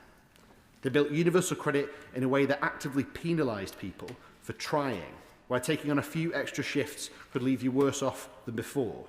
And they left disabled people and people with long-term health conditions in an impossible position, wanting to work, wanting to contribute, but terrified that if they tried and it didn't work out, they would lose the support keeping them afloat. That was not a welfare system. It was a trap and a cycle of insecurity, worklessness and despair that they perpetuated, while at the same time they demonised these people, talked tough, while their system was doing the exact opposite. So I welcome what this government is doing to change it. The right to try is exactly the right approach. It gives disabled people the legal right to try work without the immediate fear of losing their benefits if things don't go perfectly. That might sound straightforward, but for constituents I've spoken to in Burnley, people who want to test for themselves part-time work, a gradual return, something to rebuild their confidence, this can be transformative. The fear was real.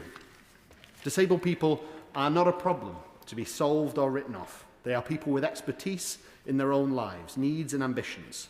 The principle of nothing about us without us has to run through how this policy is designed and implemented. And through my work, particularly as chair of the all-party parliamentary group for multiple sclerosis, I'll be closer considering that as it is.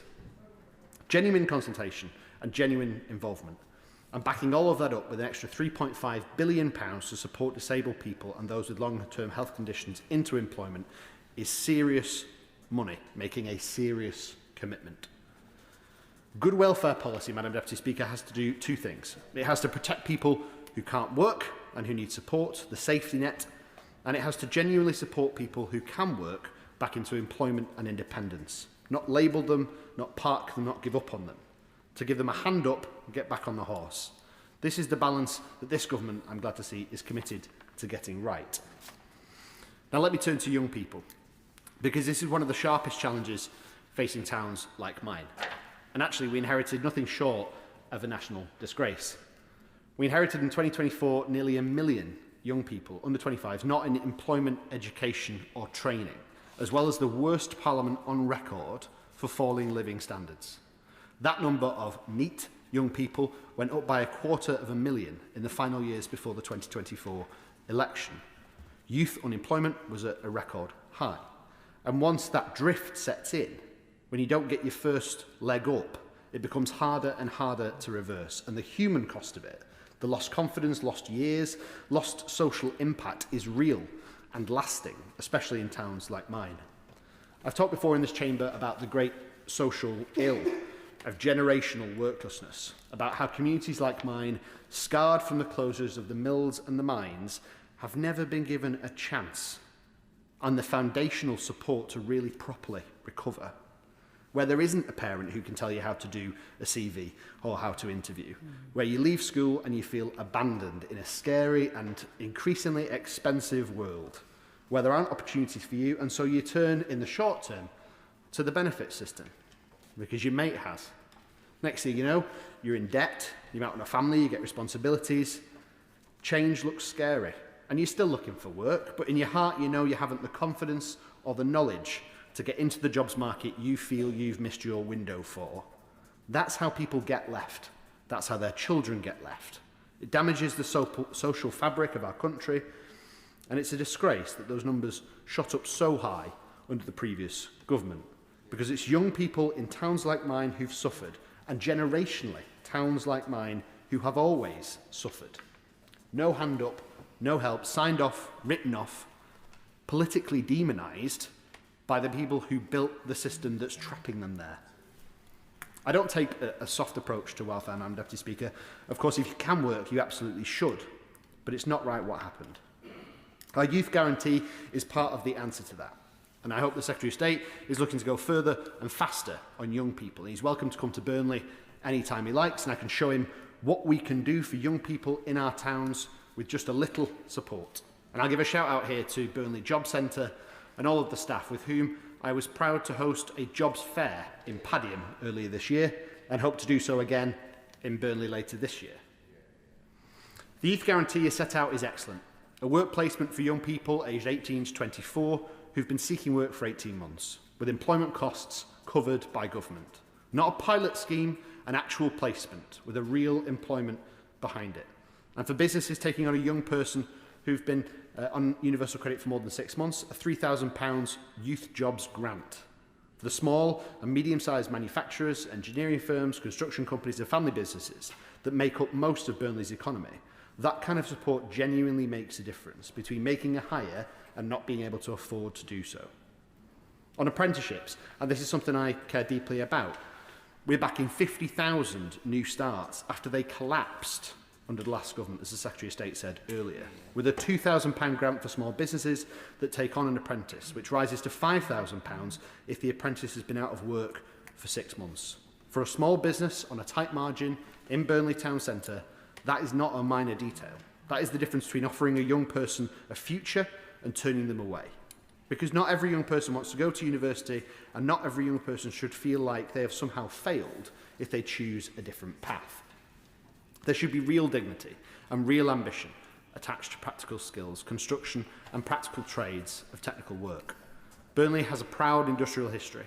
We have skilled people and businesses with genuine potential. What we have lacked for too long is the investment and infrastructure to match that potential. Under this government, that investment is finally coming, and Burnley, Padiham and Briarfield are ready for it. Infrastructure matters. Transport links across East Lancashire still hold us back. Businesses need reliable connections to Manchester and across the north to expand and create jobs locally. Northern Powerhouse Rail and stronger rail connectivity are not luxuries for constituencies like mine, they are economic necessities.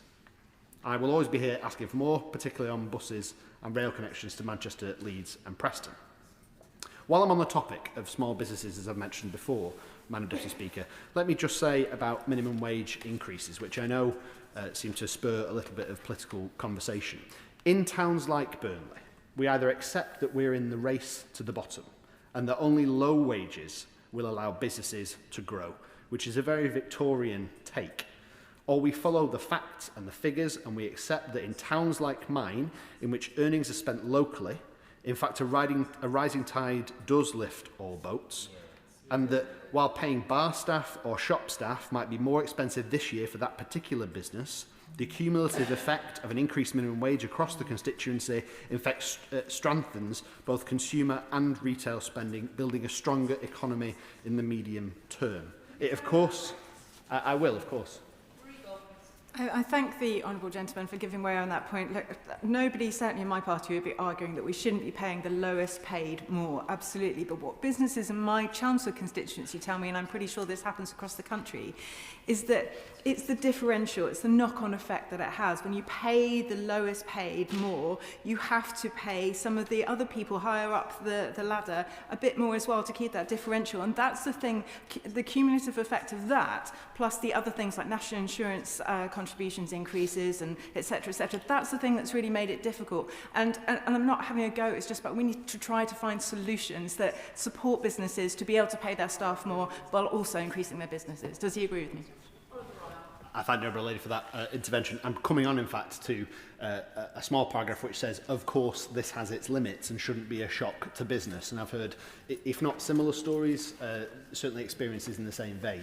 I'd probably just caution that when the debate around national insurance increases happened in this place, a good chunk of that, if not all of that increase, was then allocated to NHS spend, which has had a record historic increase under this government. I think 28, 29 billion in the last kind of financial year as a commitment. And a good chunk of that came from NI on employers. I think when you're looking at strengthening the National Health Service, asking employers to make a slightly bigger contribution to their employees' healthcare is probably more preferable than increasing the general tax take, which of course this government pledged to do in the election and hasn't done since, as we pledged. So as I say, of course it has its limits and can't be a shock to business, but a downward drive on wages in towns like Burnley hits the whole economy, even if businesses initially want it.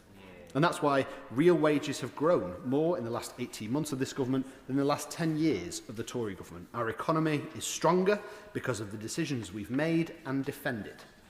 I also hear regularly from local businesses about the practical difficulties of trading with European markets since Britain lost unfettered access to those European markets. They want fewer delays, lower costs, less uncertainty. They want to get on with it.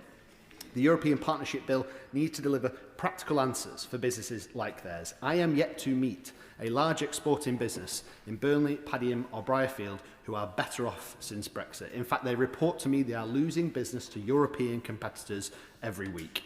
Madam Deputy Speaker, none of this can be separated from what people in Burnley are dealing with financially right now. Energy bills, food bills, fuel costs, rent. It comes up in almost every conversation I have. People want to work. They do work. But they want that work to pay enough to actually build a life. Cutting energy bills by up to 25% for manufacturers, driving forward on clean, homegrown energy, investing in warmer homes and lower bills, these are not abstract policy objectives. It's the difference between a family building something and a family just about holding something together. What people in Burnley, Padiham and Briarfield want is not unrealistic. They want decent jobs and opportunities for young people. They want a welfare system that opens doors rather than closes them. They want wages that stretch far enough to actually build something, and they want investment in towns that have waited long enough to feel confident about the future again. I think of all that derelict land in Burnley that I started this speech mentioning. The old sites behind fencing and weeds that have been sat there for the best part of 20 years, while people walked past and wondered if anybody in power had noticed. Those sites would be a good place to get Burnley working, to get Britain working, and I look forward to progressing my campaign with the Minister on these issues. Regeneration is not just about buildings, it's about whether people believe their town is moving forward. It's about whether a young person growing up in Burnley can look around and see the future there for themselves, right there, close to home, without having to pack up and leave to find it. For too long, people felt like leaving is the only option. This government's job is to change that. This King's Speech points in that direction with real intent and real investment behind it. After years of towns like mine feeling overlooked, I'm proud to stand here trying to change that. Because if we get this right, the people I represent will feel it, and they deserve to. Thank you, Madam Deputy Speaker. Absana Begum. Thank you, Madam Deputy Speaker. Madam Deputy Speaker, in 2024, the British people, including so many of my constituents, voted for change. After a decade of brutal austerity, they have desperately needed a drastic and material improvement in their living standards. The last King's Speech championed measures that have the potential to radically change the situation for people, from renters' rights to employment rights and more. And I'm pleased that this King's Speech brings forward the government's commitments to end conversion practices and giving the vote to 16 and 17-year-olds. Yet what we are not seeing is a transformative agenda that the country has been crying out for, and that which people who have always supported Labour have wanted. We have seen policy U-turns, from the winter fuel allowance to the lifting of the two-child limit, following significant political and public pressure. We have seen policies that the British public rejected just last week, from the changes to the indefinite leave to remain, and of course the continued failure to take meaningful action against the genocide in Gaza. We've also seen the targeting of refugees and migrants, Madam Deputy Speaker, and for me the Immigration and Asylum Bill is incredibly alarming in terms of the provisions that it has in it.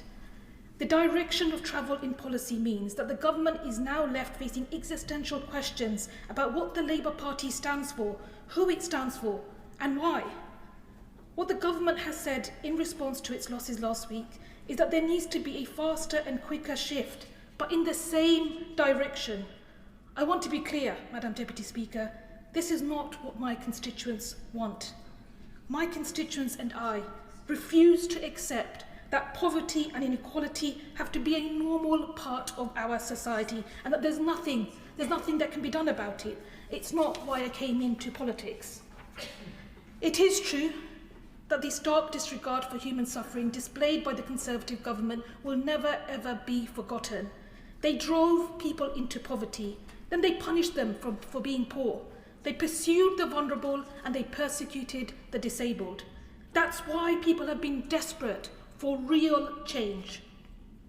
It is also true, however, that the United Kingdom is the 6th largest economy in the world, and London is the 5th wealthiest city in the world also. The richest 1% of Britons hold more wealth than 70% of the population, and the UK's 50 richest families now hold more wealth than 50% of our population. It's in this context people simply do not believe that they must continue to endure more hardship for any longer. I've said before that everything has to be costed and nothing is free in the purest sense. But the fact is that we are a relatively wealthy country and that the resources are there in some form. It could be raised, for example, by ensuring big business and the wealthy pay their fair share. If the top 1% wealthiest in this country were taxed just a modest 1%, this would raise £25 billion and leave more after. It is a question of priorities, political choices, and in whose interest decisions are made. I find myself asking again and again, if there is not enough money, what is the plan to make sure that there is money? Why does austerity still have to be the political choice? That's why, Madam Deputy Speaker, I call for the overall benefit cap to be lifted in full, because the lifting of the two-child limit alone still leaves thousands of families excluded and trapped in poverty. I appeal to the government to ensure that there are no further attacks on the rights of disabled people in the UK. The Timms review is due to report back in the autumn, and I'm obliged to make clear for my constituents, many of whom are already impacted by the cuts to the health component of universal credit, that any further attempts to restrict or cut personal independence payments will actually be disastrous. And they have to be dropped. And if they are not dropped, then at the bare minimum, there must be a full parliamentary vote. Surely the greatest duty of any government has to be to protect and empower the most vulnerable people in our society and deliver social good, not social harm. I am very clear about what my role must be, who elected me, and who I am here to represent. I cannot in my conscience allow the poor, the sick, the elderly and the disabled to be exposed to any further brutality. So, Madam Deputy Speaker, if there's no money for disabled people to not be further punished through the welfare system, then the money must be found. If the way our economy is run means that large-scale human suffering and wasted potential is unavoidable, then it is up to the government to change the way that the economy is run. The King's speech proposed a step forward towards nationalisation of British Steel. I welcome this intention, just as I had welcomed the first steps towards nationalisation of railways in the last parliamentary session. However, it presents nationalisation almost as a move of a last resort, after private interests have extracted the profits they can from privatised industries. Why can't we have a conversation about nationalisation in the public good? When we are seeing the dire, shameful way in which the private water industry is being mismanaged, a new water ombudsman in the Clean Water Bill is not enough to meet the scale of the problem. The government can, if it has the political will, meet the public support and demand for public ownership of mail, rail, water and gas, and end the disastrous experiments of privatisation. I do want to reaffirm my commitment towards a publicly owned and publicly run NHS that provides free and funded healthcare for all. That principle was an ironclad manifesto commitment. And yet we've seen a return to private finance initiatives in the NHS, the same initiatives that have had disastrous consequences in constituencies like mine in East London. Doctors themselves are resisting controversial government decisions to sign partnerships with Palantir. And along with this, the agreement last year to appease Donald Trump and through an agreement that will strip away NICE medicine price controls will only lead to locking in higher drug prices, doubling NHS spend on new medicines and diverting funds from other vital NHS functions.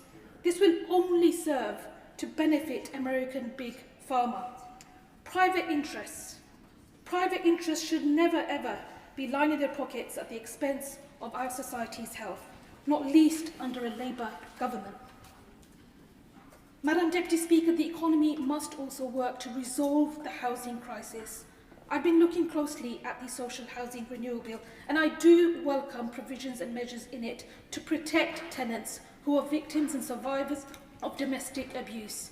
This is something that the Vogue sector has long been campaigning for. We will be looking at it closely because it does need to work in practice. But I do remain concerned about the bill more widely. Can it truly provide the solutions needed to solve the housing crisis without ensuring that there is a commitment towards a mass social housing building programme and rent controls? In my East London constituency, we have one of the highest rates of child poverty in the entire country. We have people living in uninhabitable and overcrowded homes that are also just in fact not actually affordable. This is set against a backdrop of rising wealth in the financial sector, in the encroaching City of London in the west, and the ever-expanding Canary Wharf real estate. It's why many of my constituents are concerned about what the legacy and future of the Billingsgate market site in my constituency could be. Could it provide genuinely affordable homes? Or could it lead to more luxury flats being built that will drive local people, including families, out of our area? Likewise, many of my constituents who are struggling in the cost of living crisis are interested to know what the government's discussions with the financial giant JP Morgan will end up meaning for our area, and whether decisions are being driven in the interests of local people and for the longevity of our area. In conclusion, Madam Deputy Speaker, the Prime Minister claimed yesterday that the King's speech, and I quote, will tear down the status quo. The risk here is that disillusionment has begun to settle in. I believe there needs to be less talk of delivery and missions and more talk about how the government will truly rebalance power and make sure that it's in the interests of workers and working class people in this country by really addressing inequality. The government must be louder and bolder, but in a vastly different political direction. That must mean showing up as a government that takes people's material concerns seriously and addressing those concerns in line with the Labour values it was founded upon. Because more incrementalism sends a message to the British people that the government doesn't understand what has gone wrong. And because this country and its economy is not working for millions of people, and that demands transformative action. Thank you. Which brings us to the wind-up. Shadow Minister Saki Batty.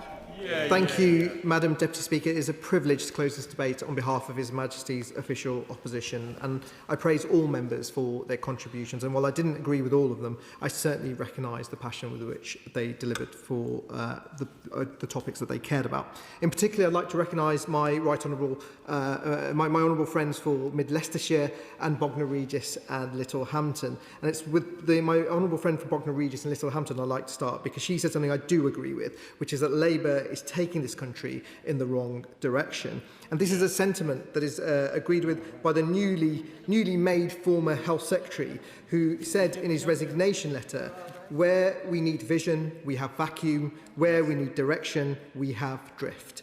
This is a damning indictment of a government that is saying that it wants to get Britain working again. The Conservatives are absolutely committed the Conservatives are actually committed to getting Britain working again, and the Conservatives got a record 4 million more people in work between 2010 and 2024. This allowed millions more people to have the security of their own income, empowering them to own their own home and look after their families. The Minister chunked us from a sedentary position. That was 800 new jobs a day that we created in those 14 years. This has taken a dire turn since the change of government.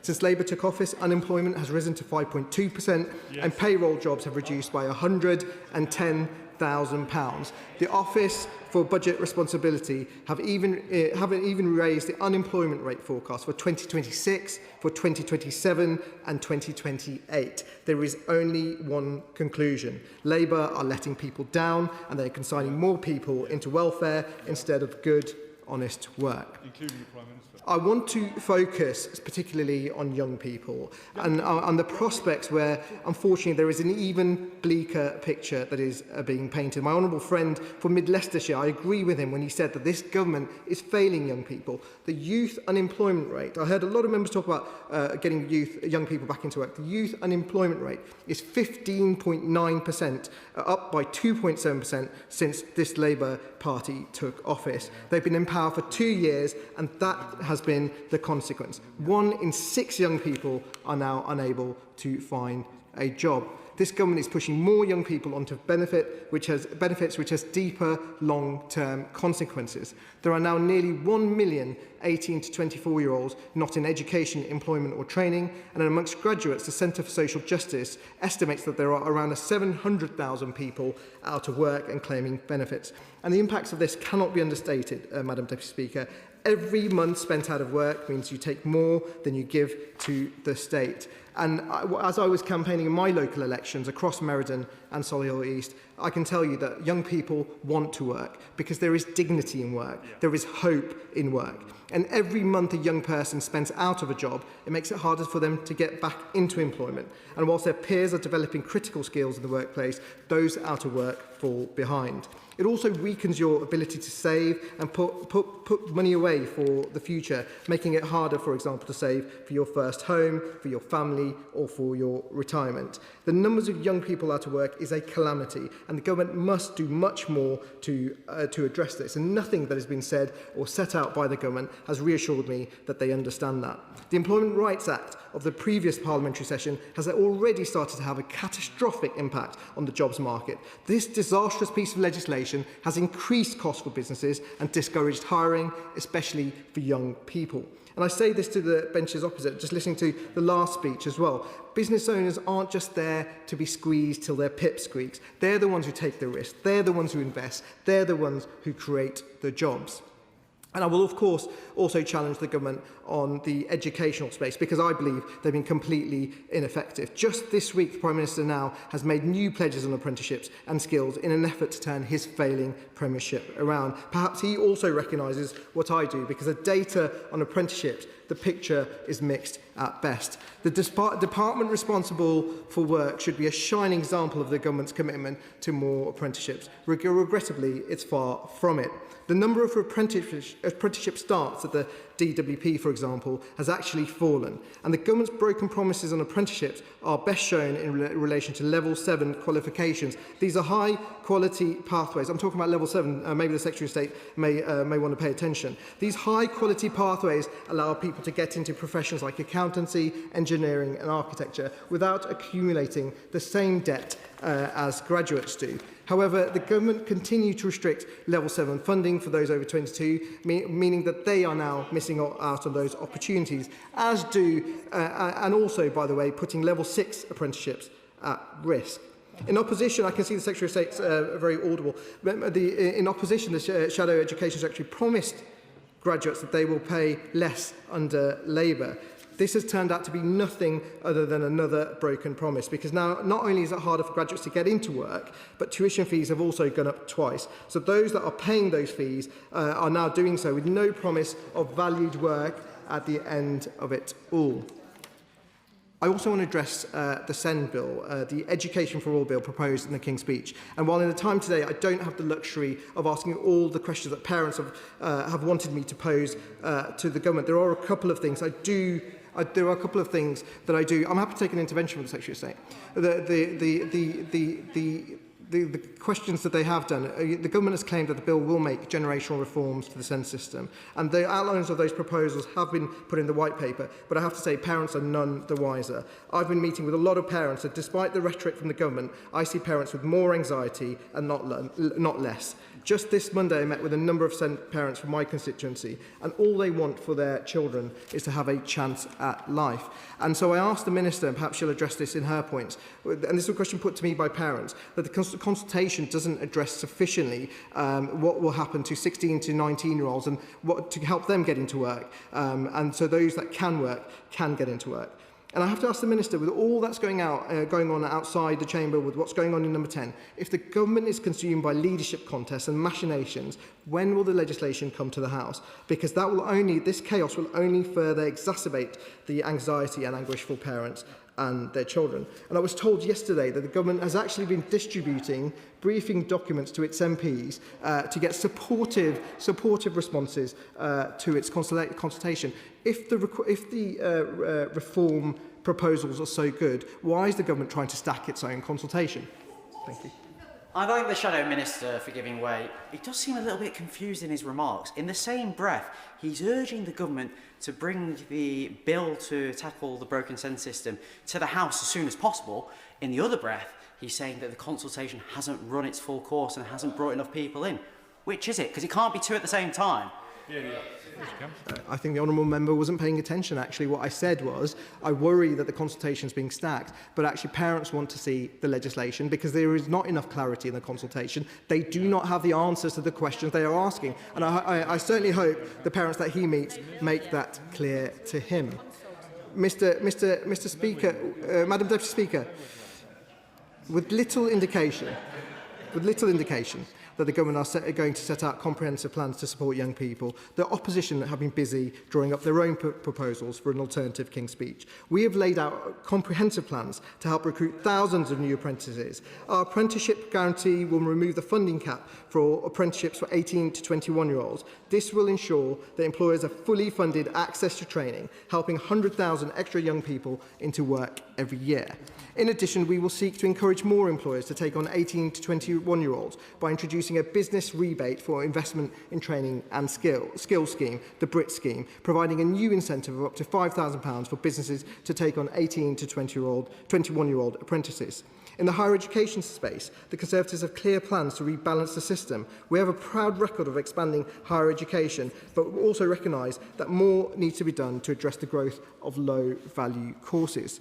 Some degrees have ended up becoming a poor deal for both taxpayers and graduates. They don't help young people into work and end up being footed by, and the bill ends up being footed by the taxpayer, some who have not benefited from a university education themselves. That's why our alternative King's Speech lays out plans to get more people into apprenticeships using money saved from cutting low-value, low-outcome degrees.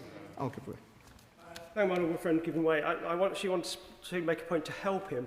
So I think there's a page of his speech he's missed and dropped on the floor getting ready for it. I've heard nothing in his comments about the 40% drop in young people doing apprenticeships when his government was in power, or the devastating impact on Peterborough that less young people did an apprenticeship because of the policy of his government. If he's dropped that piece of paper and forgot to mention it, I'm very happy to supply him with the facts. I say to the honourable member, we created over 5 million apprentices, and let me say this, if you want to hire young people, you have to have an economy that works for businesses that hires them. But I'm sure the Mayor of Peterborough, Paul Bristow, will be doing an excellent job in making sure that there is more investment in education and investment in young people. Alongside rebalancing the system, we're also looking to abolish real interest on Plan 2 student loans, ending the unfair cycle whereby higher interest rates mean graduate debt rises faster than graduates can pay it off. These proposals are much more comprehensive than those laid out by the government. Labour's planned to cap student loan repayments at 6% will leave graduates ripped off, paying interest above inflation. It shows that they do not have a plan for young people and will continue to tinker around the edges rather than make genuine, bold change. Now, I finish where I started because the constant speculation about the future of the Prime Minister does mean his ministers won't be spending time on looking at how to make a better deal for young people, whether it's boosting home ownership or reducing youth unemployment or getting the economy growing. In fact, just yesterday, Madam Deputy Speaker, I read reports of the Minister for Children asking the Prime Minister to set out a timetable for his departure. Now the Health Secretary has resigned, I asked the Minister, does she support the Prime Minister? Minister Georgia Gold. Madam Deputy Speaker, it's an honour today to close this King's Speech debate on behalf of His Majesty's Government, and I'd like to thank everyone from across the Chamber for their thoughtful and wide-ranging contributions. And to the honourable member opposite, I will come in detail to some of those comments, but I just wanted to start by saying that it's a shame that they didn't ask for the help of the work experience student that supported the honourable member from Bishop Auckland in developing his statistics today, because he might have been a bit more accurate. As we've already heard, under his government, apprenticeship starts for young people went down by 40%, and under this government, they've gone up. This year, we've seen over 300,000 people get into work. And just this morning, we have seen the UK have the fastest growth of the 6 G7 countries that have declared. We are taking action on employment, on apprenticeships, and on growth. But I will come to those detailed questions later. But I wanted to talk to some of the issues that were raised across the chamber today. I think members have shown the importance of growth and opportunity in every single community. We heard a really powerful speech by my honourable friend from Rosendale and Darwin, who talked about the importance of investment in towns. We heard from the honourable member for Bognor Regis and Littlehampton of the importance of coastal communities, and then from the honourable member for South Devon about the importance of rural communities. And it's been so powerful, I think, to hear MPs from across the House bringing the voices of those different communities into this chamber. I also wanted to thank those who raised the critical issue of support for children with special educational needs and disabilities. And I want to ensure the member opposite that that is the purpose that the Secretary of State and myself are focused on every day. I spent this morning speaking to special schools, yesterday speaking to families, and we are listening to the voices of children and young people. We have a generational opportunity to get this right, and we will continue that work led by the Prime Minister, and it's a critical issue. And we heard, I think, from a number of members about how important this is for their constituents. So I wanted to start with my honourable friend from Jarrow and Gateshead and agree with her call to ensure that we really do hear the voices of families. And the Secretary of State and myself and other ministers have been travelling around the country talking to families, and we have heard that too often they have to fight for the support their children need, and that the system we have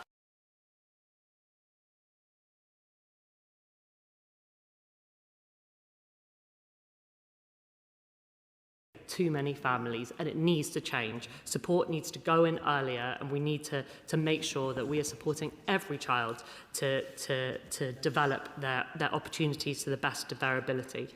And I wanted to thank the member for my honourable friend from Jarrow and Gateshead for sharing her diagnosis. And I know that everyone across this House will agree that she is an important role model for other people with neurodivergence, and shows how important it is that people with autism take up roles across our society and provide that leadership. And I'd also like to commit to meeting with her to discuss the issues that she raised. I also wanted to thank the honourable member from Truro and Falmouth for her contributions about early intervention, the importance of Best Start hubs, of the support for breakfast clubs, and how critical it is to support families at the earliest possible point for children with special educational needs and disabilities. And my honourable friend from Bracknell made important points about accountability. And again, these are issues we're talking to families about. And I also welcome the promise of partnership and scrutiny from the honourable member for South Devon. This is such an important issue, and it's our commitment is to work cross-party to make sure that we're getting it right. On that point, I'm really grateful for her giving way. I tried to intervene on the Shadow Minister, but wasn't successful. I did just want to ask about that cross-party consensus. Was she as surprised as I was to see in this so-called Alternative King's speech no commitments at all on special educational needs from the Conservative Party? And does she share my concern that demonstrates the complete lack of seriousness on this really important issue from the party opposite? I think the party opposite have been remarkably silent for a long time about the failures in this system, and quick to ask for us to take action, but less quick to set out what they would do differently. And this is an issue that they failed to grip for years, and which we are gripping head on and taking forward legislation and putting investment right now into our communities. And my honourable friends mentioned the Experts at Hand service, the investment in new special schools that is making a difference today. But the issue that I think every single member, or almost every single member that spoke, talked about was youth unemployment, and how important it is to get behind our young people and support them into work. The Honourable Member for Bishop Auckland talked about the scarring impact of youth unemployment. My honourable friend from Peterborough talked about what that impact is having in his community. And this is something that is absolutely at the heart of the government's agenda. It's why we've introduced the Youth Guarantee, and it's why we're investing billions of pounds to support it. And today, I think at the heart of this debate is how we restore opportunity to the British people after decades of that being denied to them. And I think we've heard from so many speakers that a job is about more than just a salary. It brings choice, control, agency and freedom over our lives. And that's what's at stake here, Madam Deputy Speaker. We want to build a country in which opportunity is open to all, not as the privilege of birth or background, the product of luck or circumstances. Rather, that opportunity is the right of anyone and everyone willing to work hard and grab it with both hands. That's what great Getting Britain Working Again means to me and to this government. The opportunities created by our modern industrial strategy open to everyone. Because that's the story we tell ourselves in Britain. If you work hard, you can get on, no matter who you are. Aspiration should be for all. And it's an absolute privilege to serve as Minister for School Standards in a department that's driving this forward every day, led by my right honourable friend. Because it is in education that we can make this a reality, where we can restore opportunity to people of all ages in every village, town and city, and build the economy and society of tomorrow. And that's what this government is doing. And that means reaching young people who are not working, not in training. Almost 1 million of these young people, as we've heard today. 1 million reasons why this government's youth guarantee is so important. And I've been travelling around the country, speaking to families and young people about SEND. And I was speaking to an 18-year-old who loved computing and had been out of school and had applied to hundreds of jobs. But they had been turned down for every single one of them. And my honourable friend from Northumberland talked about that feeling of hopelessness. Sorry, I just need to take a second, sorry. Minister, like to come forward. Intervention, Sakir Batu. Madam Deputy Speaker, I just want to really recognise the wonderful work that the door... There'll be a brief response, no doubt. I just want to recognise the wonderful work that doorkeepers do around this House. I don't think they get enough credit, and I'd really like to ask your wisdom on how I put that on record, if that's all right. Point of order, Mr. Sakir Batu. Point of order. We'll treat it as a point of order. And thank you for bringing the attention, to all of our attention, the fantastic work that the doorkeepers do. I personally would like to put that on the record, mostly because I wouldn't be able to do my job unless I acknowledge the work that they do. And that is absolutely the right thing to do. I believe that the Minister would like to quickly, as the Minister finished proceedings, the debate concluded, I believe. I'm really sorry, I've got a 2.5-year-old who took me out all night, so I think I'm just feeling a bit faint, so I'm really, really sorry about that. But I wanted to conclude by setting out how important it is for this government to support the next generation, to support young people. And as we bring forward our bill, we will have the young people in our minds, particularly those with special educational needs and disability, those who've been let down, and we will do everything in our power to support them. Fantastic. I beg to move that the debate be now adjourned. The question is that the debate be now adjourned. As many of their opinions say aye? Aye. Contrary no? I think the ayes have it. The ayes have it. I'll give the front bench a moment to shuffle over.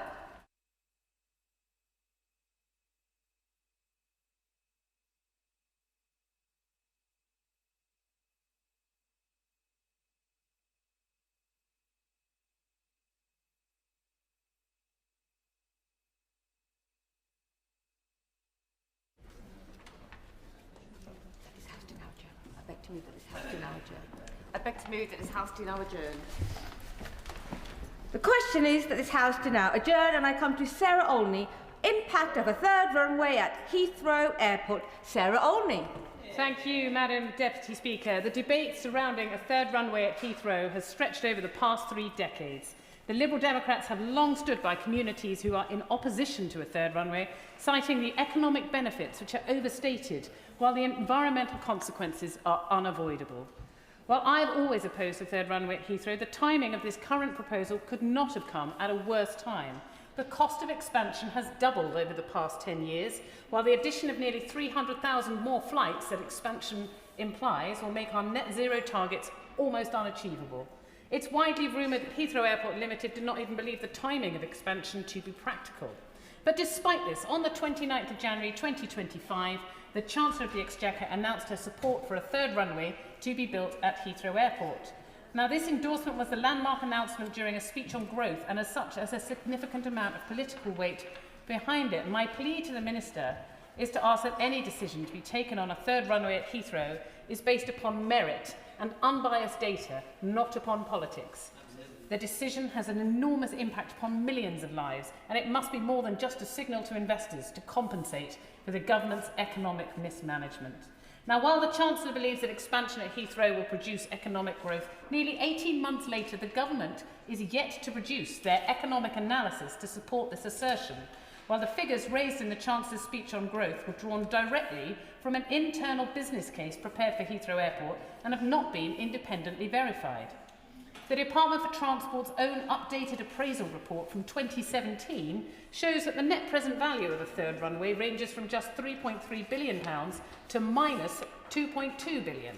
Now, even this figure is admitted to have been a generous estimate, as the DfT's guidance suggests that international transfer passengers, which are estimated to make up 75% of a projected third runway's capacity, do not contribute to the UK's economy.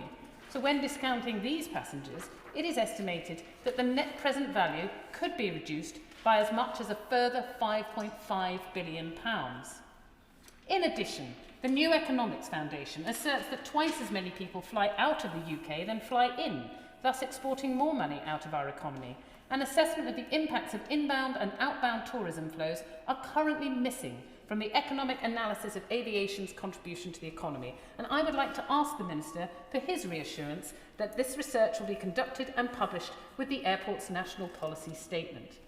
Heathrow Airport Limited has cited that the cost of building a third runway will be an eye-watering £49 billion, and that's before factoring an estimated £100 billion of carbon abatement costs and at least £15 billion of investment on surface access upgrade improvements.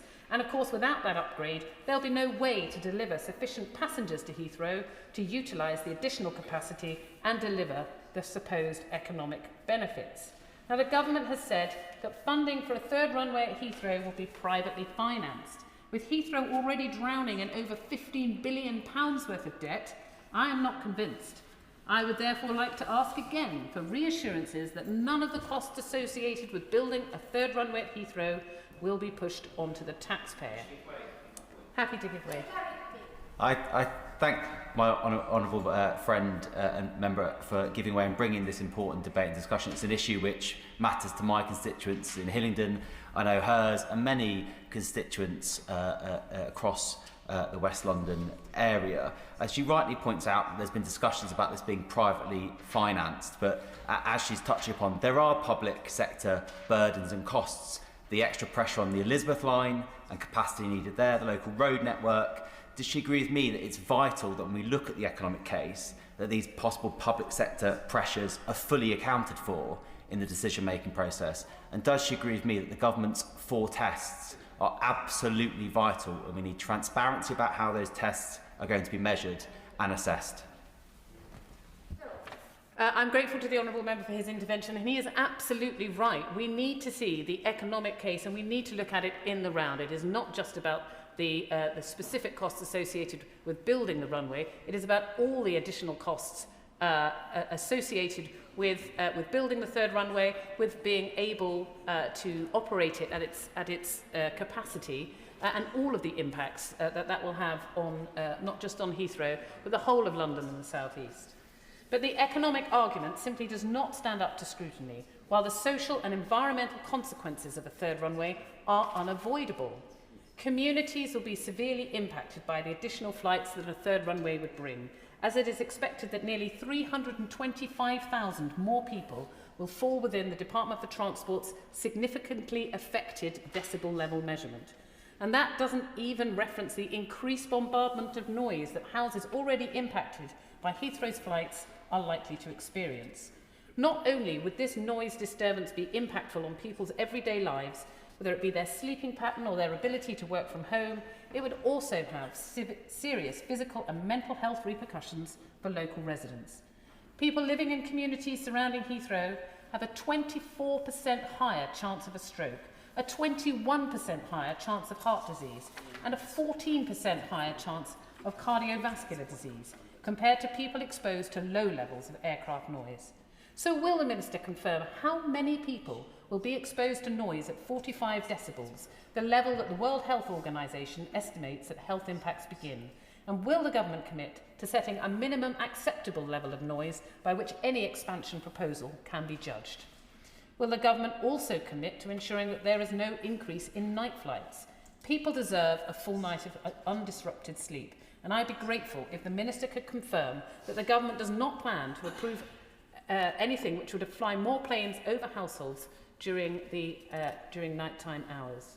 Yesterday, the government also outlined their plan to introduce the Civil Aviation Bill in this parliamentary session. Will the Minister outline a timeline for the introduction of this bill, and will he explain how the government is able to provide communities with reassurances that a third runway will not bring new or extended disruptions when airspace changes are yet to even be drawn up? On the environmental argument, it should almost go without saying that adding nearly 300,000 extra flights to our skies each year will have a profound impact on air pollution and climate change. This government has used wishful thinking in their assertions that sustainable aviation fuel will mitigate the additional pollution from Heathrow expansion, and they are yet to provide any evidence which shows how Heathrow can expand while complying with their legal air pollution limits. International uncertainty with China's introduction of their own SAF mandate, which accounts for over 90% of our imported SAF, and challenges to UK-US trade has meant that the UK's own SAF targets, which in itself would not mitigate pollution from Heathrow expansion, are even more difficult to deliver.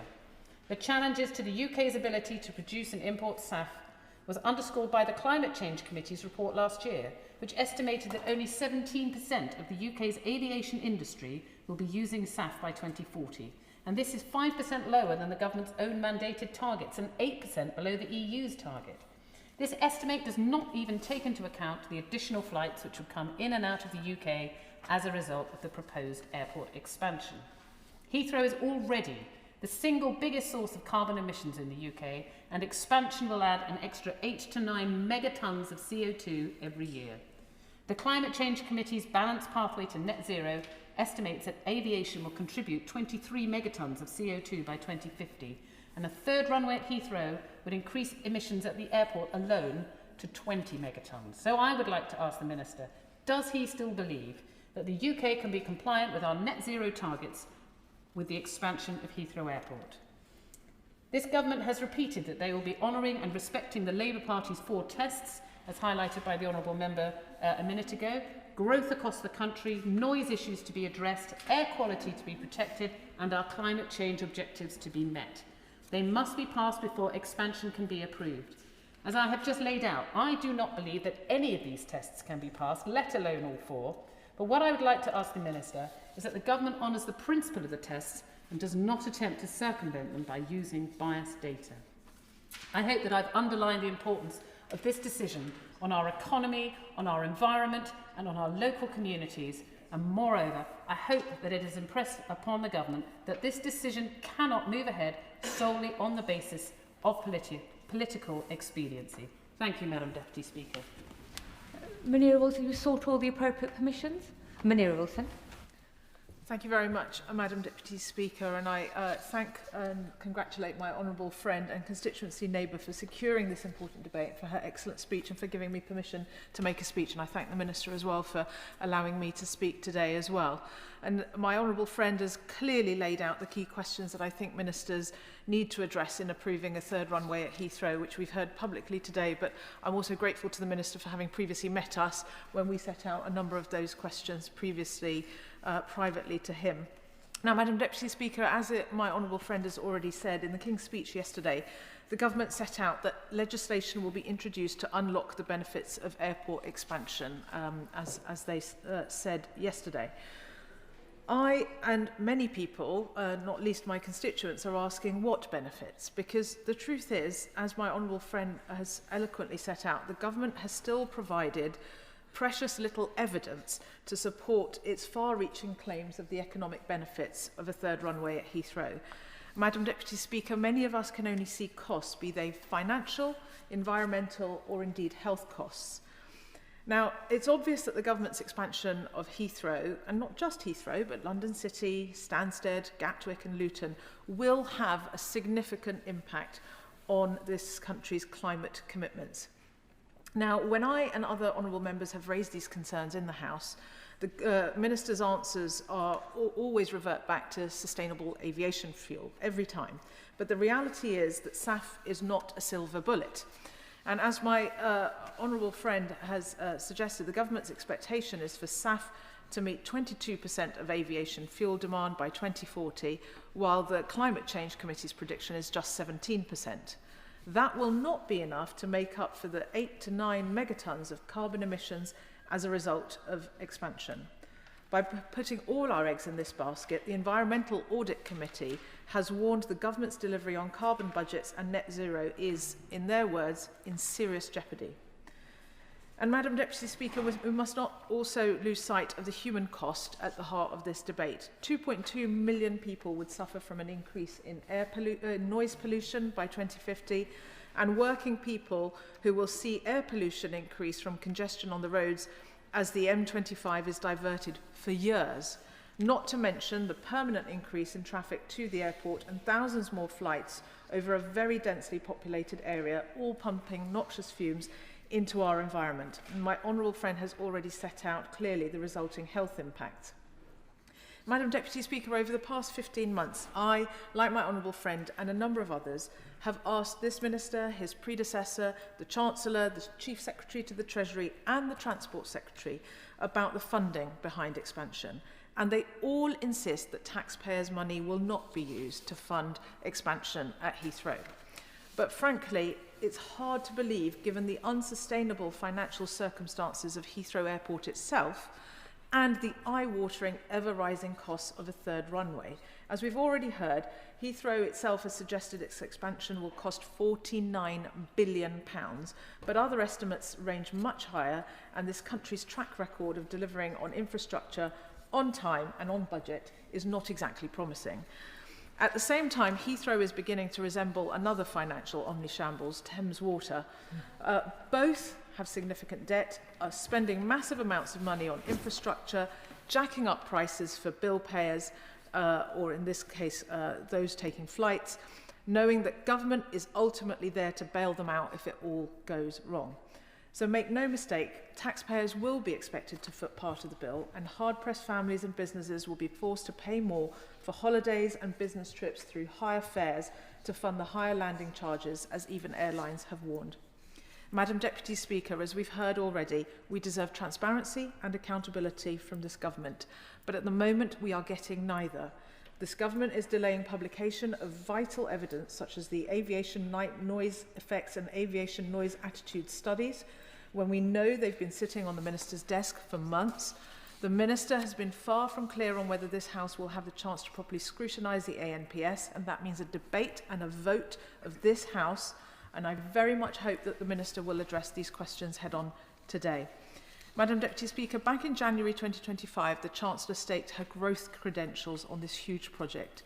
This kind of infrastructure project needs both economic credibility and economic as well as political stability. We cannot have another HS2 where a decade down the line, half the project gets cancelled. Too much is at risk. With the week we've just had, I cannot see how this Chancellor and this government can seriously be trusted to see through a project that could take a decade or more to build. So the Minister must follow the evidence and put a stop to this expansion before it's too late, for the sake of taxpayers, for the sake of our local communities and for the sake of our environment. Thank you. Minister Kermather. Minister. Thank you, Madam Deputy Speaker. I'm grateful for the opportunity to respond to this incredibly important debate, and I would like to thank the honourable members in attendance today, and in particular the honourable member for Richmond Park for securing this debate. We have engaged on this topic before, and I would welcome any further engagement in the build-up to and following the publication of the draft amended ANPS. Yeah, very briefly. Thank you. I'm very grateful for his commitment in terms of engagement. Right now, today in Egham and Pooley Green area, there is traffic chaos going on.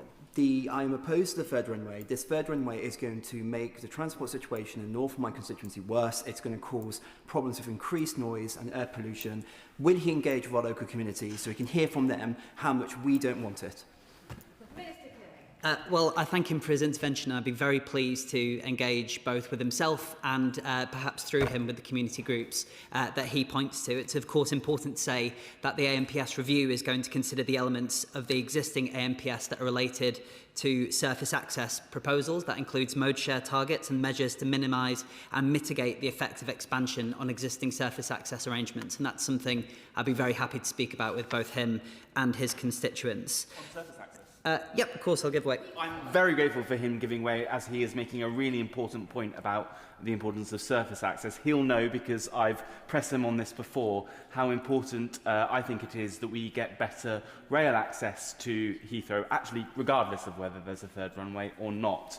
Heathrow has put forward a commitment to looking at both a Western Rail link and, really importantly for my constituency Bracknell, Southern Rail link to Heathrow. Would he like to see those plans going ahead? Will he press Heathrow to make sure that they are part of any proposals? And will he do everything he can to deliver better rail access for my constituents? Well, I thank my honourable friend for his intervention, Madam Deputy Speaker. As part of the ANPS process, we are going to consider the government's strategic objectives for surface access, including public transport mode share targets. Any expansion at Heathrow will be tested against those public transport mode share targets that are set out in that ANPS. Rail will form an incredibly important part of those considerations, and I'd be happy to have further conversations with my friend to discuss how his constituents might be affected by any expansion and to discuss mitigations in that space, although I don't wish to preempt any of the outcomes of the ANPS review.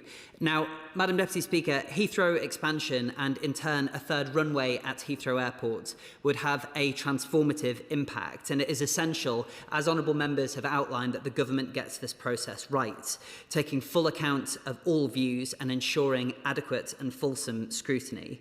The government recognises that air connectivity plays a vital role in supporting economic growth across the country, with the air transport and aerospace sectors contributing £23 billion to our GDP and 240,000 jobs across the United Kingdom in 2023. Very briefly, and then I will make some progress. Grateful for giving way.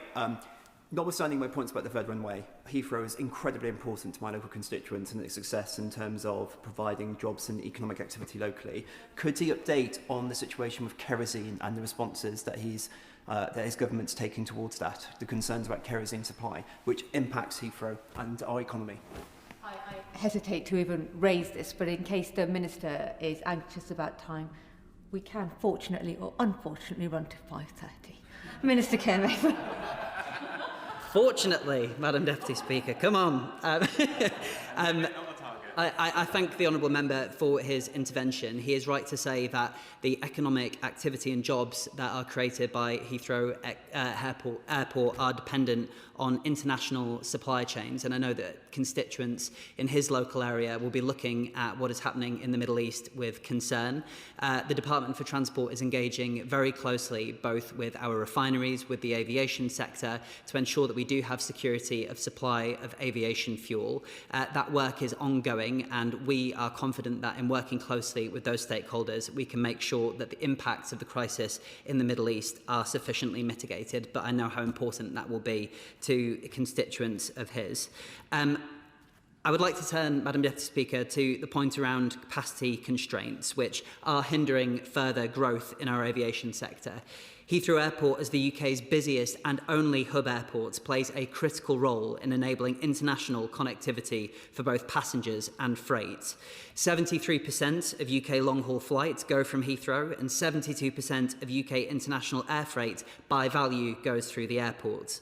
The decision about a third runway at Heathrow has been ducked and delayed for decades. It has resulted in the UK's only hub airport's capacity being constrained, and this has had a material impact on Heathrow, with Heathrow operating at over 95% capacity for most of the 2 decades. Now, our ambition, as set out by the Chancellor, is clear: to enable delivery of an operational third runway at Heathrow by 2035. Better connections and a third runway have the potential to boost the UK economy and could support thousands of jobs. Businesses and business groups like the Federation of Small Businesses and the British Chambers of Commerce and regional chambers across the country are clear in their support for Heathrow expansion, as are major trade unions. The government has been clear that any Heathrow expansion proposal needs to demonstrate that it can contribute to economic growth, that it can be delivered in line with the UK's legally binding climate change commitments, and meet strict environmental requirements on air quality and noise pollution. Now, as the honourable members will be aware, last October, my right honourable friend, the Secretary of State for Transport, announced that the AMPS, which is the government's policy framework for additional runway capacity at Heathrow Airport, would be reviewed to reflect changes in legislation, policy and data, and to ensure that any proposed scheme meets the government's 4 tests for expansion at Heathrow on economic growth, climate change, air quality and noise. The AMPS provides the basis for decision-making on granting development consent for a new runway, and any scheme must be delivered in line with the UK's legal, climate and environmental obligations. In November, the government announced that the North West Runway scheme put forward by Heathrow Airport Limited will be used to inform the review of the AMPS. However, once the government has reviewed the AMPS, and depending on the outcome of the review, any applicant, also known as a promoter, can submit a proposal through the development consent order process. Now, Madam Deputy Speaker, it is for scheme promoters to decide when to submit any DCO application for a third runway scheme, and any promoter may submit a proposal for development consent. It is at this stage of the planning process where the precise impact of Heathrow would be considered. Any DCO application to build a third runway goes through a strict and independent process. It is examined by the Planning Inspectorate, and the Secretary of State for Transport then makes a final decision on whether to grant consent. Yes, I'd be glad to. I'm very grateful to the Minister for giving way. He's being very generous with his time, but as Madam Deputy Speaker has pointed out, we've got quite a lot of it. The question I want to raise is that the UK government used to have a golden share in Heathrow Airport. However, it was ruled illegal by the European Court of Justice in 2003. And given that the government wants broadly the same thing as any promoter might want, in as much as they want Heathrow expansion, that would suggest that the government is in its point of maximum influence in this build-up phase. And so could, post-Brexit, the Minister consider making conditionality on any progress of the third runway, that the British government can get its golden share back, and we can control a great deal more at government level of what goes on at Heathrow?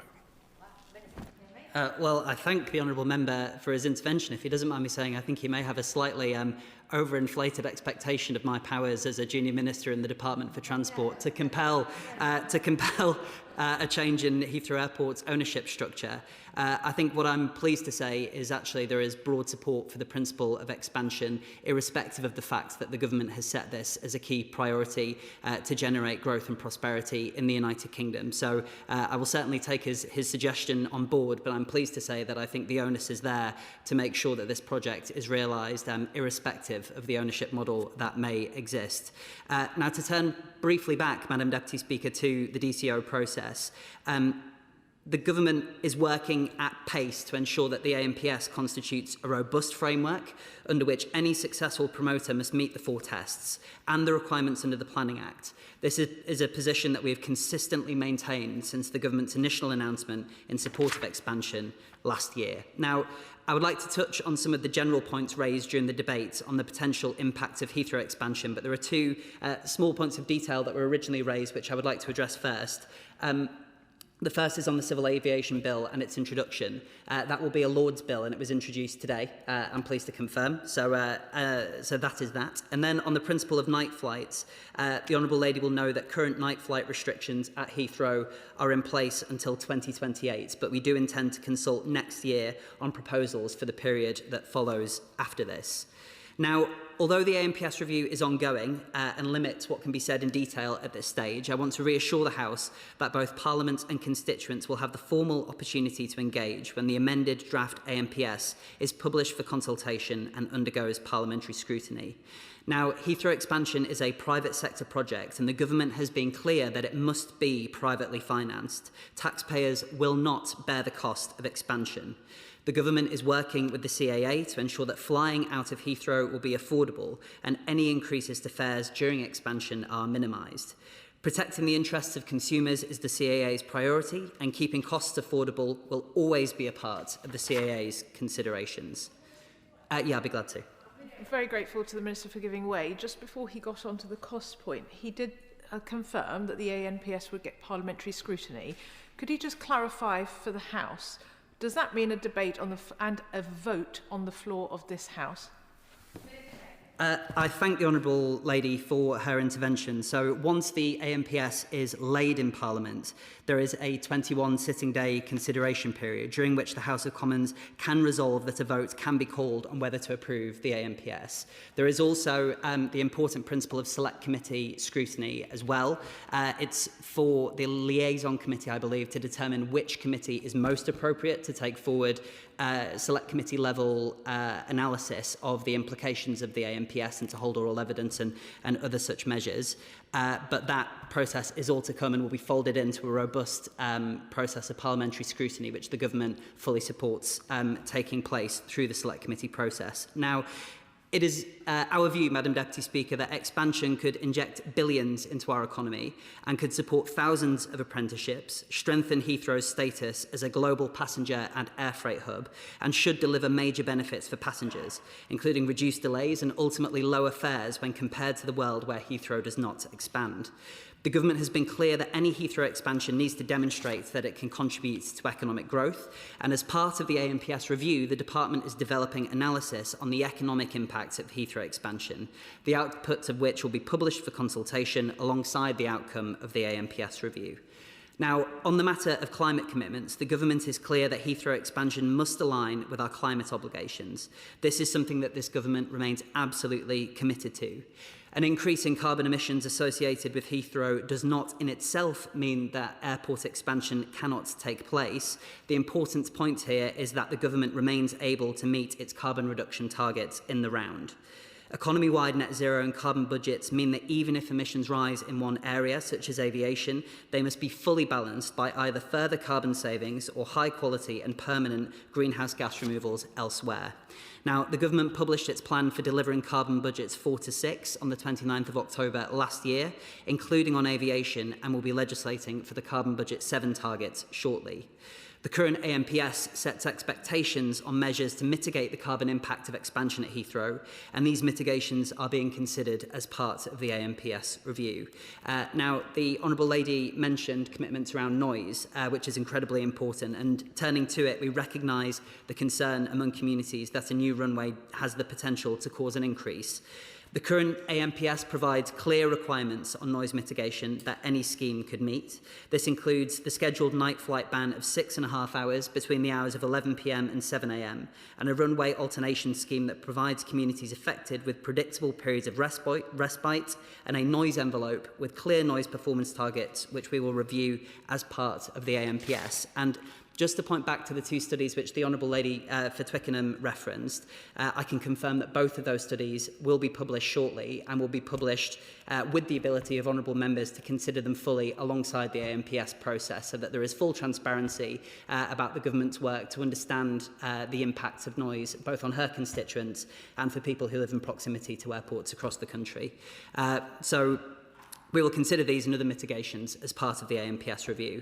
And just on a separate note, Madam Deputy Speaker, Heathrow expansion could also make it easier for aircraft to land without extensive holding patterns, which could also bring some noise and carbon benefits.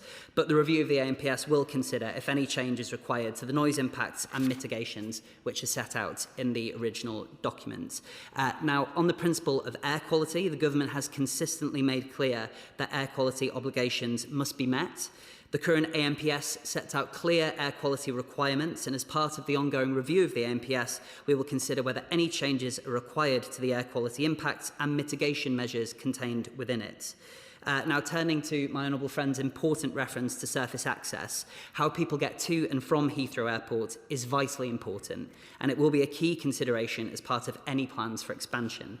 Plans must look to mitigate the impact on local and national transport networks, and as part of the AMPS review, we are considering the government's strategic objectives for surface access, including public transport mode share targets and measures to minimise and mitigate the effect of expansion on existing surface access arrangements. Any promoter who wants to deliver expansion will need to model the impact of expansion on roads around the airport, including the M25, as part of their application and consult with National Highways on their plans. And as I previously mentioned, Heathrow expansion will be financed through private funding, and this includes surface access improvements necessary for the expanded airport, including potential rail links. Now, just briefly on the matter of parliamentary scrutiny, as I noted earlier, it is imperative that we listen carefully to everyone's views on this transformative and landmark piece of infrastructure. Its impact will be felt for decades to come, and it has the potential to unlock significant economic benefits which could be felt across the United Kingdom. But we also fully recognise that there will be communities who have understandable concerns about what this could mean for them, and that is why the government is launching a formal consultation on the drafted AMPS by the summer. Yes, I will. He's being incredibly grateful with his expansive time. He mentions mitigations around surface access. I just really wanted to push him because I think this is an opportunity not just to mitigate concerns about existing surface access arrangements, but actually also to massively improve them. He'll be aware that across a large swathe of the south of England, there is effectively no way to get to the airport apart from driving. So we have an opportunity not just to mitigate, but boost, upgrade public transport networks to get to Heathrow Airport through this process.